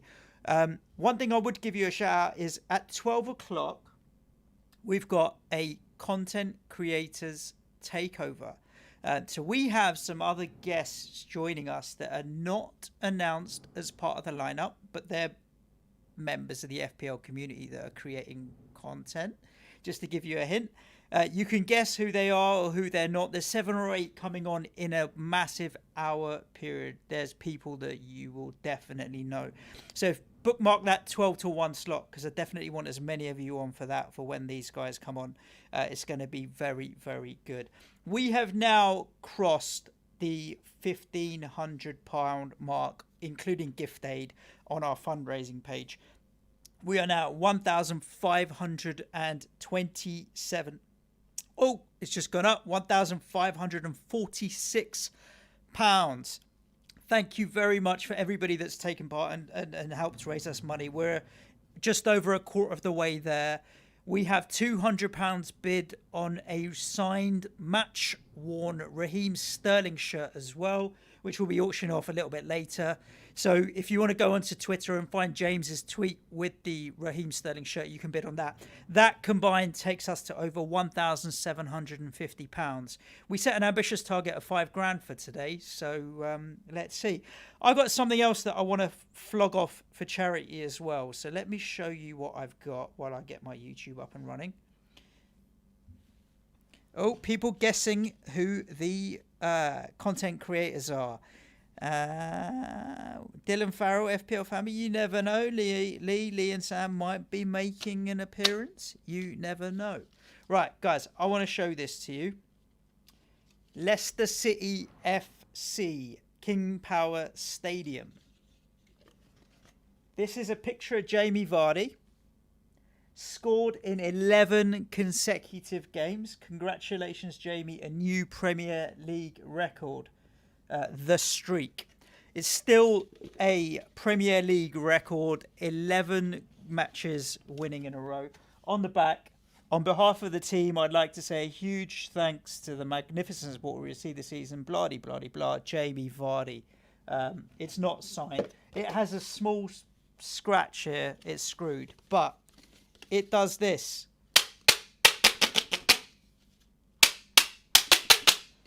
This was, there were about 30,000 of these left on the seats at Leicester City's home game. The first one after Jamie Vardy broke the record. This is not worth anything, but if anyone wants to donate 20 quid or something for it, I'll mail it to you. My DMs on Twitter at Suj and Shah are open. So if anybody wants this, DM me and you might be able to win this Jamie Vardy clapper for. I'm going to put it there so people can have a look. I've just shown James has just walked in. I've shown everybody the Jamie Vardy clapper James that people can get on DM. The Patreon total, somebody's asking, does the donation total does include the Patreon subs that we've had so far as well. So yes, the Patreon subs does do that. Donation link in the description. Yes, so we will put that donation link in the description. Andy, that's a good shout. We'll definitely be able to do that. Vinyl Richie, 2K by 12 o'clock. Let's see if we can get to 2K by 10:30. We don't want to carry it going on for that long. Now, headbands is what we're going to do for the next 20 minutes before we have our next guest on at 10 o'clock. Who's coming on at 10, James? FPL Gaffer is coming on at 10 o'clock. We're going to talk a bit of esports. Esports, indeed. You can take them off if you want. That's a very good point. So for the audio on YouTube, you should probably getting less of an echo now because we're not having to feed the Zoom audio back in. But yes, indeed. So I've got to find this app. We want Manchild. Manchild says he'll be making an appearance into the studio a little bit later, and he'll be trying to find. Oh, we can just use my phone all the time, mate. We can swap it. We can share. That's right. I've got it. Yeah. But I paid the extra 99p for the soccer one. Yeah, so did I. Oh, fair play. The waste of 99p. I'm Spurs. I ain't that bad. Yeah, Manchild will be making an appearance at some point. Oh, look, them sound effects. Who's going first? Right.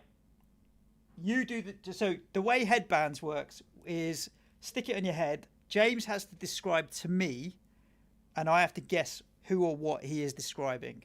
Now, it's in so the number of points you get is as good as how good you describe it. All right. So obviously we've got to try our best not to stitch each other up. Do you want to go? I'll describe first. Oh look, stick it on your head. Go on. You going on your head? All right, fine. And how many pass? Yeah, you're allowed to pass a maximum. How do you pass? So if you flip it down, you get a point.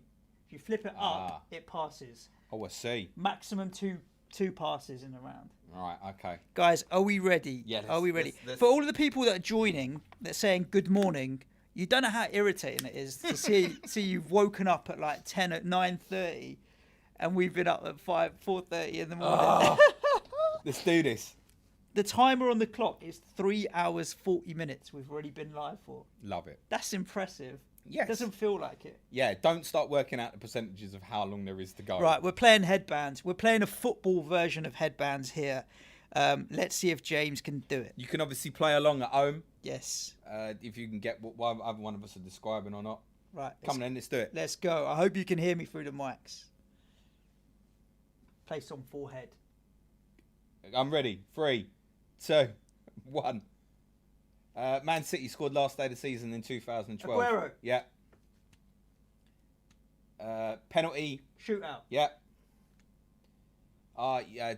Do a in the air. Bang, goal. Overhead kick. Yeah, different one.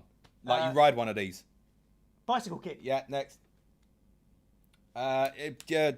South Coast team. Oh shit, you can't do that. Southampton. Yeah, it is them. With St Andrews. Play there. Coventry. No, the team that really Birmingham plays City. there. Yeah. Boundary Park, Northwest, Latics. Oldham. Yeah, and Athletic. the rest. Yeah. Owls, Alex Waterbaby's team. Sheffield Wednesday. Yeah. Oh, do it again. It didn't come up. Okay, you could have one of these outside the box. It could be indirect or a... Free kick. Direct free kick. Yeah. I'm killing it here. Egyptian, Liverpool. Mohamed Salah. Yeah. You're done. Time's up. Yeah. Time is up. Wow. I scored a whopping. Didn't have to pass on any. How many did you get, boy? 9. That's... 9. I'd say it's the describer. Was good. 9. The describer was good. You got it pretty quick. 9. 15% down, 85 to go. Of the time, FPL Dougal just said 15% down, 85. Is that of the time we got to talk for? Oh, don't do that, Dougal. Yeah, that's the... I felt good about myself that we'd done nearly 4 hours, and now I feel bad about myself that we've only done 15%. Wow. Maybe it's something else. Okay. Right. Okay, so now I'm doing the describing. You're in trouble here. Oh, probably. You're in trouble. And Oh my God. Love the flap that you've got there as well. Yours is loud, Mine's got- bro. If someone's got good, if they're able to make really good passes, they've got really good. Vision. Yes. It's a country next to Iraq. Play Iran. football. Yep. What is this football? A goalkeeper. They could have good feet and they could also have good. Hands. What do you call it? They'd have Good hands. hand. You got half of it. Hands. Um, Hand Sagers. No. The verb of the doing verb of. Good handling. Correct. What colour do Man City play? Light blue. Sky blue. Yeah, the second one. And if they were a football club, okay. The Potters. Stoke City. Yep. It plays in between the sticks. Goalkeeper. Correct. The Brazilian version for football. Brazilian word for football. Football. Yep. If you're not onside, you are. Offside. Yeah. You can't say side. Oh, you can't. That But how was- can you? How was can probably- you? The Brazilian word for football is football, with a U. Football. How would you describe? got, 7 apparently. Oh, that was mate. 8. The Brazilian word for football. I've turned that down a football. little bit. You Yeah. should turn yours up halfway or something. Oh, mate, that was Wow, that was class. 8-7. Right, round 2. Right, you ready to go? Go. 3, 2, 1. England player, golden balls. Beckham. David. David Beckham. 12-yard spot. Oh, Penalty fuck. spot. Next, penalty spot. Oh gosh, American team, I think, but I've never really heard of them. LA Galaxy. What's the Windy City? Chicago. Yeah, and not blue. Rapids. Not blue. Red. Yeah. Chicago Red and- Sox. No. Red. You get these on your shirt when you won a World Cup. Star. Chicago Yeah. Red Stars. That's it. Bloody who are they? No, it's another American team. Christopher Explorer. Columbus. Yeah, and he's from So Solid. Crew. Yeah, and put a couple of letters on the end. Columbus Crew. Before T S. and after B. C. Go, you're correct. South American nation, Norberto Solano. Peru. Yeah. Ah, it's Saints again. Southampton. Yeah, come on, Southampton again. You're done. Ah. Tricky one. Chicago Red Stars and Columbus Crew SC were a little bit trickier. Chicago a Red little Stars. bit trickier. A little bit trickier. Who are they? How are you all in the chat? How are you all in the chat? Coping. 5 there. Wasn't as good. Go on then, James. Let's rock and roll. I'm going to do the describing for James now, guys. I'm going to try and make it as easy as possible. James has got a phone on his head. Is it going? 3, 2, 1. Arsenal, German player for Arsenal. Mertesacker. No. Ozil. Yeah. You've got goalkeepers, defenders, midfielders. Forwards. If you at a corner, if you run in front of a player, what's the defender doing? They're kind of keeping. Shielding. Occupying. That's a TV. What? Screen. You're screening. Yep. Tough one.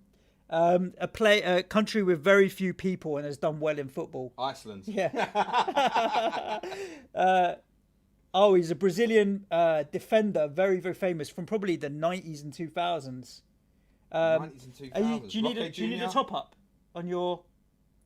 Cafu. Yes. All right, you could probably get a red card for doing this. Professional foul, Nah, headbutting someone. What do you do when you take the ball off someone? It's tackling. Yeah. So tackle. what? Nah. Two-foot If you're tackle, not early, you're late tackle. late tackle is the one. Ah. I'm a fan of Cafu. The only way I could get you to get Cafu was coffee. I only got 5. I only got 5 as well. Cafu. Bad times. Yes. Shout out to Paul Coleman, Ram, FPL Panda, David, all you guys in the chat, keeping it going, keeping yourselves entertained while we try and keep everybody entertained as well. I'm going to be updating the graphic on how much money we've raised as well. But I'll do that after we have another go on headbands. Go on in, boy. Let's do it. All right. 3, 2, 1. Welshman, played for Spurs. Very expensive. Yep. I'll do it again, didn't go. Tangerine, Seasiders. Seaside, Northwest. Yeah, I know. Just think Blackpool. Yes. Just on the tip of my tongue. Salah's country. Egypt. Yeah. Another American MLS team. LA Galaxy. Henry went there. New York Red Bull. Yeah. Zurich, Bern, country. Switzerland. Yeah. Another American team. Not Beckham and Ibrahimovic's team. They're rivals. LA Galaxy. LA Raiders. You need to see the whole place. LA Tour. No, say the whole place. Los Angeles. Yeah, and what would you put on the end of a... Raiders? You can have that football club. Okay, yeah. Spanish striker went to Chelsea and went to fight everyone but never got sent off. Costa. Yeah, first Diego name. Costa. That's it. You're done. Time's up. Tricky. The MLS teams do cause an issue. Can we sweepstake on what hour James is going to run out of vape? It's a good question. How much vape do you have? Loads. Famous Brazilian defender. Why Roque Jr., of course. Good luck, lads. Thank you very much, Karam. 2 a.m., mate. Karam jumping in on there. Roberto Carlos. James is a good describer. He is. He's not bad at all. My kind of quiz, getting more than 0. That's Elite FPL Steve-O. Can't wait to have you on in a bit, mate. James is a good describer, James. James, you're a good describer. Cheers, gang. Right, cool. So go and at Planet FPL Wifey and tell me that, because when we play Articulate, which is difficult to players too, but you have to be nice and try hard for the other person.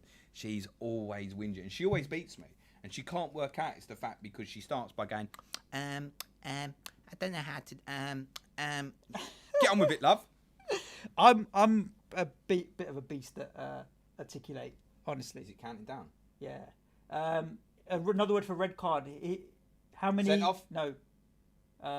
He's been dismissed. Yeah. You've got your defensive line and your attacking line. No, in between them you'd have a midfield line. Yeah. What? That's what it was. I just had it. It's the place where the rivals of Beckham. Los Angeles FC. Yeah. Random. What? Pass. Pass. What was it, mate? An American football team. Rockets. They've got another football thing called Rockets. So what city is that? No idea. Seattle. It's something Rockets. Boston. No. No, not a clue. If you were asking somebody their name, you would say. Bloody, I didn't know my wife had been invited. Fuck. This one's a killer. Time is done. Houston Dash. Houston Dynamo. I was thinking probably. Houston Rockets. I don't know who and Houston then Dash Houston Christine Dash. Lilly. Who's Christine Lilly? I don't know. Christine Lilly. She's got to be like part of the US women's team. Or Christine Lilly. Yeah. I mean, sometimes you get quite an American themed on this quiz. FPL coach is saying he's working his way back through the comments. Thanks for the kind words. No worries, well done, John. Lovely to have you on. Right, that was a poor round. But there was a few stitch ups in there in terms of names. So, go on then. Place on forehead. What? Yes. 3, 2, 1. She's a US women's football player. Second name, singer, not the famous one. She was on like X Factor or something. Lloyd. Yeah, that's the surname. Yeah. First name, something B, now a singer. You be something, but Cardi B. Yeah, Cardi it's very Lloyd. close. Cardi Lloyd. Yeah, that's it. Go. It's him again. Golden balls. Beckham. Yeah. I'll do it again. Didn't go. Where you kick off from? Centre circle. Yeah. Do it again. Didn't go. Something wrong with you. Oh, he sent in a cross, and it's not an out. It's a in-swinger. yes. Oh, it's not going, mate. Oh. And he's dropped the phone, and it's upside down. Brilliant. You can read upside down. Country near Iraq. Iran. It's the same answers all the time now. MLS team where Dorothy came from.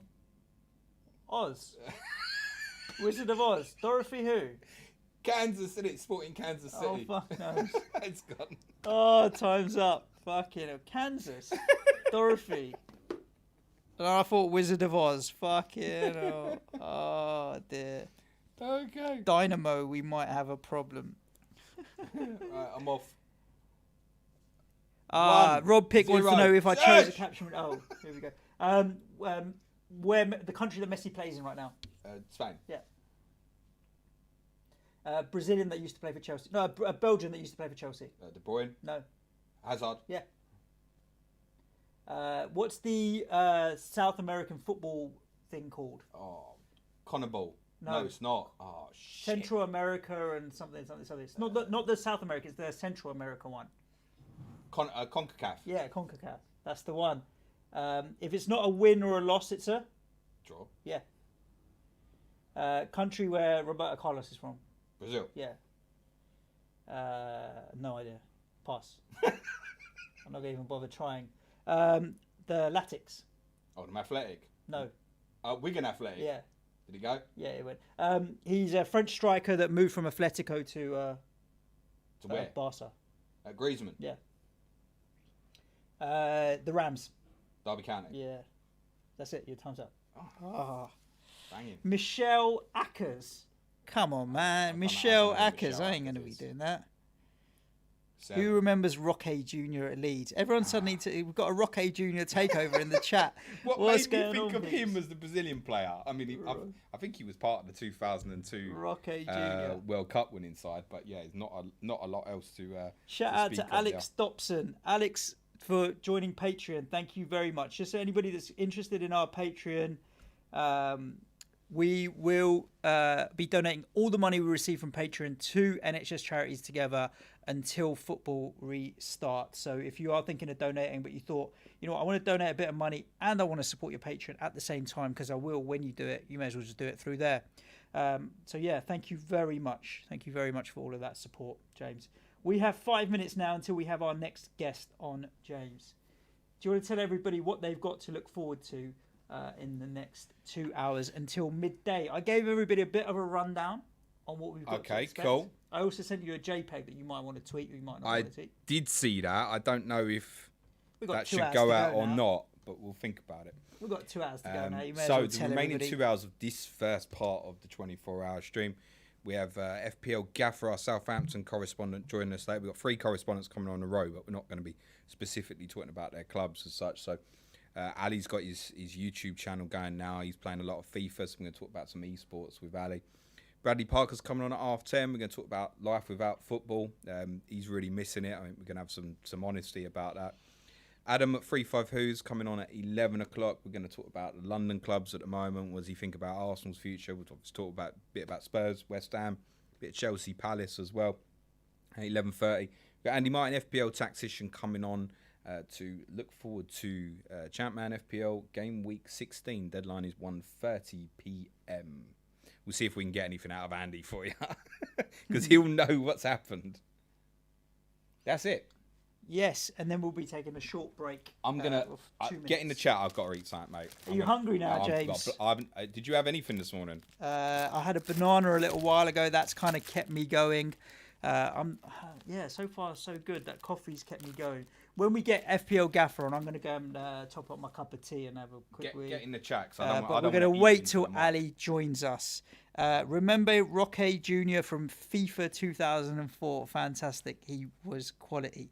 Rob Pick wants to know if I chose a caption winner from yesterday. I haven't yet, there were 2 or 3 that stood out, and yours was one of them, Rob. That was pretty good. The picture of Manchild showing Chris FPL captain. Go find me on Twitter at Suj and Shah. If you go down, probably about 5, 7, 8 tweets, something like that. There's a picture I posted of Manchild explaining something to FPL captain.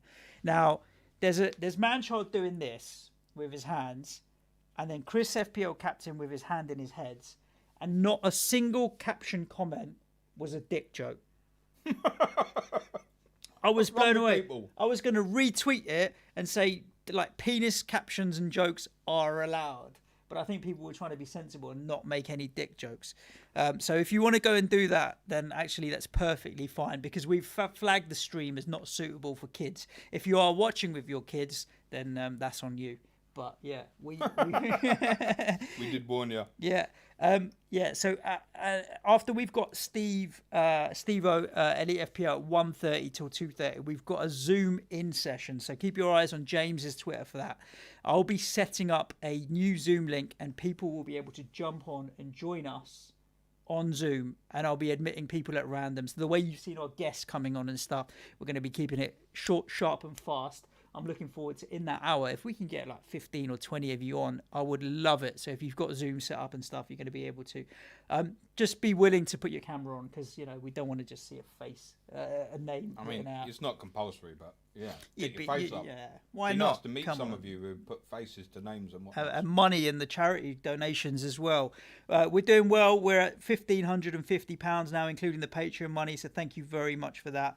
I'm just going to refresh it and check where we are up to on the money, just while we wait for Ali, FPL Gaffer. 1578, James. Nice. Can't argue with that. Plus 200 for the shirt, so 1778. Cool. If we can get to £2,000 in the next hour, I'll be really happy with that. £2,000 is not much to ask for in the next hour, is it, James? Where's the links?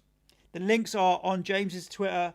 Patreon.com/Planet FPL is very straightforward. Otherwise, it's uk.virginmoneygiving.com/Planet FPL 24 1577. Let me update the screen so that people know exactly how much money we have raised. Boom. Yes, thank you. So nearly £2,000 that we're up to. Just need a few more donations, whether it's a £5, whether it's 10 quid. All of this is helping coronavirus. Like, this is the time when the community is coming together to give each other support without football. To fight coronavirus. That's better. Yeah. What did I say? Talking too fast.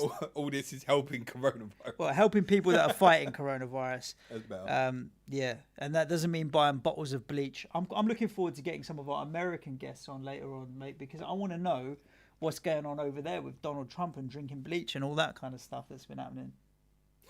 Oh gosh, yeah, we can ask Cy and Tomo about that between 3 and 4. Exactly, yeah. Well, obviously Cy being British, but yeah, over there right now. So, if me and Suj haven't passed out by that point. No, indeed. The thing is, right, after midnight we can just go to sleep. Yeah, it'll still be running. So where's Gaffer? Where is FPL not in. Gaffer? He's not in yet. Did you send him a link? Yeah, that's good. Send everyone a link. Ali will be joining us any second now. You never know, he might have no Wi-Fi. Could be.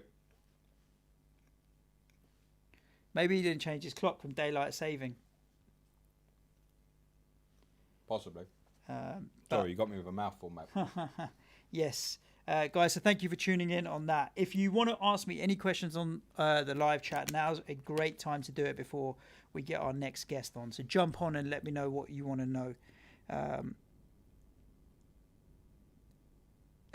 Paul Coleman.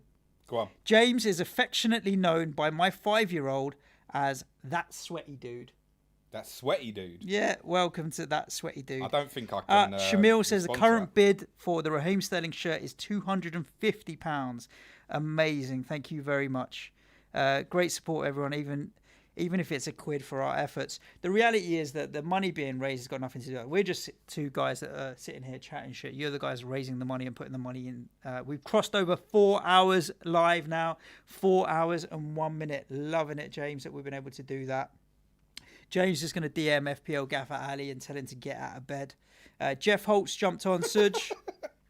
Oh, okay. I can confirm that 250 is the bid. By the way, the only way to bid for that Raheem Sterling Sterling shirt. I'm going to retweet that now, right now on my timeline. So it will be the first tweet you see after my pinned tweet, which gives a link to the stream.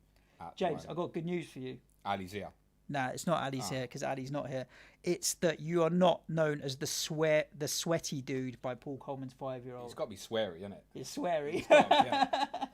It's got to be sweary. So we were, the live stream was on my laptop when you were doing Champ Man a couple of days ago. My 6-year-old walked into the thing. He saw you on screen. No, it's fine. This is a good story. He saw you on screen chatting, and he just walked in. He just looked up. He goes, "Oh, hi, James." And he shrugged up. I was like, "Nah, this is not like a Zoom call because he sees people on screen all the time now. He thinks that I'm just having a Zoom meeting with somebody, but I'm not." Yeah, didn't Gaffer have slight technical issues when doing Clash of the Correspondents? You know what? He's probably playing FIFA. Imagine he's finishing a FIFA game. He's got sod them lot. Yeah, exactly. We've got. When did you start playing fantasy football? The last tweet That's sent, Dave Strum. The last tweet he sent was 9 hours ago. He said, "It's almost time. Excited to be on, but check out the rest of the stream. It's going to be epic. At 10 a.m. I'll be chatting esports." He won't. He ain't here yet. Zoom is definitely working. I can see it up in front of me. So it's not any technical issues. I'm hoping from outside, and hopefully Ali will jump on any second now, and we'll be able to chat to him. If not, me and Suj are going to talk about esports, which is going to be really shit because we don't really play it. Nah, that's true. I used to play FIFA. I've never got into esports. Did you never play anything like FIFA? Or? No, the only game, there was 2 games that I got into in my life. One was GoldenEye, James Bond on the N64, and the other was Mario Kart, also N64. Yeah, and that were the only 2 games that I ever really played with any real interest in my life. I think when I was younger, 11 or 12, I played Lemmings for a little while. Lemmings was a pretty decent game, wasn't it? Oh, I used to love Lemmings. Yes. This ain't esports. Lemmings, yeah. There was something statistically brilliant about letting them fall off edges. Yeah, completely. Yeah. You used to end up with a blocker, didn't you? You'd put a blocker up, and you'd have to blow them up to let the rest out or something. And if your mates got too close, they were all getting inferno. They were getting killed as well. You had to 1,000 to start with, and however many you had to keep a minimum number alive. Through, didn't you? Yeah, exactly. It was essentially, it was culling, wasn't it? Yeah. We're only going to let 70% of you through. 30% of you can die. Yeah, Lemmings was great. I got through into FIFA right from the start of FIFA International, which was the first one. And then it rebranded to FIFA 95, and there's obviously been an annual since then. Then obviously you had the introduction of Pro Evolution Soccer, which I think had a small period in terms of gameplay. I switched to PES for a bit. Yeah. In gameplay was a better game for a while. The problem PES had a lot was obviously from the licensing perspective.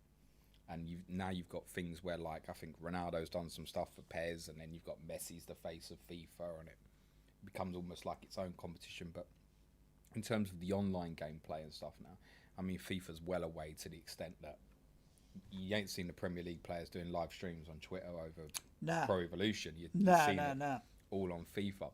The one thing that always strikes me is obviously we've started to see some of it to be televised now. Mm. And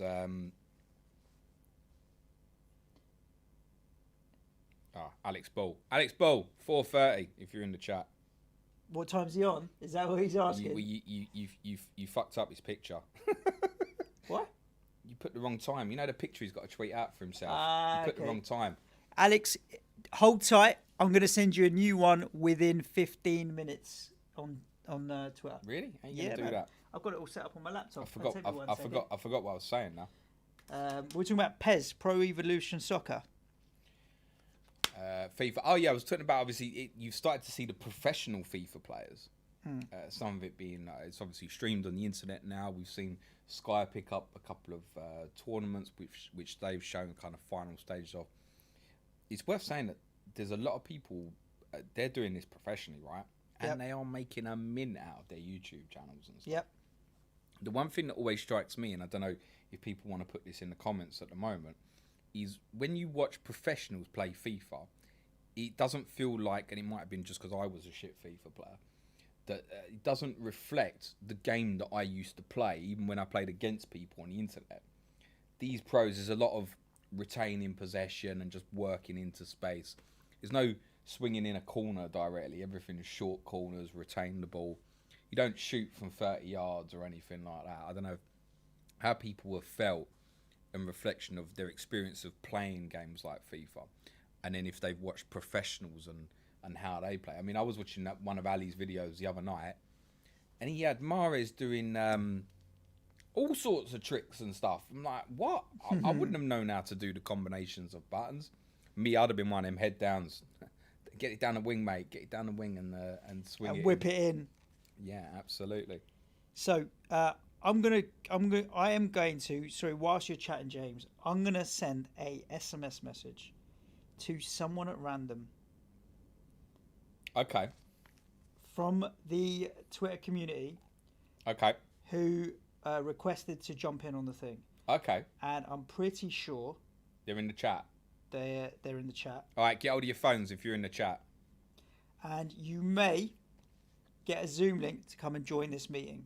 I just got to find the Zoom link. And then we're going to be good to go. Link copied. So you're sending someone a Zoom link to someone random now. Yeah. So they can join in the call. Yeah. Do we know who it is? Yeah. Oh, so you have been selective? No, as in like there's 15 people that sent us links. Okay. Shit's actually change of plan. Oh no, he's done change it of plan. What's the change of plan, Suj? You're about to find out. Oh no, what are you doing? I don't trust you when you come up with No, ideas. this is actually a really good change of plan. Go on then. I have just had a DM from someone who said, look, if Gaff can't come on and talk about FIFA, I'll come on and talk about FIFA any second now. I'm hoping I'll send them a link. Join, please. And I have no idea who this is going to be. No, you do not. Not a clue. Nah. Do you want me to know? It's up to you. It's fine. He's a bit Steph, isn't it? Is it Steph again? Nah. He ain't doing no work, is he? We can't do... no, to be honest, I'm impressed that those boys, and they won't mind me saying, young hustlers, right? They're in their early 20s. They are hustling hard. No ifs, no buts. They love it. They're straight all over it. Right, I'm hoping this meeting request works fine. While you're trying to make that meeting request work, I'll get back on YouTube and see what people are saying. Yep. There was always a chance, guys, that with 24 hours, stuff would go wrong. Dermot Gary, good day from Melbourne. Good day, mate. What's the time in Melbourne? Patrick Lawson says, opinions on esports being in the Olympics. Personally, totally against it. Yeah. Right, James, our guest is here. All right, who is it? I've just admitted them into the meeting room. He's coming. Who is it? All the way from Amsterdam, or, well, outside the Holland, Koen Karam. Oh, Koen! Yes. Hello, mate. He slid into my DMs and said, look, if Gaff's not coming on, I play a lot of FIFA. And I did see that you do play a lot of FIFA. Wow, how are saved. you?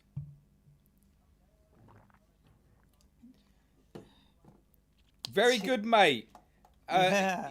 Correct me if I'm wrong, but you haven't bid yet for that Raheem Sterling shirt as a Man City fan. Yeah, get in there, Man City.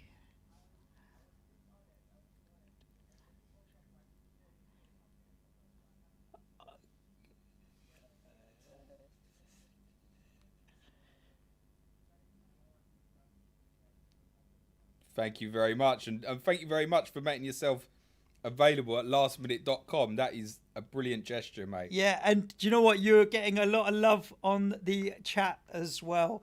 So, and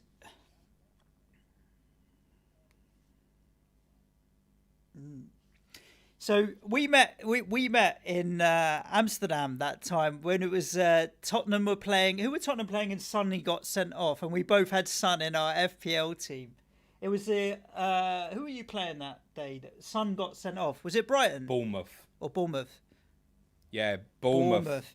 We both had Son in our team, and randomly, I was out there for my wife's friend's birthday, and they still found it weird that we wanted to meet up and talk FPL in a pub in Amsterdam with someone that I'd never met before. Since then, obviously, you've been over to the meetups and stuff as well. Sorry. Yeah, I was saying that after we met up there, you've obviously been you've been on Scout and all of that kind of stuff. Now, do you play a lot of FIFA then?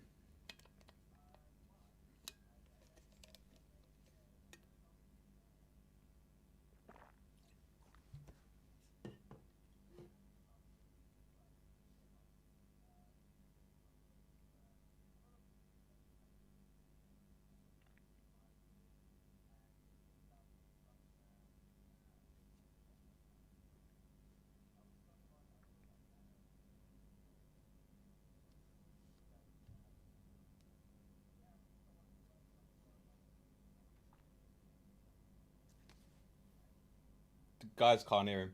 Ali's on Zoom as well. Guys can't hear him. People can't. What have you done? Sorry, the guys can't hear you. No, I think it might be on our end. Hold on.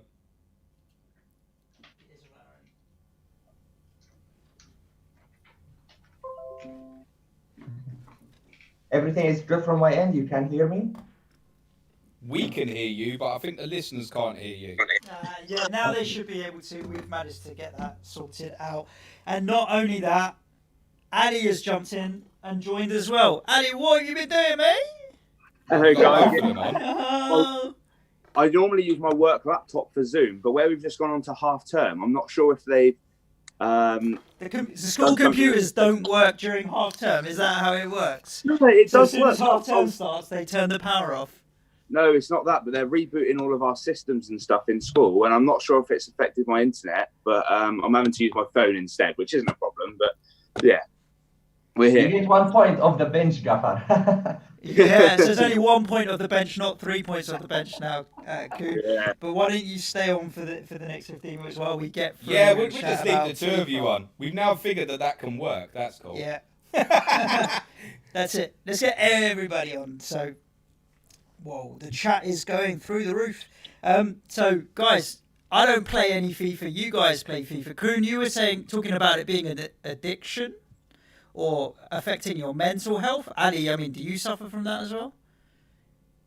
Not so much. Maybe more so this weekend than any other, conveniently, but because yesterday was by far the worst in terms of the gameplay that I've experienced. A lot of players do complain about the gameplay, but I don't think I'm a strong enough player yet for it to really affect me. But yesterday it was exceptionally bad. What's that mean? I mean, to be honest, because like for a real dum-dum, are you saying that like your controls will not work? What does bad gameplay mean? It's a really difficult one to explain. I sent a tweet out yesterday, and a chap replied to me about it, saying it's basically like your players are going in slow-mo. It's a really strange one, and it sounds like you're just kind of making excuses, but you're chasing the ball. Your opponent's through on goal, and you're chasing back with one of the quickest players in the game, and they're just not. It doesn't look like they're sprinting, or you try to shoot and the game doesn't register your shot as quickly as it would do normally, or skill moves are pretty much unusable because it just doesn't respond when you want it to. So by the time it does actually use it, the player's tackled you or whatever. And is that because it's all online now, as in you have to everything's you're streaming playing as opposed to whacking a disc into a PS2 or something like that? Well, I don't think it's anything to do with that. I think it's the overcrowded servers, and there are rumours around that EA, the company, wants the lesser players to have that feeling of accomplishment so that they carry on playing, because they're the ones that would, if they're not very good at it, just give it up quite quickly. Whereas they know players like myself that have played for years, because we've had an account for years, they're not going to lose us. So yeah, they maybe try to balance it like that. I'm not sure how much truth there is in that, but yeah. I'm interested as well, both of you guys. Kuhn, maybe you can tell us, Karam, what's like money wise, because one thing that really confused me was when someone started explaining to me like the player cards, and then you can buy an upgraded player pack, and then they started saying, yeah, I spend thousands on FIFA. I fell off my chair when people were like spending thousands of pounds on this. Well, the general idea of FIFA is actually when you start the game in September, when the new version release, you start with base cards. We call it gold cards or silver cards or bronze cards. Do you know about this, James? About what? Sorry. Bronze cards, silver cards, Yeah. cards. I don't know. No, it has to do with the rating. It has to do with the rating. So basically, West Ham players are bronze. Yeah, are the worst. Lead. We should be like lead cards or something like that. Yeah, exactly. And what happens in FIFA is a reflection to what happens in real life. So, for example, there was a weekend where Aguero scored a hat trick against Aston Villa. Then they released a special card, an upgraded card to his original one. And usually these cards can come in different ways. It's either sold in the market, which requires you to open packs, and open packs requires you to open it from your own bank of coins, or you have to spend money to open these packs. And it's quite attractive because a lot of people like Aguero, a lot of people like Ronaldo and Messi, and they chase these packs, they chase these cards to the point where they can spend lots, hundreds of euros and pounds without even noticing that I'm spending much, because that specific target, I want this card. And FIFA money making is through promos during the game cycle. So the game is usually from September until August. During that time, every 2 weeks, 3 weeks, 4 weeks, they have a new promo, which means that I'm gonna release new cards for you, upgraded from the first one. So you have to get them to stay up to speed with the game cycle, because the base card released in September, they will not be powerful anymore. And there are a lot of people, I would put them in a category of casual people who don't take the game very seriously. They don't want to spend hours on FIFA, mining the game and grinding the game. Those people have the tendency to spend more to get these cards. Also, the streamers, for example, to get more attraction, they do that. But there is a side of the smaller group of people which are growing year by year, who try to do some trading, which means I'm not going to spend any penny on this game. I'm going to stay as long as I can in the market and try to buy cards cheap, sell high, and make coins. And from these profits, you can buy these cards. So it's a very dynamic game in terms of cards and in terms of staying up to speed with those games. Ali, do you trade your cards? Do you buy your cards? Yeah, I tried to do a little bit of trading at the start of the game. It's useful to do it earlier on, because you start from scratch when a new game is released. So it's useful to trade early on so that you can get some coins to actually build a decent team.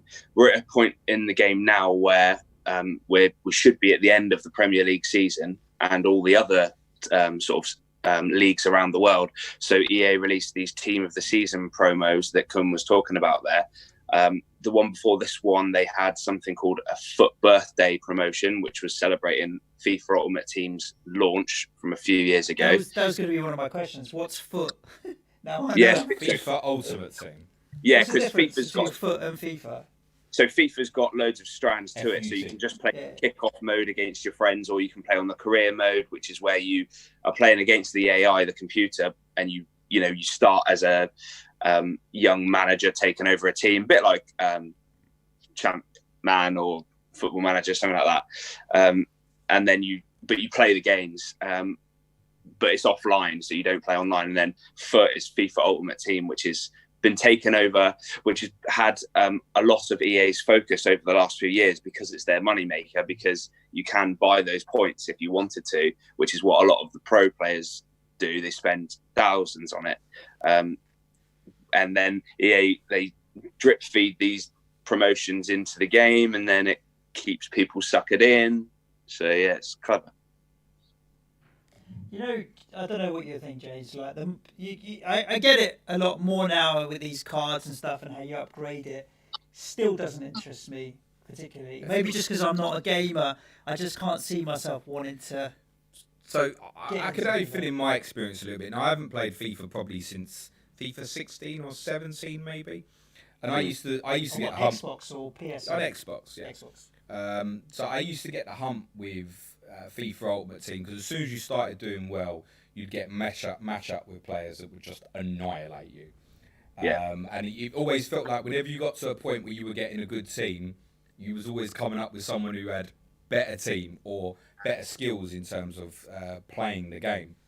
So you used to get the hump with it. So I think the last version I bought, I didn't even play FIFA Ultimate Team at all. But I never spent any money. That's one of the things I'm really interested to ask, because I think this might have quite an influence for a lot of people in the chat who perhaps got children. So are you guys spending money now? Because I never spent a penny. And I know there were certain extras you could buy, but it never particularly interested me. I think we've seen some stories now of some kids going out and spending like hundreds and possibly thousands of pounds on extras for games like FIFA. So how can that be managed to stop? And for yourselves as players who want to improve in that community, where's the line? Where's the line in terms of what you're spending? That can go to either. Whoever speaks first. Go. Do you want to go on that one, Ken? Yeah, go, Ali. All right, okay.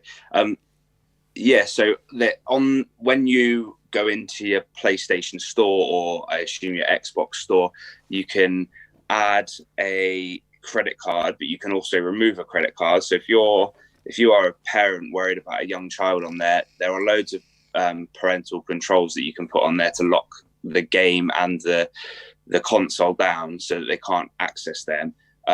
Similarly, if you're a player that wants to sort of spend a little bit on it, then it's really easy to sort of add a credit card. And that's the scary thing. It is easy to add cards to it and then buy these points, FIFA points, so quickly. You can do it within 30 seconds. You could have spent £80. That's the maximum.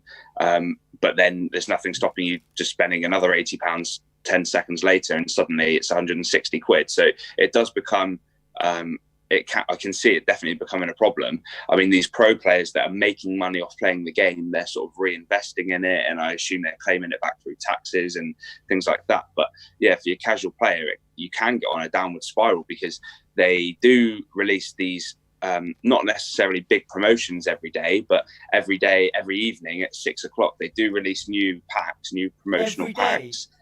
Every day at 6 o'clock, they release these new promotional packs. And every day at 6 p.m, 7 p.m, and 8 p.m, they release these things called lightning rounds, which is where some of the best packs in the game they release like 100,000 of them, and they go after about a minute and a half. So players want to come in and buy them as quickly as they can, which means they'll load up on these FIFA points if they don't have coins to pay for them. Which is why it's beneficial to do the trading earlier, so you make coins rather than needing to buy points later. But it is scary how quickly you can upload points and buy these packs. Yeah, I mean, that is one of the main things that I really wanted to ask you. Is that an issue for you as well, Good? Well, I'm lucky to say that I'm on a side where I saved my money in my pockets.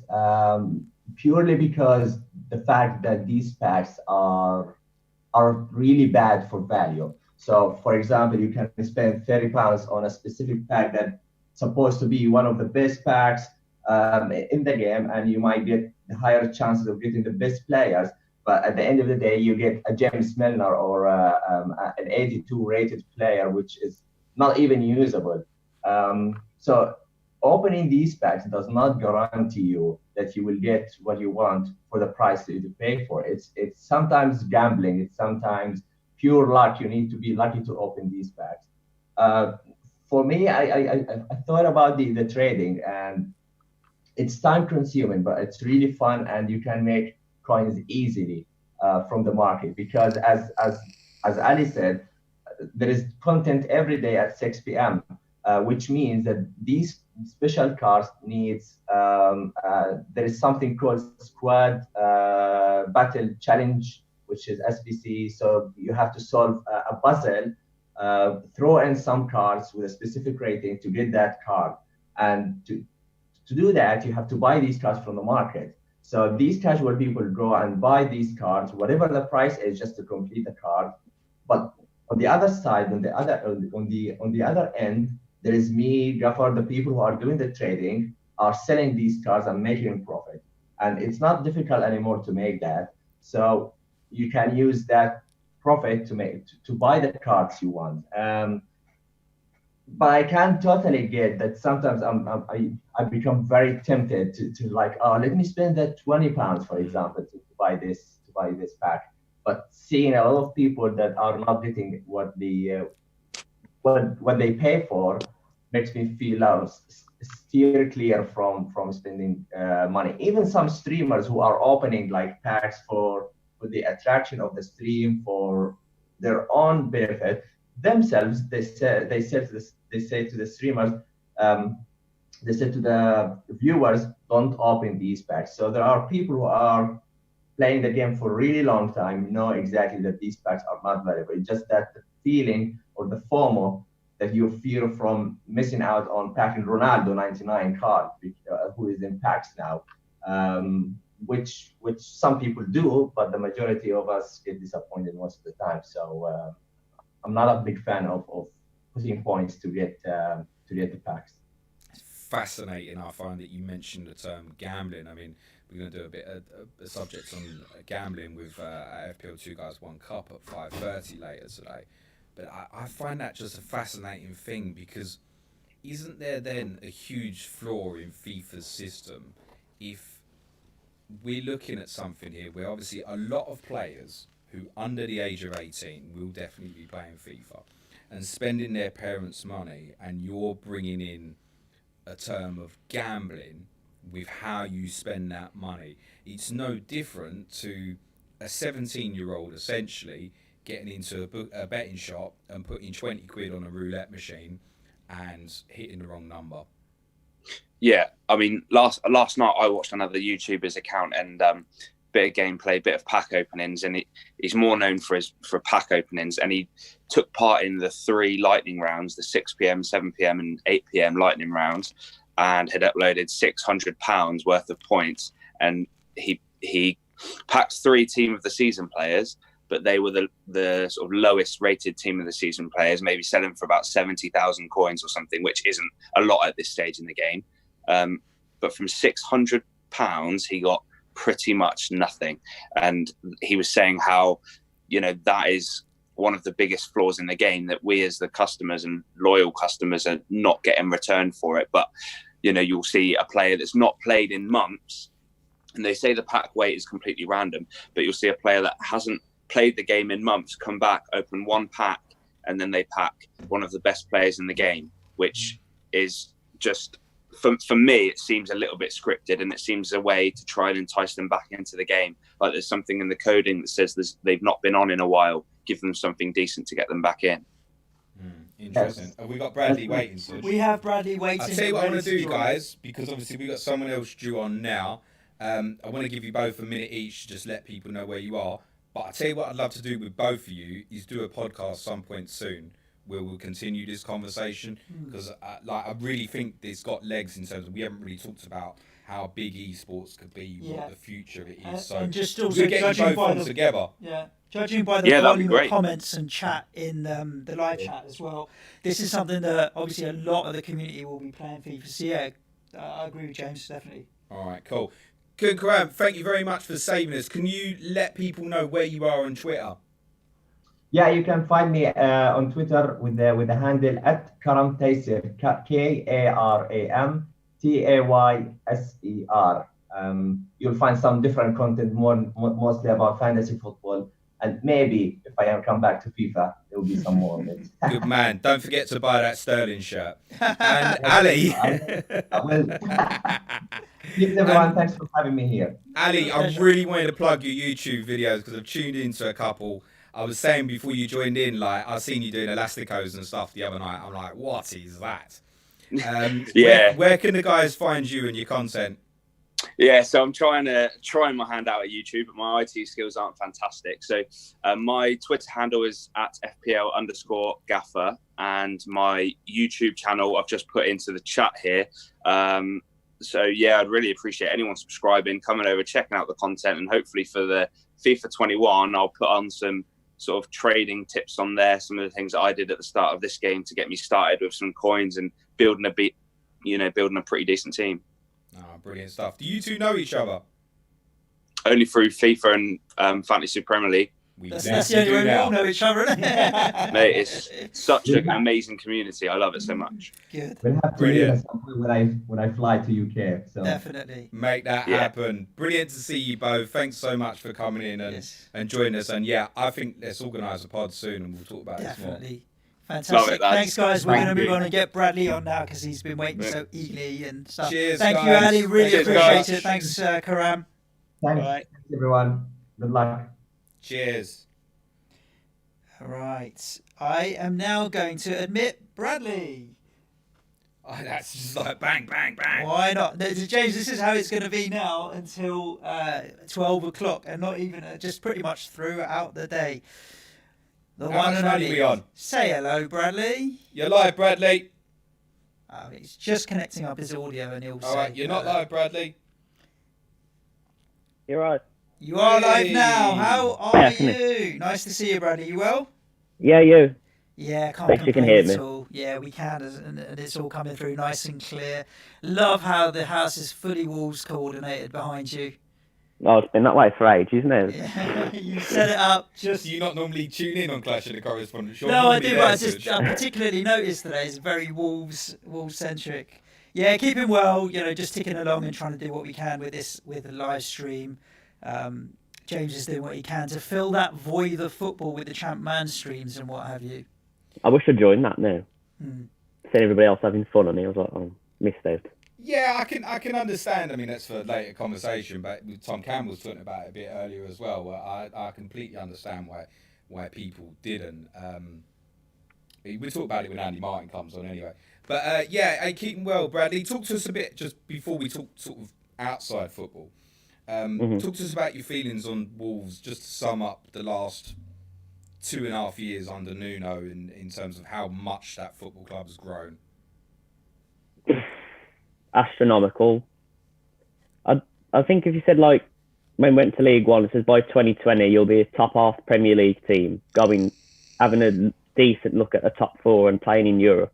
I never imagined Wolves playing in Europe. I don't know if that's in my lifetime, and I don't know if that's a bit silly to say over the course of your lifetime, but it was just something that never registered could be a possibility in my head, because I'm just used to being a championship team that's just trying to get to the Premier League and just survive. So to even compete in Europe is something I feel lucky to witness, because not many Wolves fans have. No, I can relate to the growth of that in the sense that a true story, Suj. I remember visiting a friend in hospital around about 2003, and Spurs had started the season very well, and he was like, "I really think you'll qualify for the Champions League this year." Yeah. And I told him straight, I was like, "I'll tell you what, I will run down your street naked if we finish in the top four this year," and I genuinely would have, because I couldn't ever visualise at that point in 2003. Having watched a side that was regularly finishing 10th, 11th, and had the odd relegation scrap every year, that we would ever play in the Champions League. And even the first time we got into it, I was like, this is a one-off. Let's enjoy this while it'll happen, never happen again. But I feel like it's clear, Bradley, and you'll know, and listeners will know, I've been shouting this all year, that I really thought you had a serious chance of not just doing well in that competition, but possibly winning it because of how you play stylistically. I think it's clear that the club is well positioned to have many more of these European nights to come. Yeah, I think the way they recruit is now as well. I think they silently get some quite good young players in, ready. I think Nuno's added another one to his senior squad now for when we restart, I think, called Christian Marquez. He's only 17, but I know Bayern Munich was sniffing around him. I think he's Wolves' record youth level signing player. I think he's a centre-half, and he's training with the seniors now, so... Better than Vallejo then, yeah? Oh, God, yeah. He probably hasn't physically developed either. He's just already better than him. No, if you think of the age profile of the squad as well, I mean, we were laughing the other day on the quiz about how old Neves was I couldn't 23. believe how, He's couldn't very believe young. how young he was. How old's Jota? It's the same. Yeah. They're both really experienced for their age. Because Jota was playing for Pacos Ferreira at like 17, probably. I think it was. Neto's what, 19, 20? Yeah, 19. Yeah, Neto's going to be a big player, I think, especially next season. He could be a cheeky FPL player, I think. All right, He can't use pushing. Yeah, and the thing with Wolves this season with the Europa League is, unlike a lot of clubs that struggle with Thursday, Sunday football, you've been able to cope with that, and you've not rotated at all really in the Europa League most of the time, unless you've been through in ties. You've not really rotated that much as well. See, if West Ham were to even get a sniff of it, I'd start getting worried that if we get into the Europa League, Thursday, Sunday is going to screw us up and we'll get relegated the next season because we don't have the depth and we're just not good enough. But you've completely broken the mould of rotating for the Europa League and being able to cope with Thursday, Sunday. Yeah, I think I said at the start of the season, don't know, when you asked me if I was worried about it, I said no. And I think it's just the mentality of Nuno and the squad. Most of the players are used to playing European football anyway, but I just think the club's grown with it as well. I think they've progressively got better. And at the start of the season, it was tough because that was literally every week was Thursday, Sunday. But once we got to the group stages, it started to stagger a little bit. And I started to think we played a bit better, actually, when we had a bit more games in the week, oddly enough. They seemed a lot more sharper. Keeps the momentum going, doesn't it, potentially? You can get dragged on in Europe, particularly in the second half of the season. I think in the first half of the season, it really focuses minds to having the 3 games at a week. And I know what you're saying, Bradley. I relate to it in terms of that constant, particularly when you've had good results. Keep that momentum going, right? Win again Thursday, another good result Sunday. Whereas sometimes you have that empty week and you've had a bad result and it fixes on your mind and then you need to change the form. Or even playing in Europe, you go from bad result, you play a weaker side, but you win, the feeling's positive again. I've had many experiences of that, obviously, on Thursday nights with Spurs. But I certainly felt in the second half of the season, that got harder. Because then it was less about the focus in the mind and it became more about tired minds. Is it also because the domestic cup competitions are possibly more intense as well? And I just think mentally you're getting into the business end of the season. Like, I've seen Spurs in the quarterfinals of the UEFA Cup and being like 4th and 5th in the league at the time. And suddenly mentally it's like, I need to save a bit in the tank for Sunday and stuff like that. Whereas I think earlier in the season, you're freer of mind, if that makes sense. You can play with a greater freedom mentality-wise, whereas you get to April and it becomes pressure of that Sunday, Thursday thing. I think we saw that very much with like Arsenal last year. I think really struggled with that balance, for example. We won't know yet, Bradley, unfortunately. Mm-hmm. Talk to me. Go on. I thought we was better off in the second half of the season. I just thought the start was harder because I was starting earlier. Well, that's when we was a bit all over the shop, I think. We won't really know because you came back and obviously, who did you play in the last 32? Espanyol. Yeah, who have obviously been really struggling in Spain this year. You had a great result against them. Olympiacos might have beat some team from South London in the last 16, can't remember. But you were in a good position with them, but you can't really judge from the 3 games what the potential impact would have been on how you'd have finished that season. In spite of me saying I always thought you had a great chance to win Europa, I never really thought you were going to finish top 4, even when you had the result with City and stuff. I just felt it would be a step too far, and I think consciously I kept thinking, these lot are going to do really well in Europe. I don't know. Top 4 was... The consistency of some of your Premier League results lets you down sometimes. Yeah, sometimes we draw when we should win. It's the draws that you should win is the ones that hurt the most, isn't it? Yeah, because we don't lose a lot of games. I think I don't know if we still am now, but I think only Liverpool lost more at one point. I think it's huge credit that people will have forgotten that you only came up just over 2 years. Yeah, it's forgotten. It's like Wolves are a side that regularly challenge for Europe. That's what's important. I know, it's crazy when you think about it like that.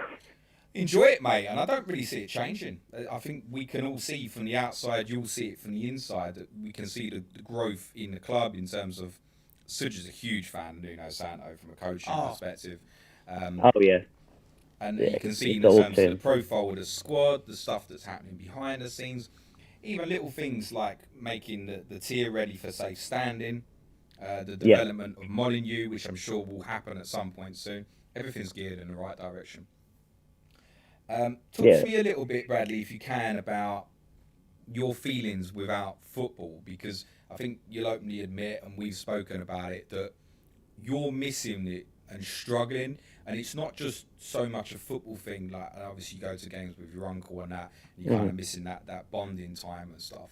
Just, if you can, and it's difficult, just elaborate a little bit in, it's kind of a taboo at the moment that it's not acceptable to miss football because there's more important things, and I think we all know that.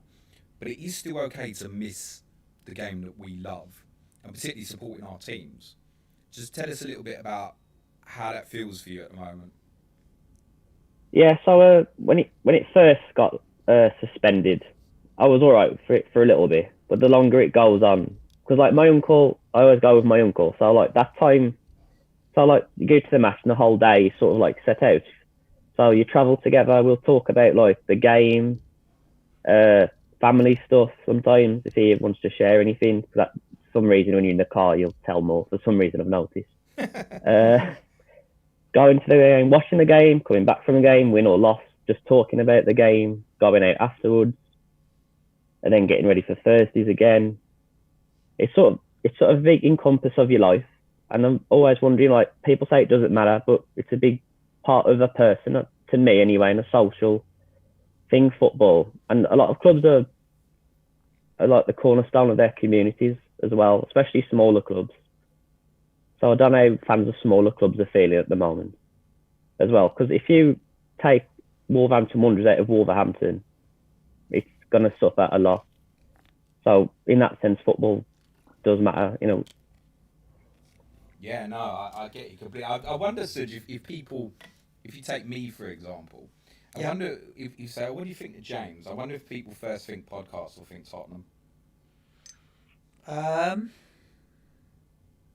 I think Tottenham.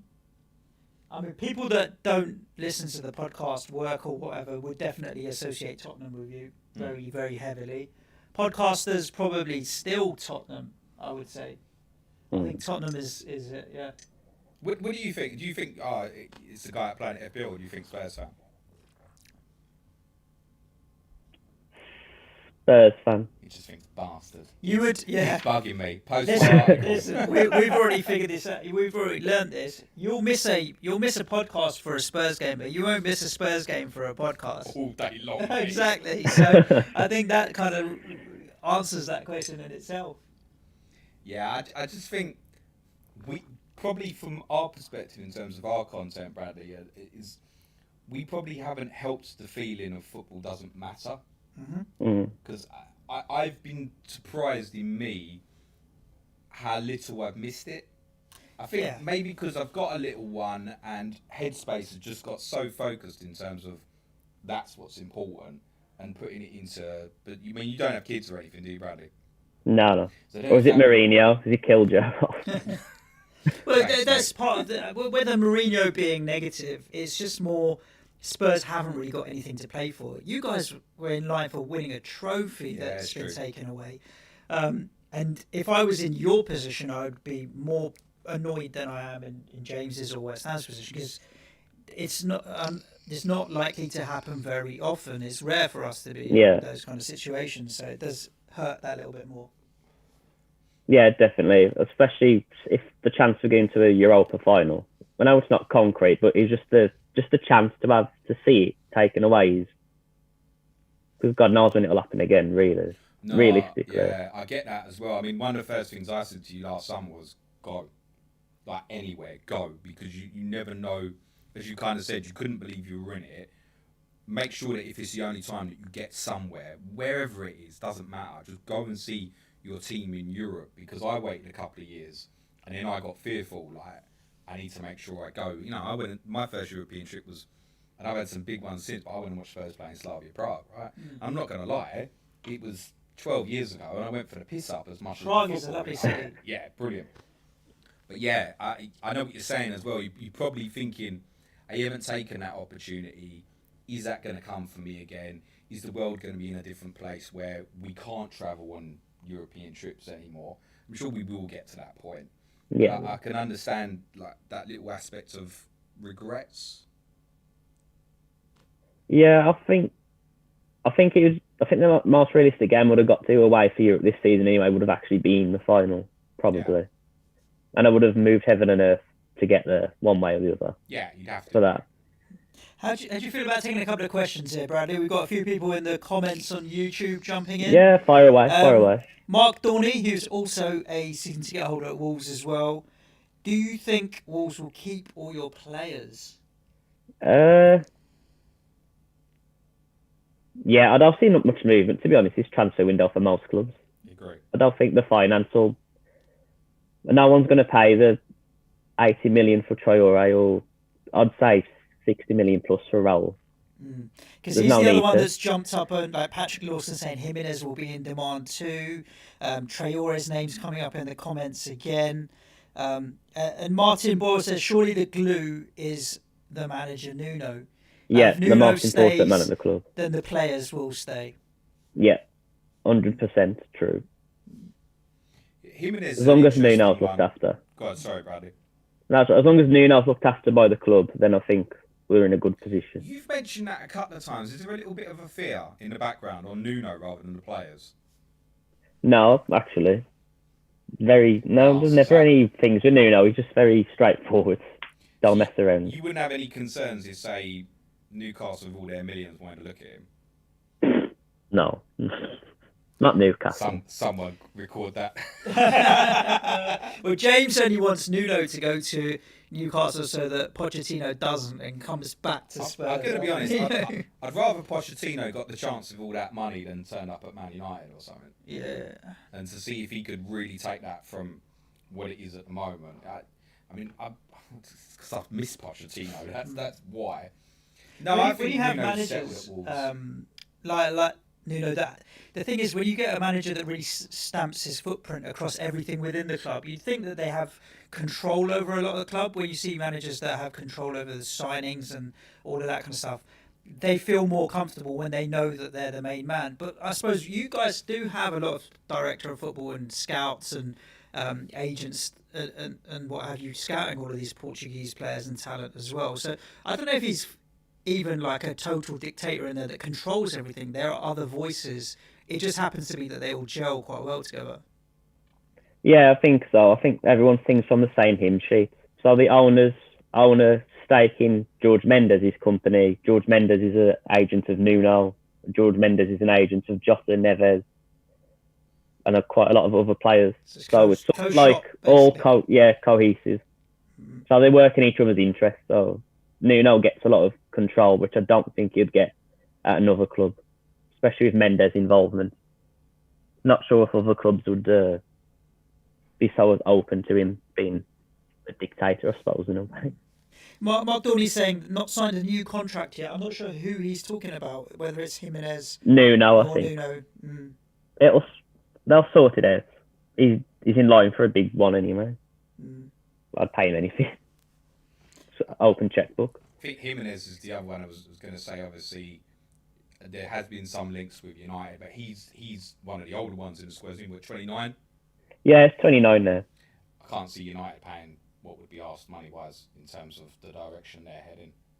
No, I just can't see it. I don't know where he will move from Wolves at the moment, if I'm honest. It just looks like it's on a forward... It's on an upward trajectory, isn't it? Yeah, without a doubt. Where I've got you, Bradley, what do you think about other Midlands clubs at the moment? We're obviously going to have a chat with Adam in a bit about London clubs. Where do you see, careful with like West Brom and I know we talked about Villa a little bit when you came on with Adam Hopcroft and that. Where do you see as in competition in terms of the Midlands or who might step forward? I mean, are Leicester a rival in any way or is it too much distance? Too much distance for me. I think my uncle got a bit with Leicester because he's older, and I think they've had a few in the past, like promotion battles with each other. But for me, Leicester not a rival in any way. Just West Brom and Villa, is it? Would that be fair? And Birmingham. And Birmingham, yeah. Birmingham matches can be a bit tasty. I think Wolves Birmingham, and I think Championship matches. Yeah, I think Championship matches. Birmingham will be near top flight football for a very long time. They're just a wreck behind the scenes. Any thoughts on Villa financially? Should they go down? Are they? What's the feeling in the middle? Are they in trouble or? I'm not. I think they just have to have a fire sale. From the sounds of what they say, Grealish wouldn't be there. They'd be gone. He'd be like the first player. He's got to. I think even most Villa fans would accept that now and just go, "This guy's got to be playing Champions League football on that." Yeah. I think if he stay, I think if they stay up, I'm not sure if he'd leave. Do you think he might stay? I think so. I think people underrate how much he's actually stayed there. Yeah, a lot of people when he's worshipped like a hero. Stay in his house, Bradley. But... He might be a knob, but I think he does care for Aston Villa. I don't think that's ever in question. Not at all.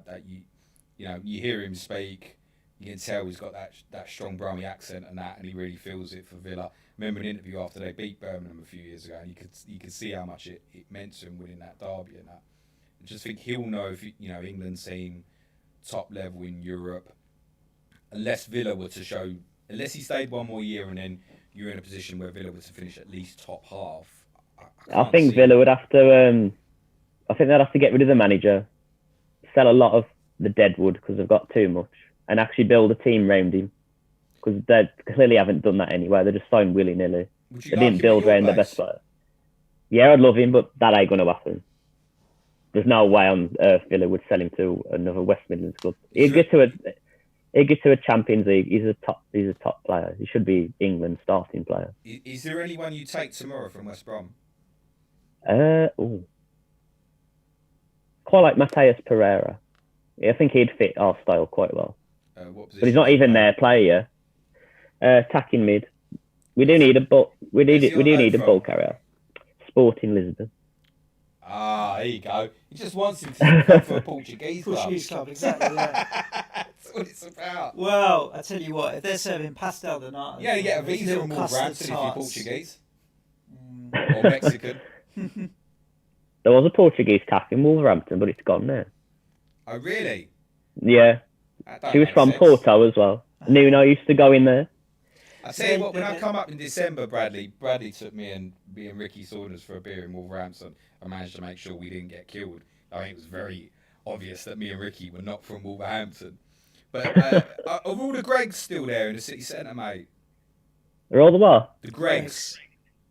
Oh, yeah. I've never seen a place like it, mate. Portuguese cafes, right? Did you ever go to that Portuguese cafe? No, I didn't. It's only really small. I had a couple of really good mates when I was back at uni and stuff that were from Lisbon and what have you. They have this dish they make called a francesinha. That big sandwich, yeah. Okay, so it's bread. It's anyone else thinking about girls now? Egg and cheese. So fried egg, melted cheese, bread, and then they fry that with more cheese on top. So imagine a heart attack, which is a pure heart attack. A fried egg, fried cheese, fried bread, refried again with some sauce on top. And chips on the side. Yeah, and chips on the side. That shit will get you into a hospital with a heart attack so fast. Francesinha or something. Someone in the comments on YouTube will let me know exactly what it is, but that I think it's about 3,000 calories. It is 2,000 calories or something ridiculous. That's Portuguese food. That's that and the pastel de nata. I think you might be overestimating the FPL community. I've never heard of it. Bro, Bradley had heard of it. There you go. She sounds lovely anyway. I'd love to meet her. Oh dear. Flapjack's in and he says morning all. It's not morning, mate. It's coming up to lunchtime. We've been here for nearly 4 hours, 55 minutes and 10 seconds according to the ticker. Bradley, thank you so much for joining us this morning, problem. Mate. I know I put you on the spot there, but I think to sum up, it's okay to miss football, mate. It's absolutely fine. Where can the guys find you on Twitter? Parker_Bradley. Oh, I've got my own name right under the press. Bradley, unless you've changed it, mate. Well, don't think, unless they've been hacked while I've been on air. Nah, you're good. That's on you, mate. We'll let you go, and we'll get obviously Adam on in a minute. But thank you very much for your problem. time, mate. Yeah, appreciate all the soon, support that you've been given and stuff and what have you. So stay safe, Bradley. Thank you for joining us this morning, man. Thanks, mate. No problem. Good luck with the rest of the day. Thank you very much. Take care, mate. See you later. Ciao, mate. Do you want to? We got a couple of minutes before Adam comes on. So do you want to give us an update on? Well, we need numbers to and know stuff? Adam's got out of bed yet because this guy's like early 20s. I don't know how these kids roll these days. Adam be fine. He'll be up. We have now raised £1,620, James, plus the Raheem Sterling shirt. So that was at £250. Our friend at FPL 2 Guys 1 Cup, Shamil, was keeping an eye on the tweets. So that means we are now touching £1,900. I would love to still get to £2,000 by midday. So if anybody hasn't donated and would like to donate, all of the money from either our Patreon subscriptions or the Virgin Money giving link, which is in the description or on James's Twitter bio, virginmoneygiving.com/PlanetFPL24, will go directly to NHS Charities Together, which is the NHS Charitable Trust, where they support families and carers and anybody and everybody to do with that community. So that's what we're obviously raising money for at the moment. We're just sitting here chatting. It's the community that are coming together and have been putting their hands in their pockets. Can I give a few of them a shout out, James? You can. Just before you do, a lot of guys comment in the chats, and I've had quite a few DMs. Thank you for everybody who's done that. About can we get the description in the chat of the link for? Yes. So I'm gonna say something dumb as hell. How? Okay. Can we do it from 12 o'clock? So the description in the chat. No, so when you load up the YouTube video, you put a description in. Can we put a link into the giving page? Yes. Yes. We'll get that done from 12 o'clock, but for now, if people can head to my... Yeah, I don't know if you can amend the description once a video is streaming. You're going to do a new video from 12, isn't you? Yeah, so then we can definitely get it in. So bear with us. And I'm going to share it in the chat. Obviously, at 11:55, we have to... Because we have to split this into 4 videos of 6 hours, basically, to not get shut down.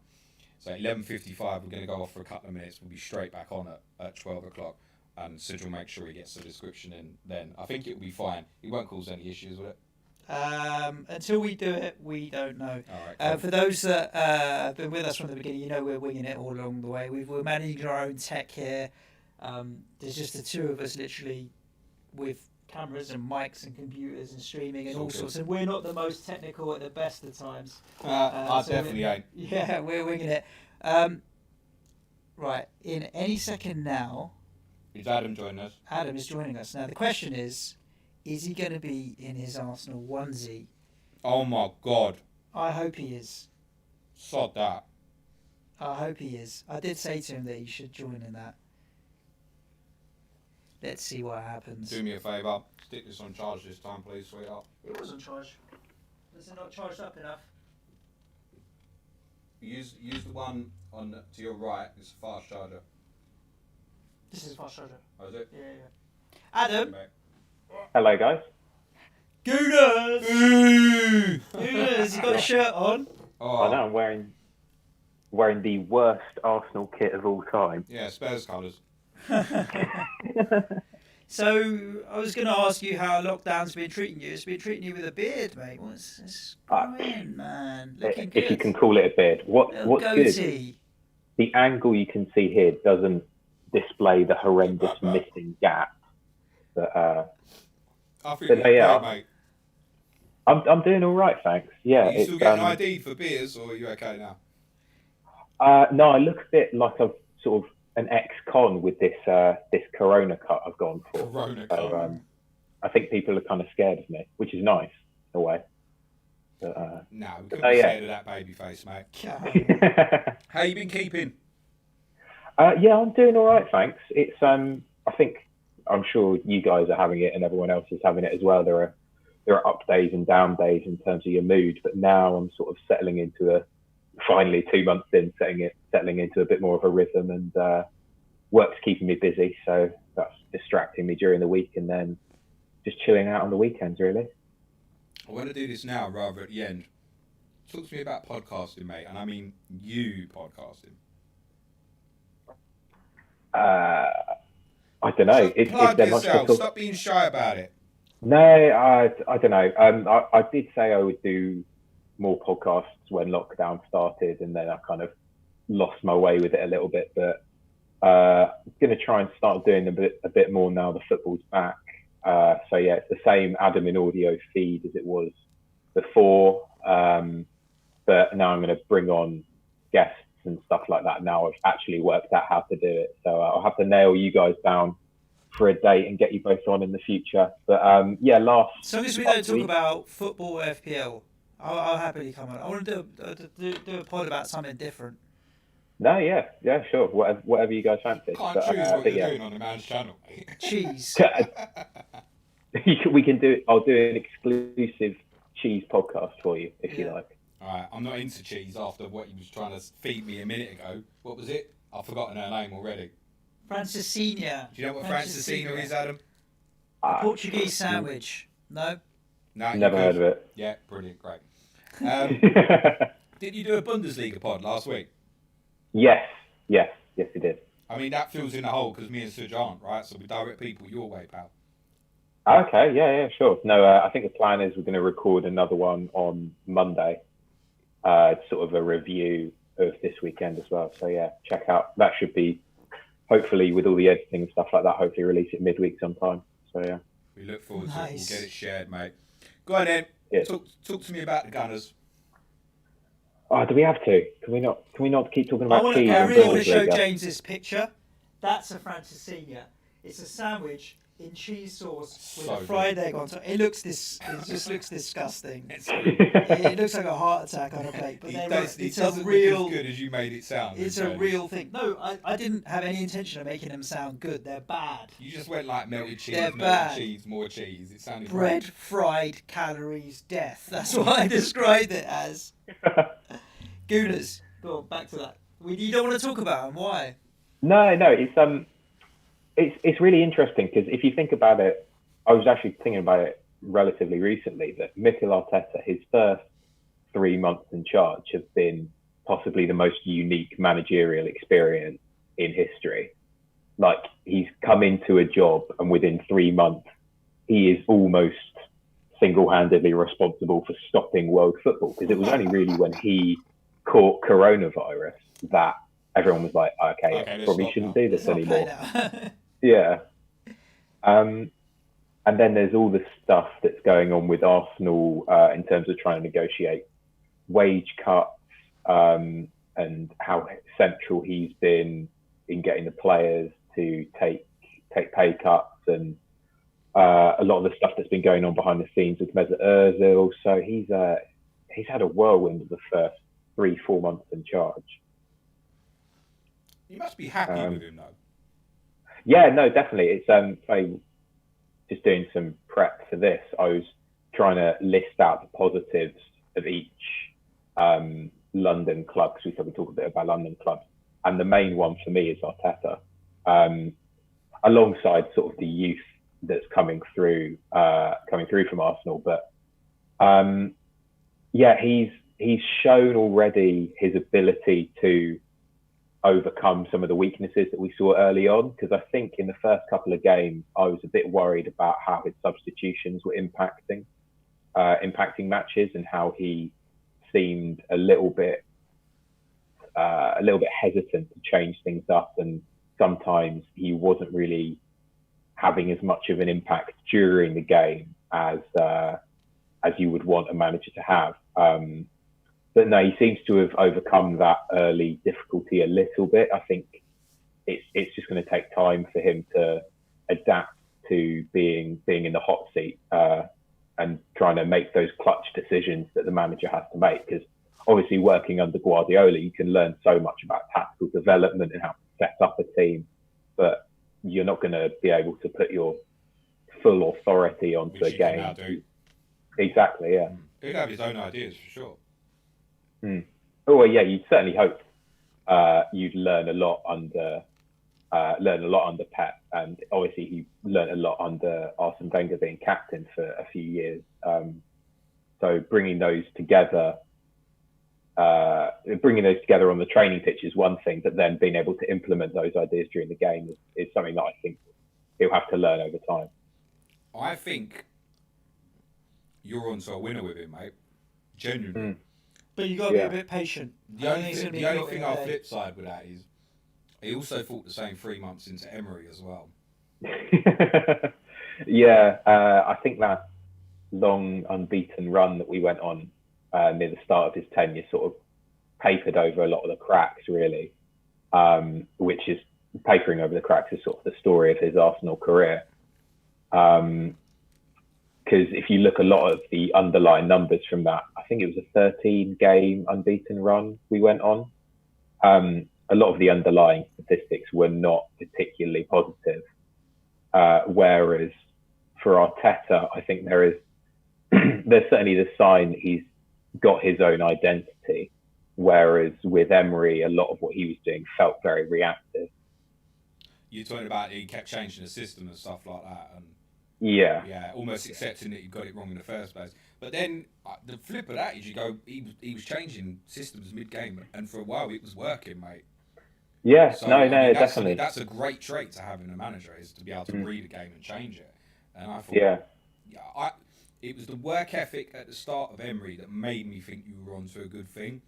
And the thing is, like, you can see that now with Arteta again as well. Where I think the effort in the Chelsea defeat, particularly, a game that you really shouldn't have lost because of the effort that went in, particularly into the first hour of that game. And I think the players just couldn't handle the stamina of that for the 90 minutes or so once Chelsea decided they want to play. But you could see, I think, like, did you go to that game? The home game, no. No. The players got clapped off, didn't they, in spite of losing? Which is quite unusual, I think, when Arsenal lose at home, that the players would get clapped off because they could buy into what they tried to do on that day in terms of the effort that they put in. I think at the end of the day, that's what most football fans is all we ask for, isn't it? Go out there and give it everything. You know, leave yourself on the pitch. My only concern for you, and it's not a concern because I obviously hope it falls apart, but I would be concerned about some of the players in that dressing room and the fact that I felt I saw that with Emery, and I feel like I'm seeing it again now. And are they ready to last the distance? I mean, the change in Aubameyang in terms of his mentality with that armband now, he's running around like a nutter. Yeah, it's interesting. So I think a lot of the players that you would worry about are coming to the end of their career. So if you think of Ozil, Mustafi is coming to the end of his Arsenal career, certainly. Did Mustafi start, mate? Oh God, let's not even your decent performance in amongst there. To be fair, him and Koscielny at the start of his Arsenal career were a really, really good partnership, and then you sort of wonder perhaps that was more Koscielny than it was Mustafi. But anyway, a lot of the players that I would worry about whether they have the mentality or the personality to adapt and buy into this new system, I think are coming to the end of their Arsenal career, or even if they're not, I think Arteta will have the buy-in from the hierarchy to sort of mould the squad in the way that he wants. Certainly, I don't think they're going to stop him from selling any players. They might stop him from buying players, but I think if he wants to get rid of people, I don't think they'll have much of an issue with that.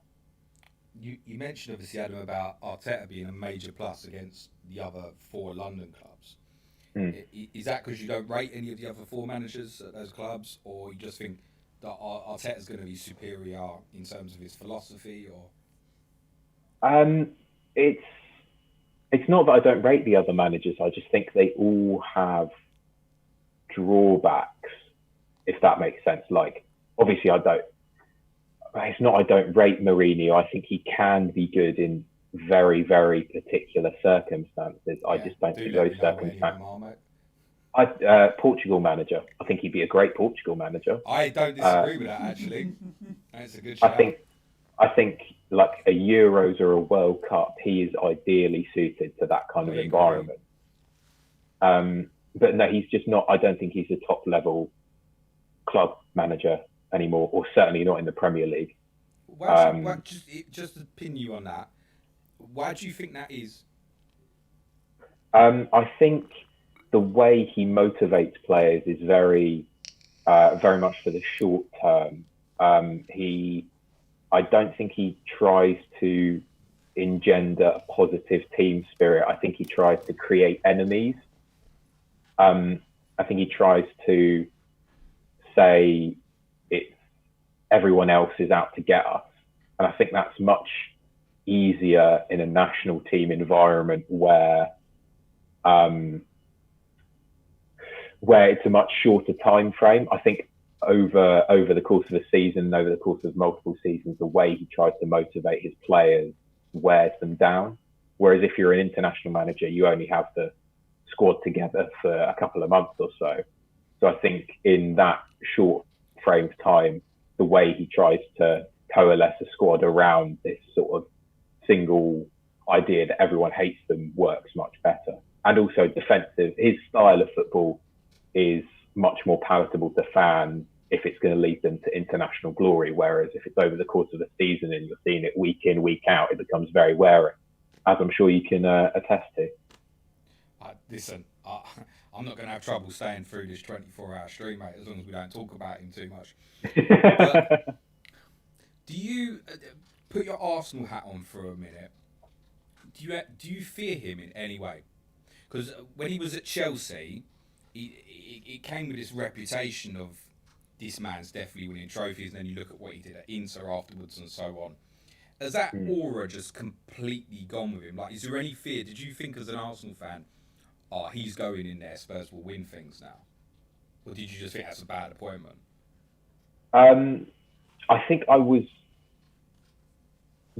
did fear, in air quotes, initially, because I thought, well, if he can solidify your defence, and he's worked with relatively aging defenders in the past, so I didn't think that would be too much of a trouble in that regard, because I know a lot of the issues you had raised, James, was around how your centre-backs was starting to slow a little bit in comparison, and whether Pochettino's high-intensity style was grating up against that. So I thought, well, if he can solidify the defence and effectively just say to the attack, you guys just go run the show effectively, I thought, well, he could be onto something here. And then, of course, injuries happen. The way he's managed Ndombele from an outsider certainly seems a little bit ridiculous to me.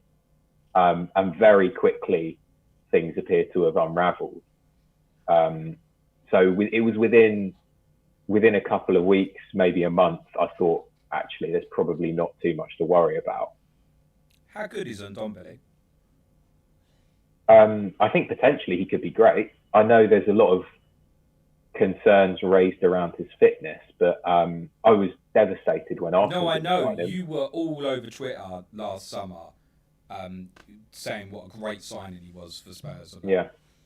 No, I genuinely believed that at the time, and I still believe under the right manager he could be excellent. I think in Ndombele, Lo Celso, Dele Alli, I think there's a midfield there that has the potential to be certainly the best outside the top two.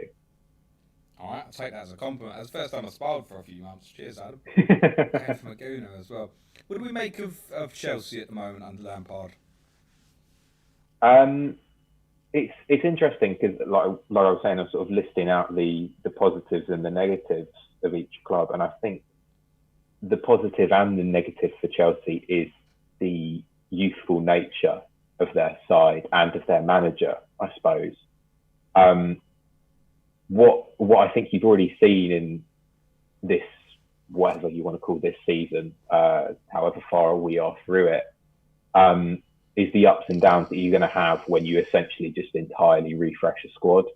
Like they have shown the ability to fatigue and that intensity that they had at the start, where I think a lot of people thought, oh, they're nailed on for top 4 when they go through this great run, and Tammy Abraham is producing sort of statistical underlying numbers that put him up there with Aguero in terms of finishing. And so I think there's that ebb and flow that is going to happen with a young squad, where I don't know that they're going to be able to keep it up for a full season. So I think they need to start supplementing it with transfers of people in that middle bracket, people who are sort of the age range of Kovacic, the mid-20s, who can sort of come in and put an arm around those younger players, but are able to put up the sort of minutes that some of the older players can't. I think we're looking at Chelsea from a buying perspective. There's been a shift, hasn't there? And obviously the shift towards youth this year has very much come about because of Lampard, although there are still rumours knocking about if Chelsea don't finish top 4, they might change again, which would seem ridiculous, but because it's Chelsea, it's kind of becomes accepted that might be the way it goes. But I think obviously they can go back into the market now. You're looking at people like Ziyech. I've obviously seen play against Spurs. He's got certain similarities, I think, to say Mahrez, for example, but he's not at that top level of player when they were going and buying like Shevchenko and Torres and stuff like that. There's certainly been a shift where Chelsea, for whatever reason, are not at that top power table financially. And then if they are spending it, they're spending it more on something unproven, like Kepa, for example, who might go on to become a very, very good goalkeeper, but at the moment it looks like a ridiculous sum of money compared to what City and Liverpool got Ederson and Alisson for, respectively, really. Yeah, no, I agree. I know a lot of Chelsea fans think Kepa has probably is not very good, and I think it goes under the radar how bad of a transfer that has potentially been, because it was he's the world's most expensive goalkeeper, isn't he? Or is that? I'm aware, yeah. Yeah. And I know he's young, but if you think, again, looking at the other London clubs, is he probably the worst goalkeeper out of them? I'd say so. Out of the starters, anyway. What's your thoughts on Palace? Because they're the easy one to kind of forget in the conversation. What do you think of them moving forwards? I worry for them moving forwards. I think they're far too over-reliant. Everyone knows they're reliant on Zaha, but I think they're far too over-reliant on him. And you see what happens when I don't think he's been particularly good this season. And from an attacking perspective, I think they have seriously suffered. And the age profile of their squad is just horrendous. I think the youngest player to get any sort of minutes this season has probably been Max Meyer, and he's 24. So it's not like he's even particularly young anymore. Came with a great reputation and isn't really had a look in really properly. Yeah, no, he was signed was he on a free from Schalke? I was stunned when they got him. No, definitely. He was linked with Spurs for a while, wasn't he? Yeah, absolutely. Yeah, and he's just getting.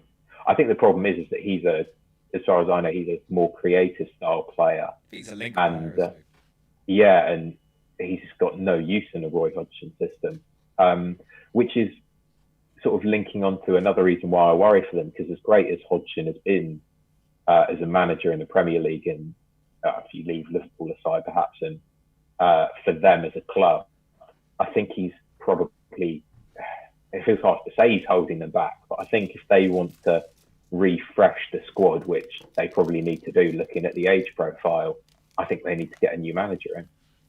That's interesting.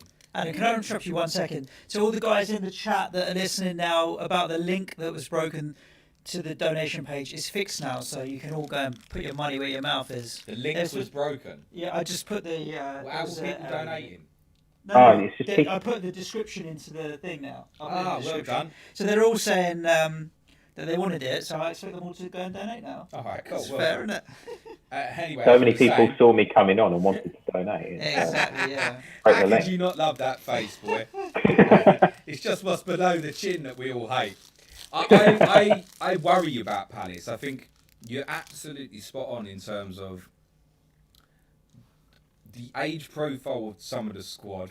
I think it's quite unknown that they've got a lot of players on some big money now, and yet they never really spend transfer fees. So you could look at that and go, well, they're a club that's used to working in terms of budget for what they're buying, but then are they going to have to really ship out these high earners to compensate for that in any case? And really, the younger you go, the more expensive you're probably going to have to pay, which makes me feel like Palace might be going on a repetitive cycle rather than getting into, say, top championship talents because they'll be too expensive, for example. They're probably going to have to go into less exposed European markets, or perhaps in South America, for example. And then it always feels like a club, although it doesn't particularly, it always feels like it's got a British core to it, or it needs it. Like when they've tried to move away from, like, say, the Frank de Boer period and stuff like that, and even going back to 4 days. the late 90s with like Lombardo, so it's not really happened as such. Like when you go through the squad, when we did that 25-man squad challenge, it was like, oh my God, I can't pick anyone for Palace. Like it's ridiculous. So yeah, I worry about them. I can't see them getting ahead of where they are now, which, I mean, you said obviously working within a Hodgson system is quite difficult and stuff, but I think it would be fair to say what he's done on limited budgets, like, remarkable. We threw that stat out the other week, didn't we? Suj? He hasn't paid a penny for a defender since he's been at the club. So he's working under constraints. There's no doubt about it. Yeah, no, definitely. That's why I feel harsh saying they probably need to get rid of him if they want to move on. Because, like you say, what he's done with what he has is amazing. But yeah, I think they really do need a refresh of that squad. They, like you say, they've got high earners. Like, if you think of people like Scott Dan, who, even though he's a good defender and he's had injuries, he's probably on a fair amount of money. Sacco, Tompkins, all these players. Sacco's got to be on loads. Yeah, all these people are probably. Zaha's only a matter of time as well. But who's going to go buy him now? That's exactly. Who in this market is going to pay probably what Palace would ask for? If you think they'd probably ask for, well, they wanted. I'll be honest, Adam. 70 million. If you go back with that 40 million again, you might get him. I don't think I'd want him at this point, really. That's part of the point as well. I don't see where any of the top clubs would want him. You could only see if, like, it was rumoured Everton were going to go, wasn't it? I think that's. I can't see where Everton, a Leicester, status top 6 club would want to go for him. You can't see Wolves. Wolves wouldn't be interested. Sheffield United ain't going to pay that sort of money. No. So if he's going to stay in this country, the only one I could see putting up the sort of money anywhere near what Palace would want for him is Everton. I think we would as well. Yeah, I was going to say. We do dumb stuff like that. We just do dumb stuff like that. Now you're back with us, Suj. Why would a footballer go from Crystal Palace to West Ham? Money. Adam. Simple. Yeah, probably money. But that's not what he wanted, was it? He wanted to try and win. And also, West Ham are moving forward, whereas Palace, like we talked about, are a bit stagnant and will happily maintain that somewhere between 11th and 16th. At least I think West Ham have bigger ambitions than Palace to push for top 8. Well, this is where I'd question you, Suj. It's like, are West Ham moving forward? Like, I don't.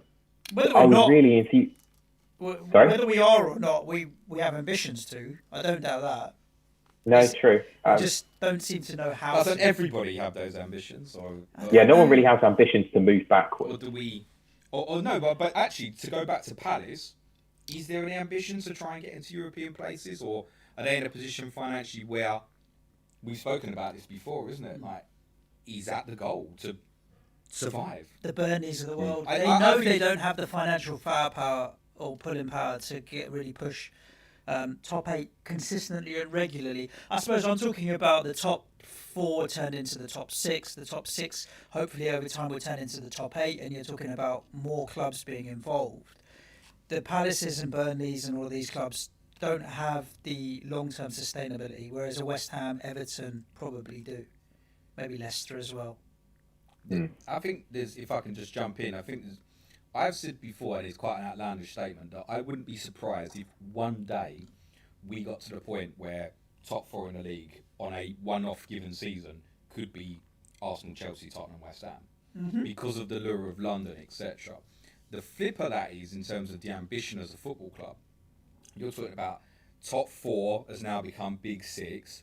Could it become a big 8 with a Newcastle, an Everton, or a Wolves? Then you look at like the likes of Sheffield United.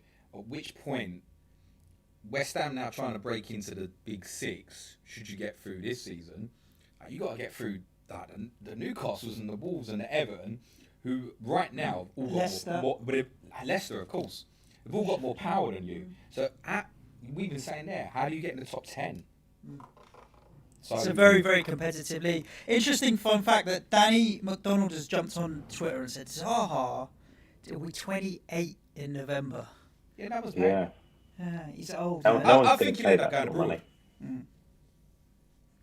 I could see him. It's interesting you brought up Newcastle. I think I could see Newcastle buying him. Chat. Yeah, potentially. Yeah, no doubt. And yeah, I don't see why that would be. You'd think he'd probably move there as well, because like you say, Zaha. Stefan White just jumped in the chat and said Newcastle as well. You got Martin Boyle, who is in the chat. He's a gooner like you, and he says he doesn't want Zaha, and I don't see why you would. No, yeah. No, I think that's gone with the big clubs, or the so-called big 6, if you will. I don't see that move coming up for him now. Well, speaking of Newcastle briefly, I know it's not obviously it's not in London, but I'm looking forward to the sort of early, because you remember when Man City first got taken over and they made loads of interesting, weird signings. I'm looking forward to the next couple of years of weird, interesting signings. Yeah, it was great looking in at Man City until they were good. Yeah. Like the first few years, it was like, oh god, this is fun.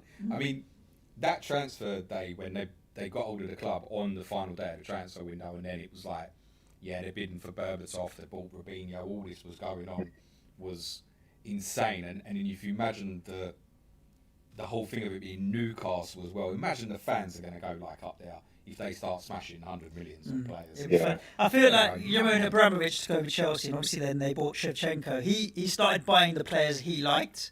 Yeah. And it would be interesting just for the Saudis to come in and say, you know what, I like this player and that player, and bringing them in. Like take classic, like Mohamed Salah, for example. I think the Arab connection there, they might just say, you know what, he's the poster boy for that. We'll just go and spend tons on fucking 200 million. We'll just go and buy Salah, that kind of thing. They'll buy the players that they want. That just because they can, rather than maybe building a squad in the early days. Like you talked about the car crash of the first 2 years. Do you know what's interesting? This is probably one more for the chat people to dive into, because I'm not sure how we're doing for time.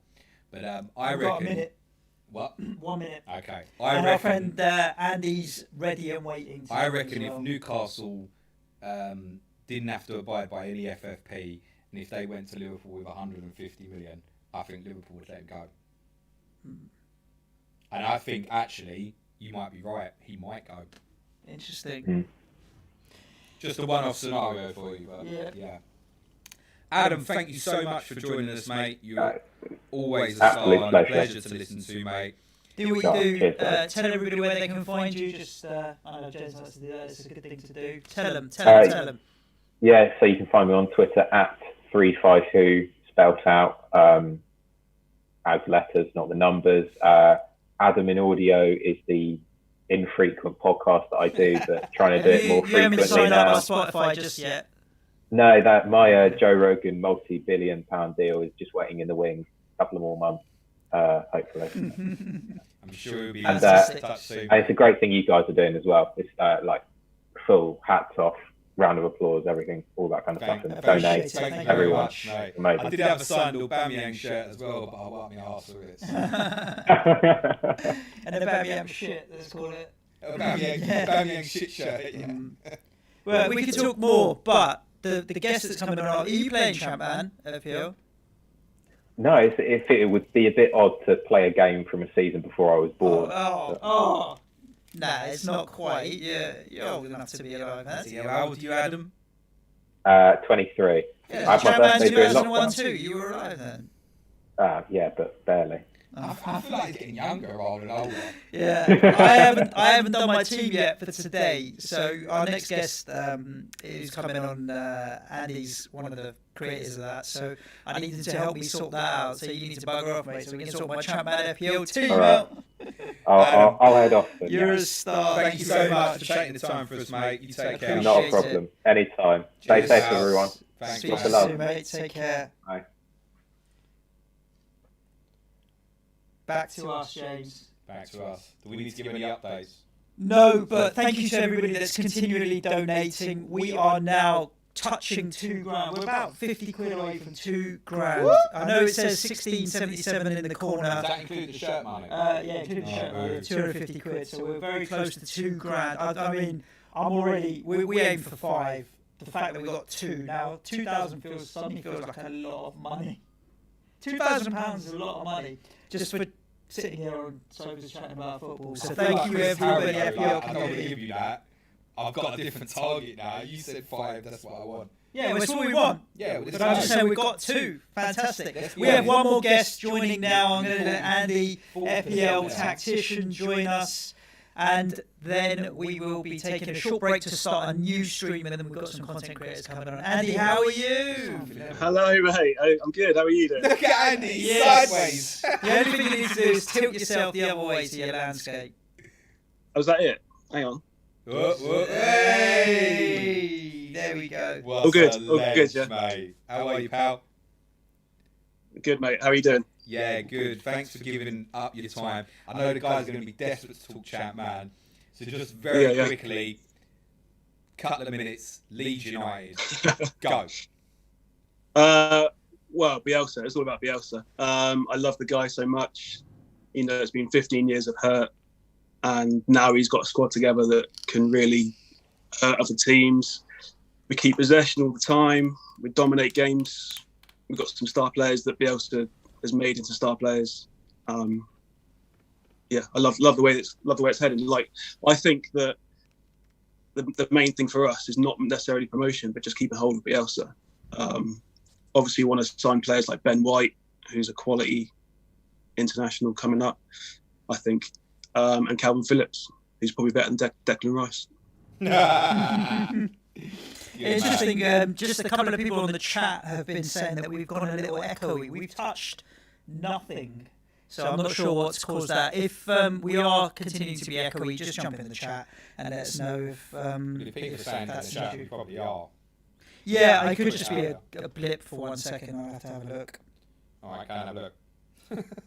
So, Andy, would you be disappointed if, for whatever reason, promotion doesn't happen? Or are you at the stage where you're assuming, because the EFL said that promotion relegations will happen, are you assuming that you're there?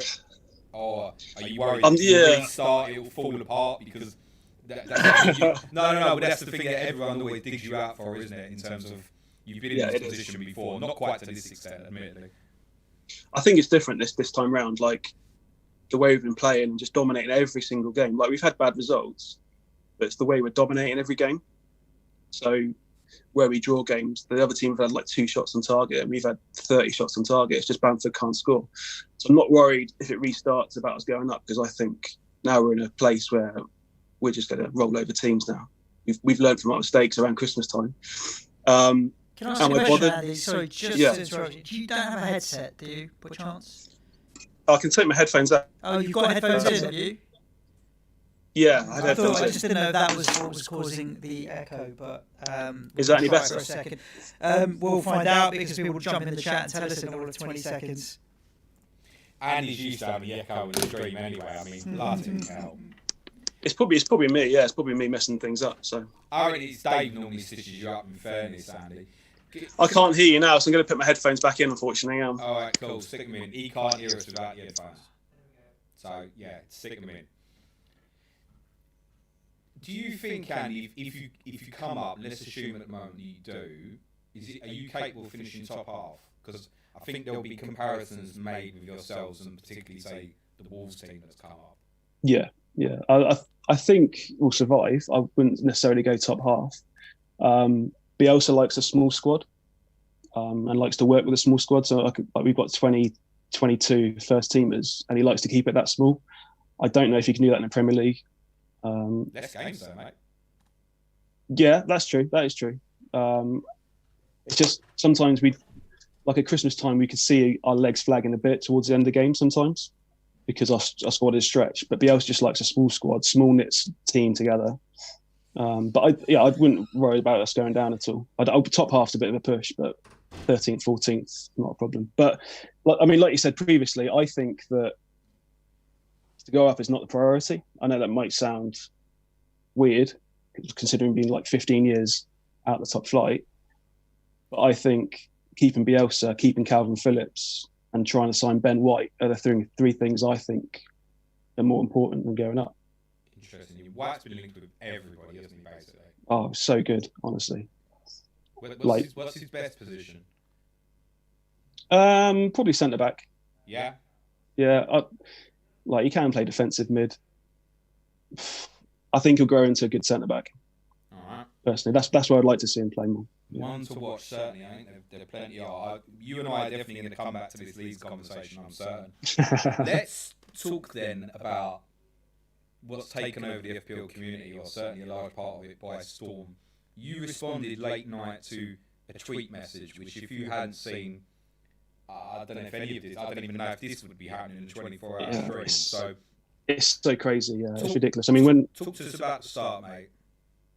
So yeah, lockdown happened, games were called off.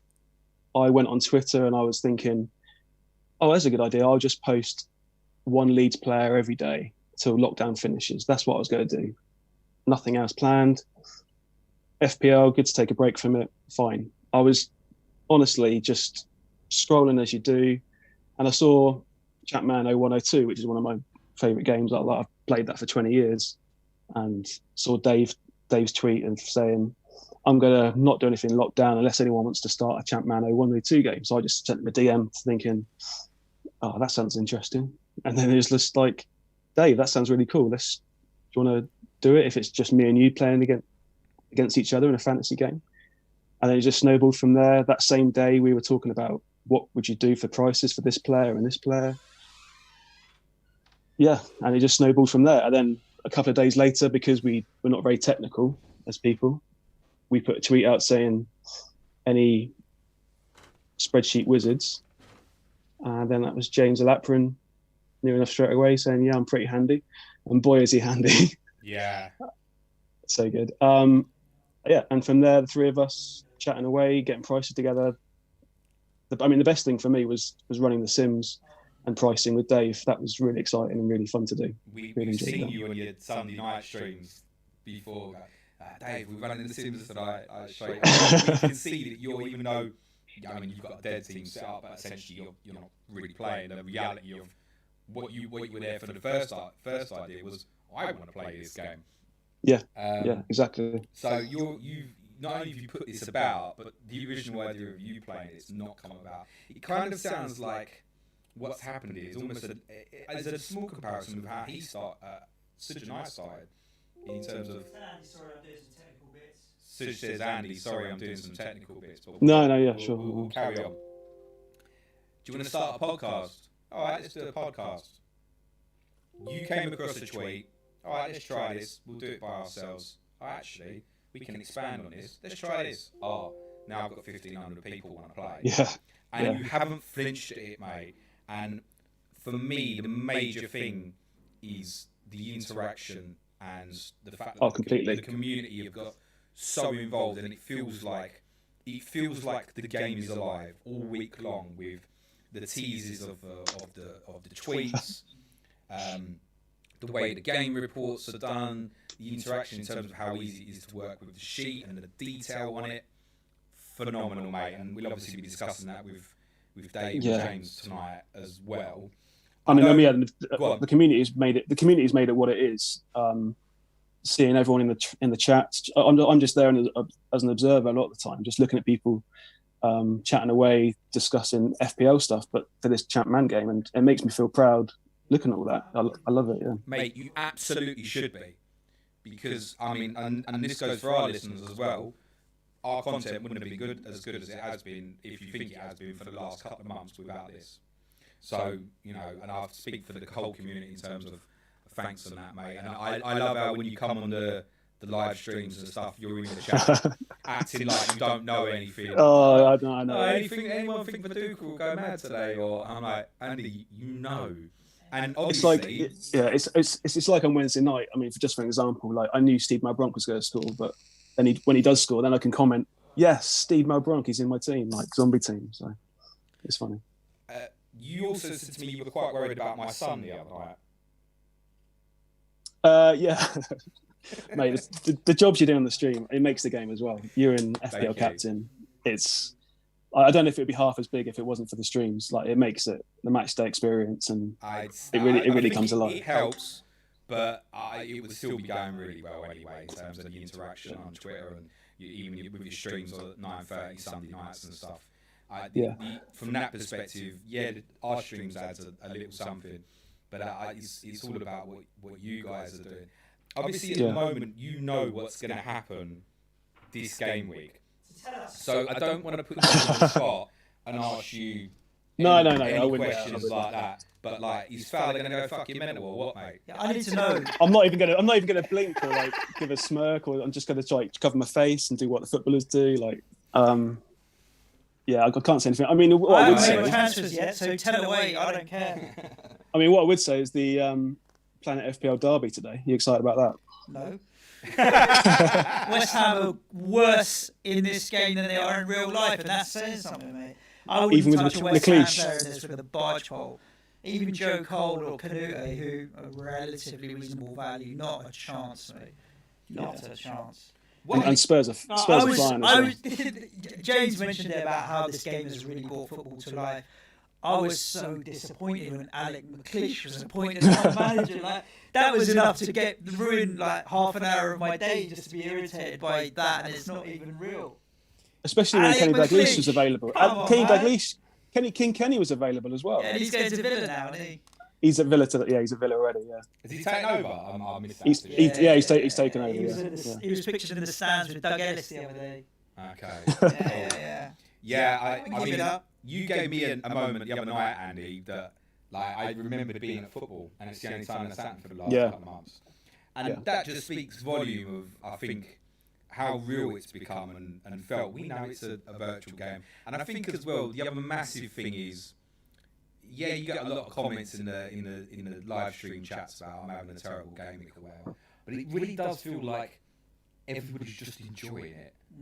Yeah, there's no prize on the end and stuff like that. And I think it's more brutal and punishing than regular football. I feel like there's a lot more crazy things that happen in terms of red cards and blanks and early substitutions, and so there's a lot more that can ruin your game week than completely right. I mean, so you can't if you take it too seriously, you only end up doing yourself a headache, really. So you don't really want to.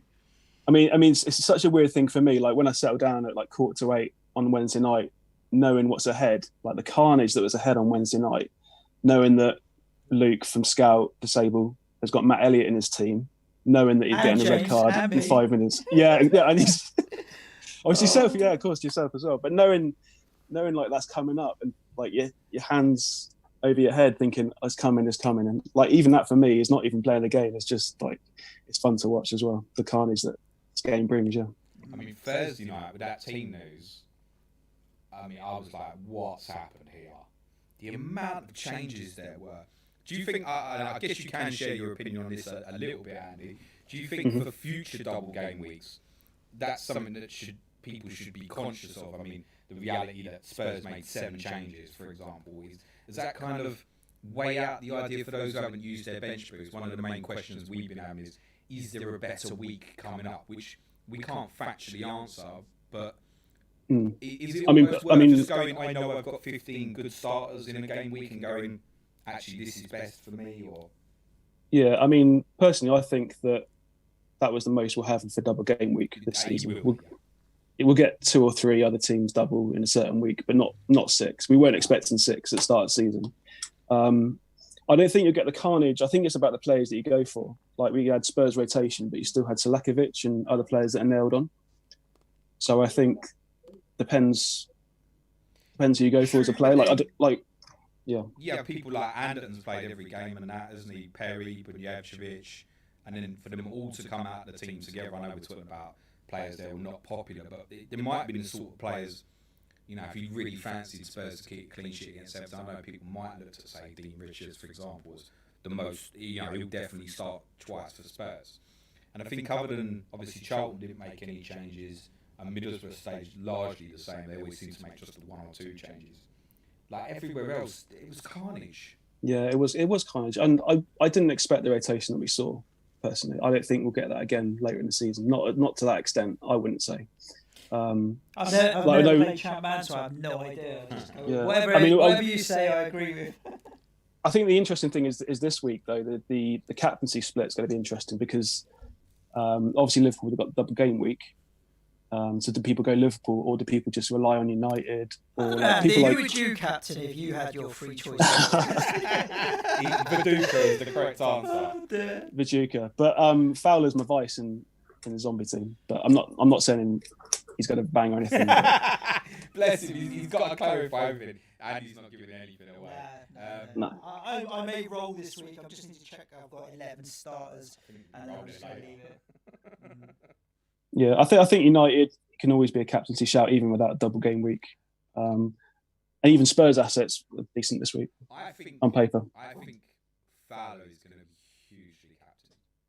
I think it's going to be massive. You think over 50%? Yeah, comfortably. Really, I think it'd be less. I've seen. I think the fact that Hippier is obviously Gerrard wouldn't have come under consideration, but I know a lot were considering Hippier. I think when it comes to the crunch, Andy, I think you can say, Van Nistelrooy's got a decent home fixture as well. The crunch of it comes, it's the potential of what a double game week player could be. You look at Derby and Fulham at home, two sides. Great fixtures, yeah.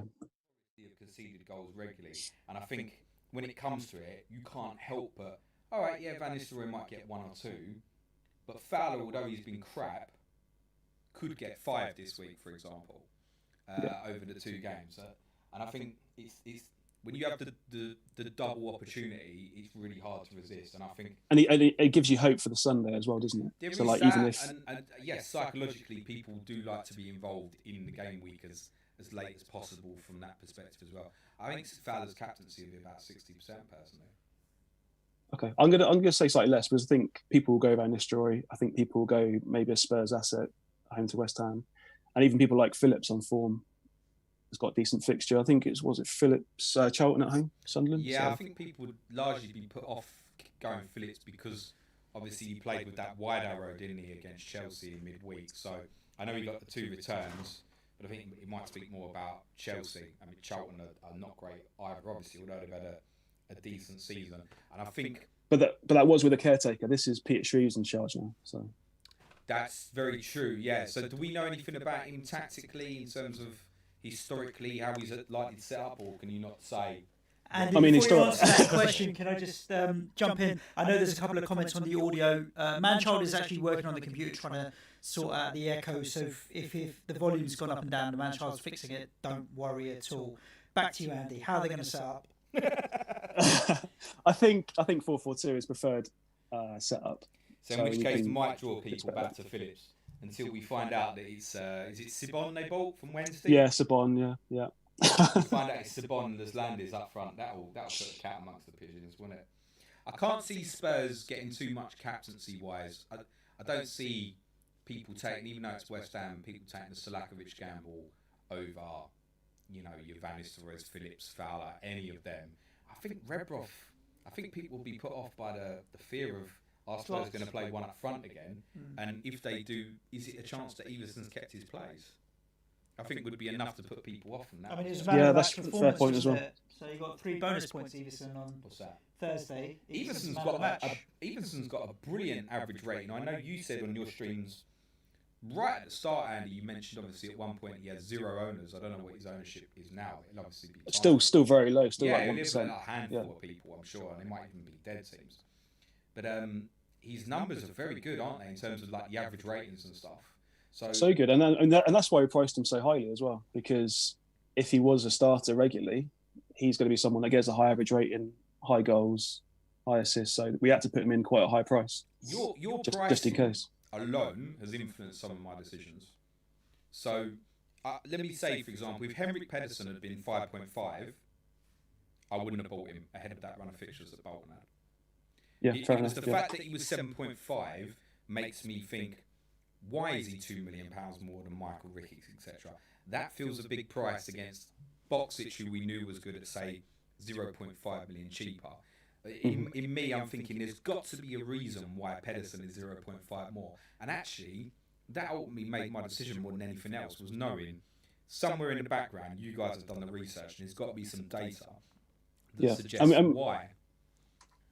Yeah, I mean, we looked at players as well, like, for example, Pedersen and Jason Ewell. Why are they higher than Boxic? Because Boxic is a great player on this game, but he's just so injury prone exactly all the time. So, and people like Solano were thinking, should we price him higher? But then he often moves. He's often injured as well. So, and it's proved to be not too bad so far. There's a few prices we're annoyed about, like Rude should have been 14 million. We're gutted about that. Do you think? Expensive. I think it should have been 15, mate. 15 is pushing it, but yeah, there's certain players we could. Just, I think, right. I'm not saying fix the sim, right. Let everybody have the double game week 17 triple captaincy, and just sim it till he's injured for like 3-4 months. Just keep cycling it till he gets a big injury. Can you re-sim the same games again and again and again? What's that? Can you re-sim the same games again and again? So what the guys will do is they'll, at the end of the game week, they'll probably save it, leave it, then they'll sim up to the start of the next game week, so it's saved. So in theory, yeah, they could run the results and go, oh shit, Van Nistelrooy's got 7 here, we better not run that one, delete it and just start again. Right. Just go back to the original save, right? I see. I know the guys. In theory, yeah. So I mean, the good thing. Do it to get the Sheringham last minute winner, mate. Not at all. None at all. I mean, the good thing is, like Sunday night on the stream, afterwards, me and Dave sim together for like half an hour, sim all the games, look at all the action. So we can see like together. So I know that Dave's not cheating it effectively as well. So, but it's exciting doing that. Yeah, I can imagine from that perspective then, when you got something like that, say, Spurs winning at Arsenal in the last minute, and all you're thinking straight away there is that stream's going to go off, he's going to break something, or it's the thing you're thinking about, or we see the match results first and we think, oh my goodness, Spurs are beating Arsenal 1-0. Click into it, Ashley Cole Red, like, and then you click into match overview, Sheringham 90, like. So that's the enjoyment that we get from it as well. The tweets add so much to the drama, which then allows me just to expand on the way you put it out. You mentioned it on Wednesday. It's getting a little bit cheeky now, isn't it? It's a little bit teasy. Well, we thought that for double game week, we might come back on the cheese a bit more. I mean, Dave does a great job on the commentary. He does all the comms because he's got the commentary there because he's got the game at his house. So, I mean, effectively, he does all the game stuff. James does all the sheets, and I'm just on Twitter. So what are you? Are you just the guy?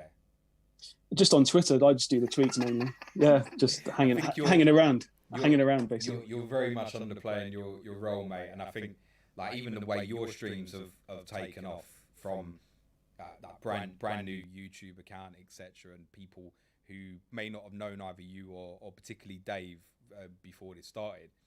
Like, it's become must viewing on the 9:30, and actually that's become as much suspenseful as the actual action in terms of you run through the streets and it's like, oh my god, how long's my player out for? And who's so I try now. I don't even try and think about my transfers as much till after them 9:30 streams, because I know you're going to give me bad news. It's not a good news show, mate, by the way. No, it's not. Can I just mention one thing as well? Because you've had Tom Campbell and Bradley Parker on, who are disappointed they couldn't get on the game. We've got exciting news coming up for the second half of the season. So that's all I'm saying at the moment. But if you're not playing the game, follow us. Follow our account. You can guess it. I'm not going to reveal that, but you can guess that. Yeah. I think Andy is saying that there might be a game week starting a new game starting in game week 20.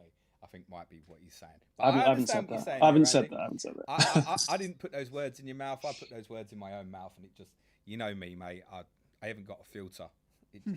Yeah, that's one. It just come out. Just before we let you go, Andy, and very much appreciate your time. One of the questions that keep coming is obviously what next. Is there any? And I know you don't really want to make a decision when we don't know what's happening with real football, etc. at the moment. But is there been a discussion, or are you waiting until what the vibe is when you get near the end, or? There has been a discussion, and it's still very much in the air because we don't know where we'll be game week 38. Like, how popular will it be? Is there a demand for a second season? Have we got the energy and time to do to go again, basically? Because we all put in a lot of work during the week. So no, of course, we know you've got real jobs and real lives. Like James Alapham working all night long Thursday night. Incredible! Like he set his alarm for 3 a.m. to wake up. He went to bed early, set his alarm for 3 a.m. to get the sheets out for 8 o'clock in the morning. Work. Yeah. Don, what a guy. Yeah, absolute Don. Yeah. I've got one request, Andy, before I let you go. When you obviously we've got to shut down this stream now, so we're going to open up a new stream that will run from obviously 12 o'clock and will obviously include the game week. When you send out Planet FPL pods going live, stick the old YouTube link in there, please, mate. By all means, yeah, that's fine. No worries, we'll do. Thank you very much, mate. We will meet again. Good luck. Hope your dead team does well this week. And yep, now we know Robbie Fowler's tearing it up. I've said nothing, guys. I've said nothing. Right. Andy, much love. We're going to let you go. All the best, guys. Suj, what's happening now? Right, guys. Shout out to Manchild. Arjun's been in the chat and he apparently has fixed the echo. He's working on the computer and doing what he's doing. YouTube being what it is, we are now going to end this stream, which means this link is going to go down. We're going to be literally 2 minutes at worst before we start up a new stream. Which will be for part 2 and the next 6 hours. It's going to take you all the way up till 6 o'clock, which is going to be the end of the Raheem Sterling shirt. And in that 6 hours is our Champman live stream when Twitter's going to take over and all the goals and what have you. So, guys, if you're on YouTube now, you don't need to go far. But if you do want to go and grab yourselves a drink or a piss break or whatever you need, now's the chance to do it. Come back because the first feature up is a content creators takeover. We're going to be joined in that hour, but not 1, not 2, not 3, not 4, not 5. Is it 7? Is it 8? Guests in the first 8 guests. 8 guests in the first guest in 4 minutes. Exactly. So get yourselves ready because he's already in the waiting room in Zoom to join the meeting. Blind him. Thank you so much for your donations. I'll give you an update at 12 o'clock as soon as we get back. Thanks. See you in a minute, guys. Thank you. Go.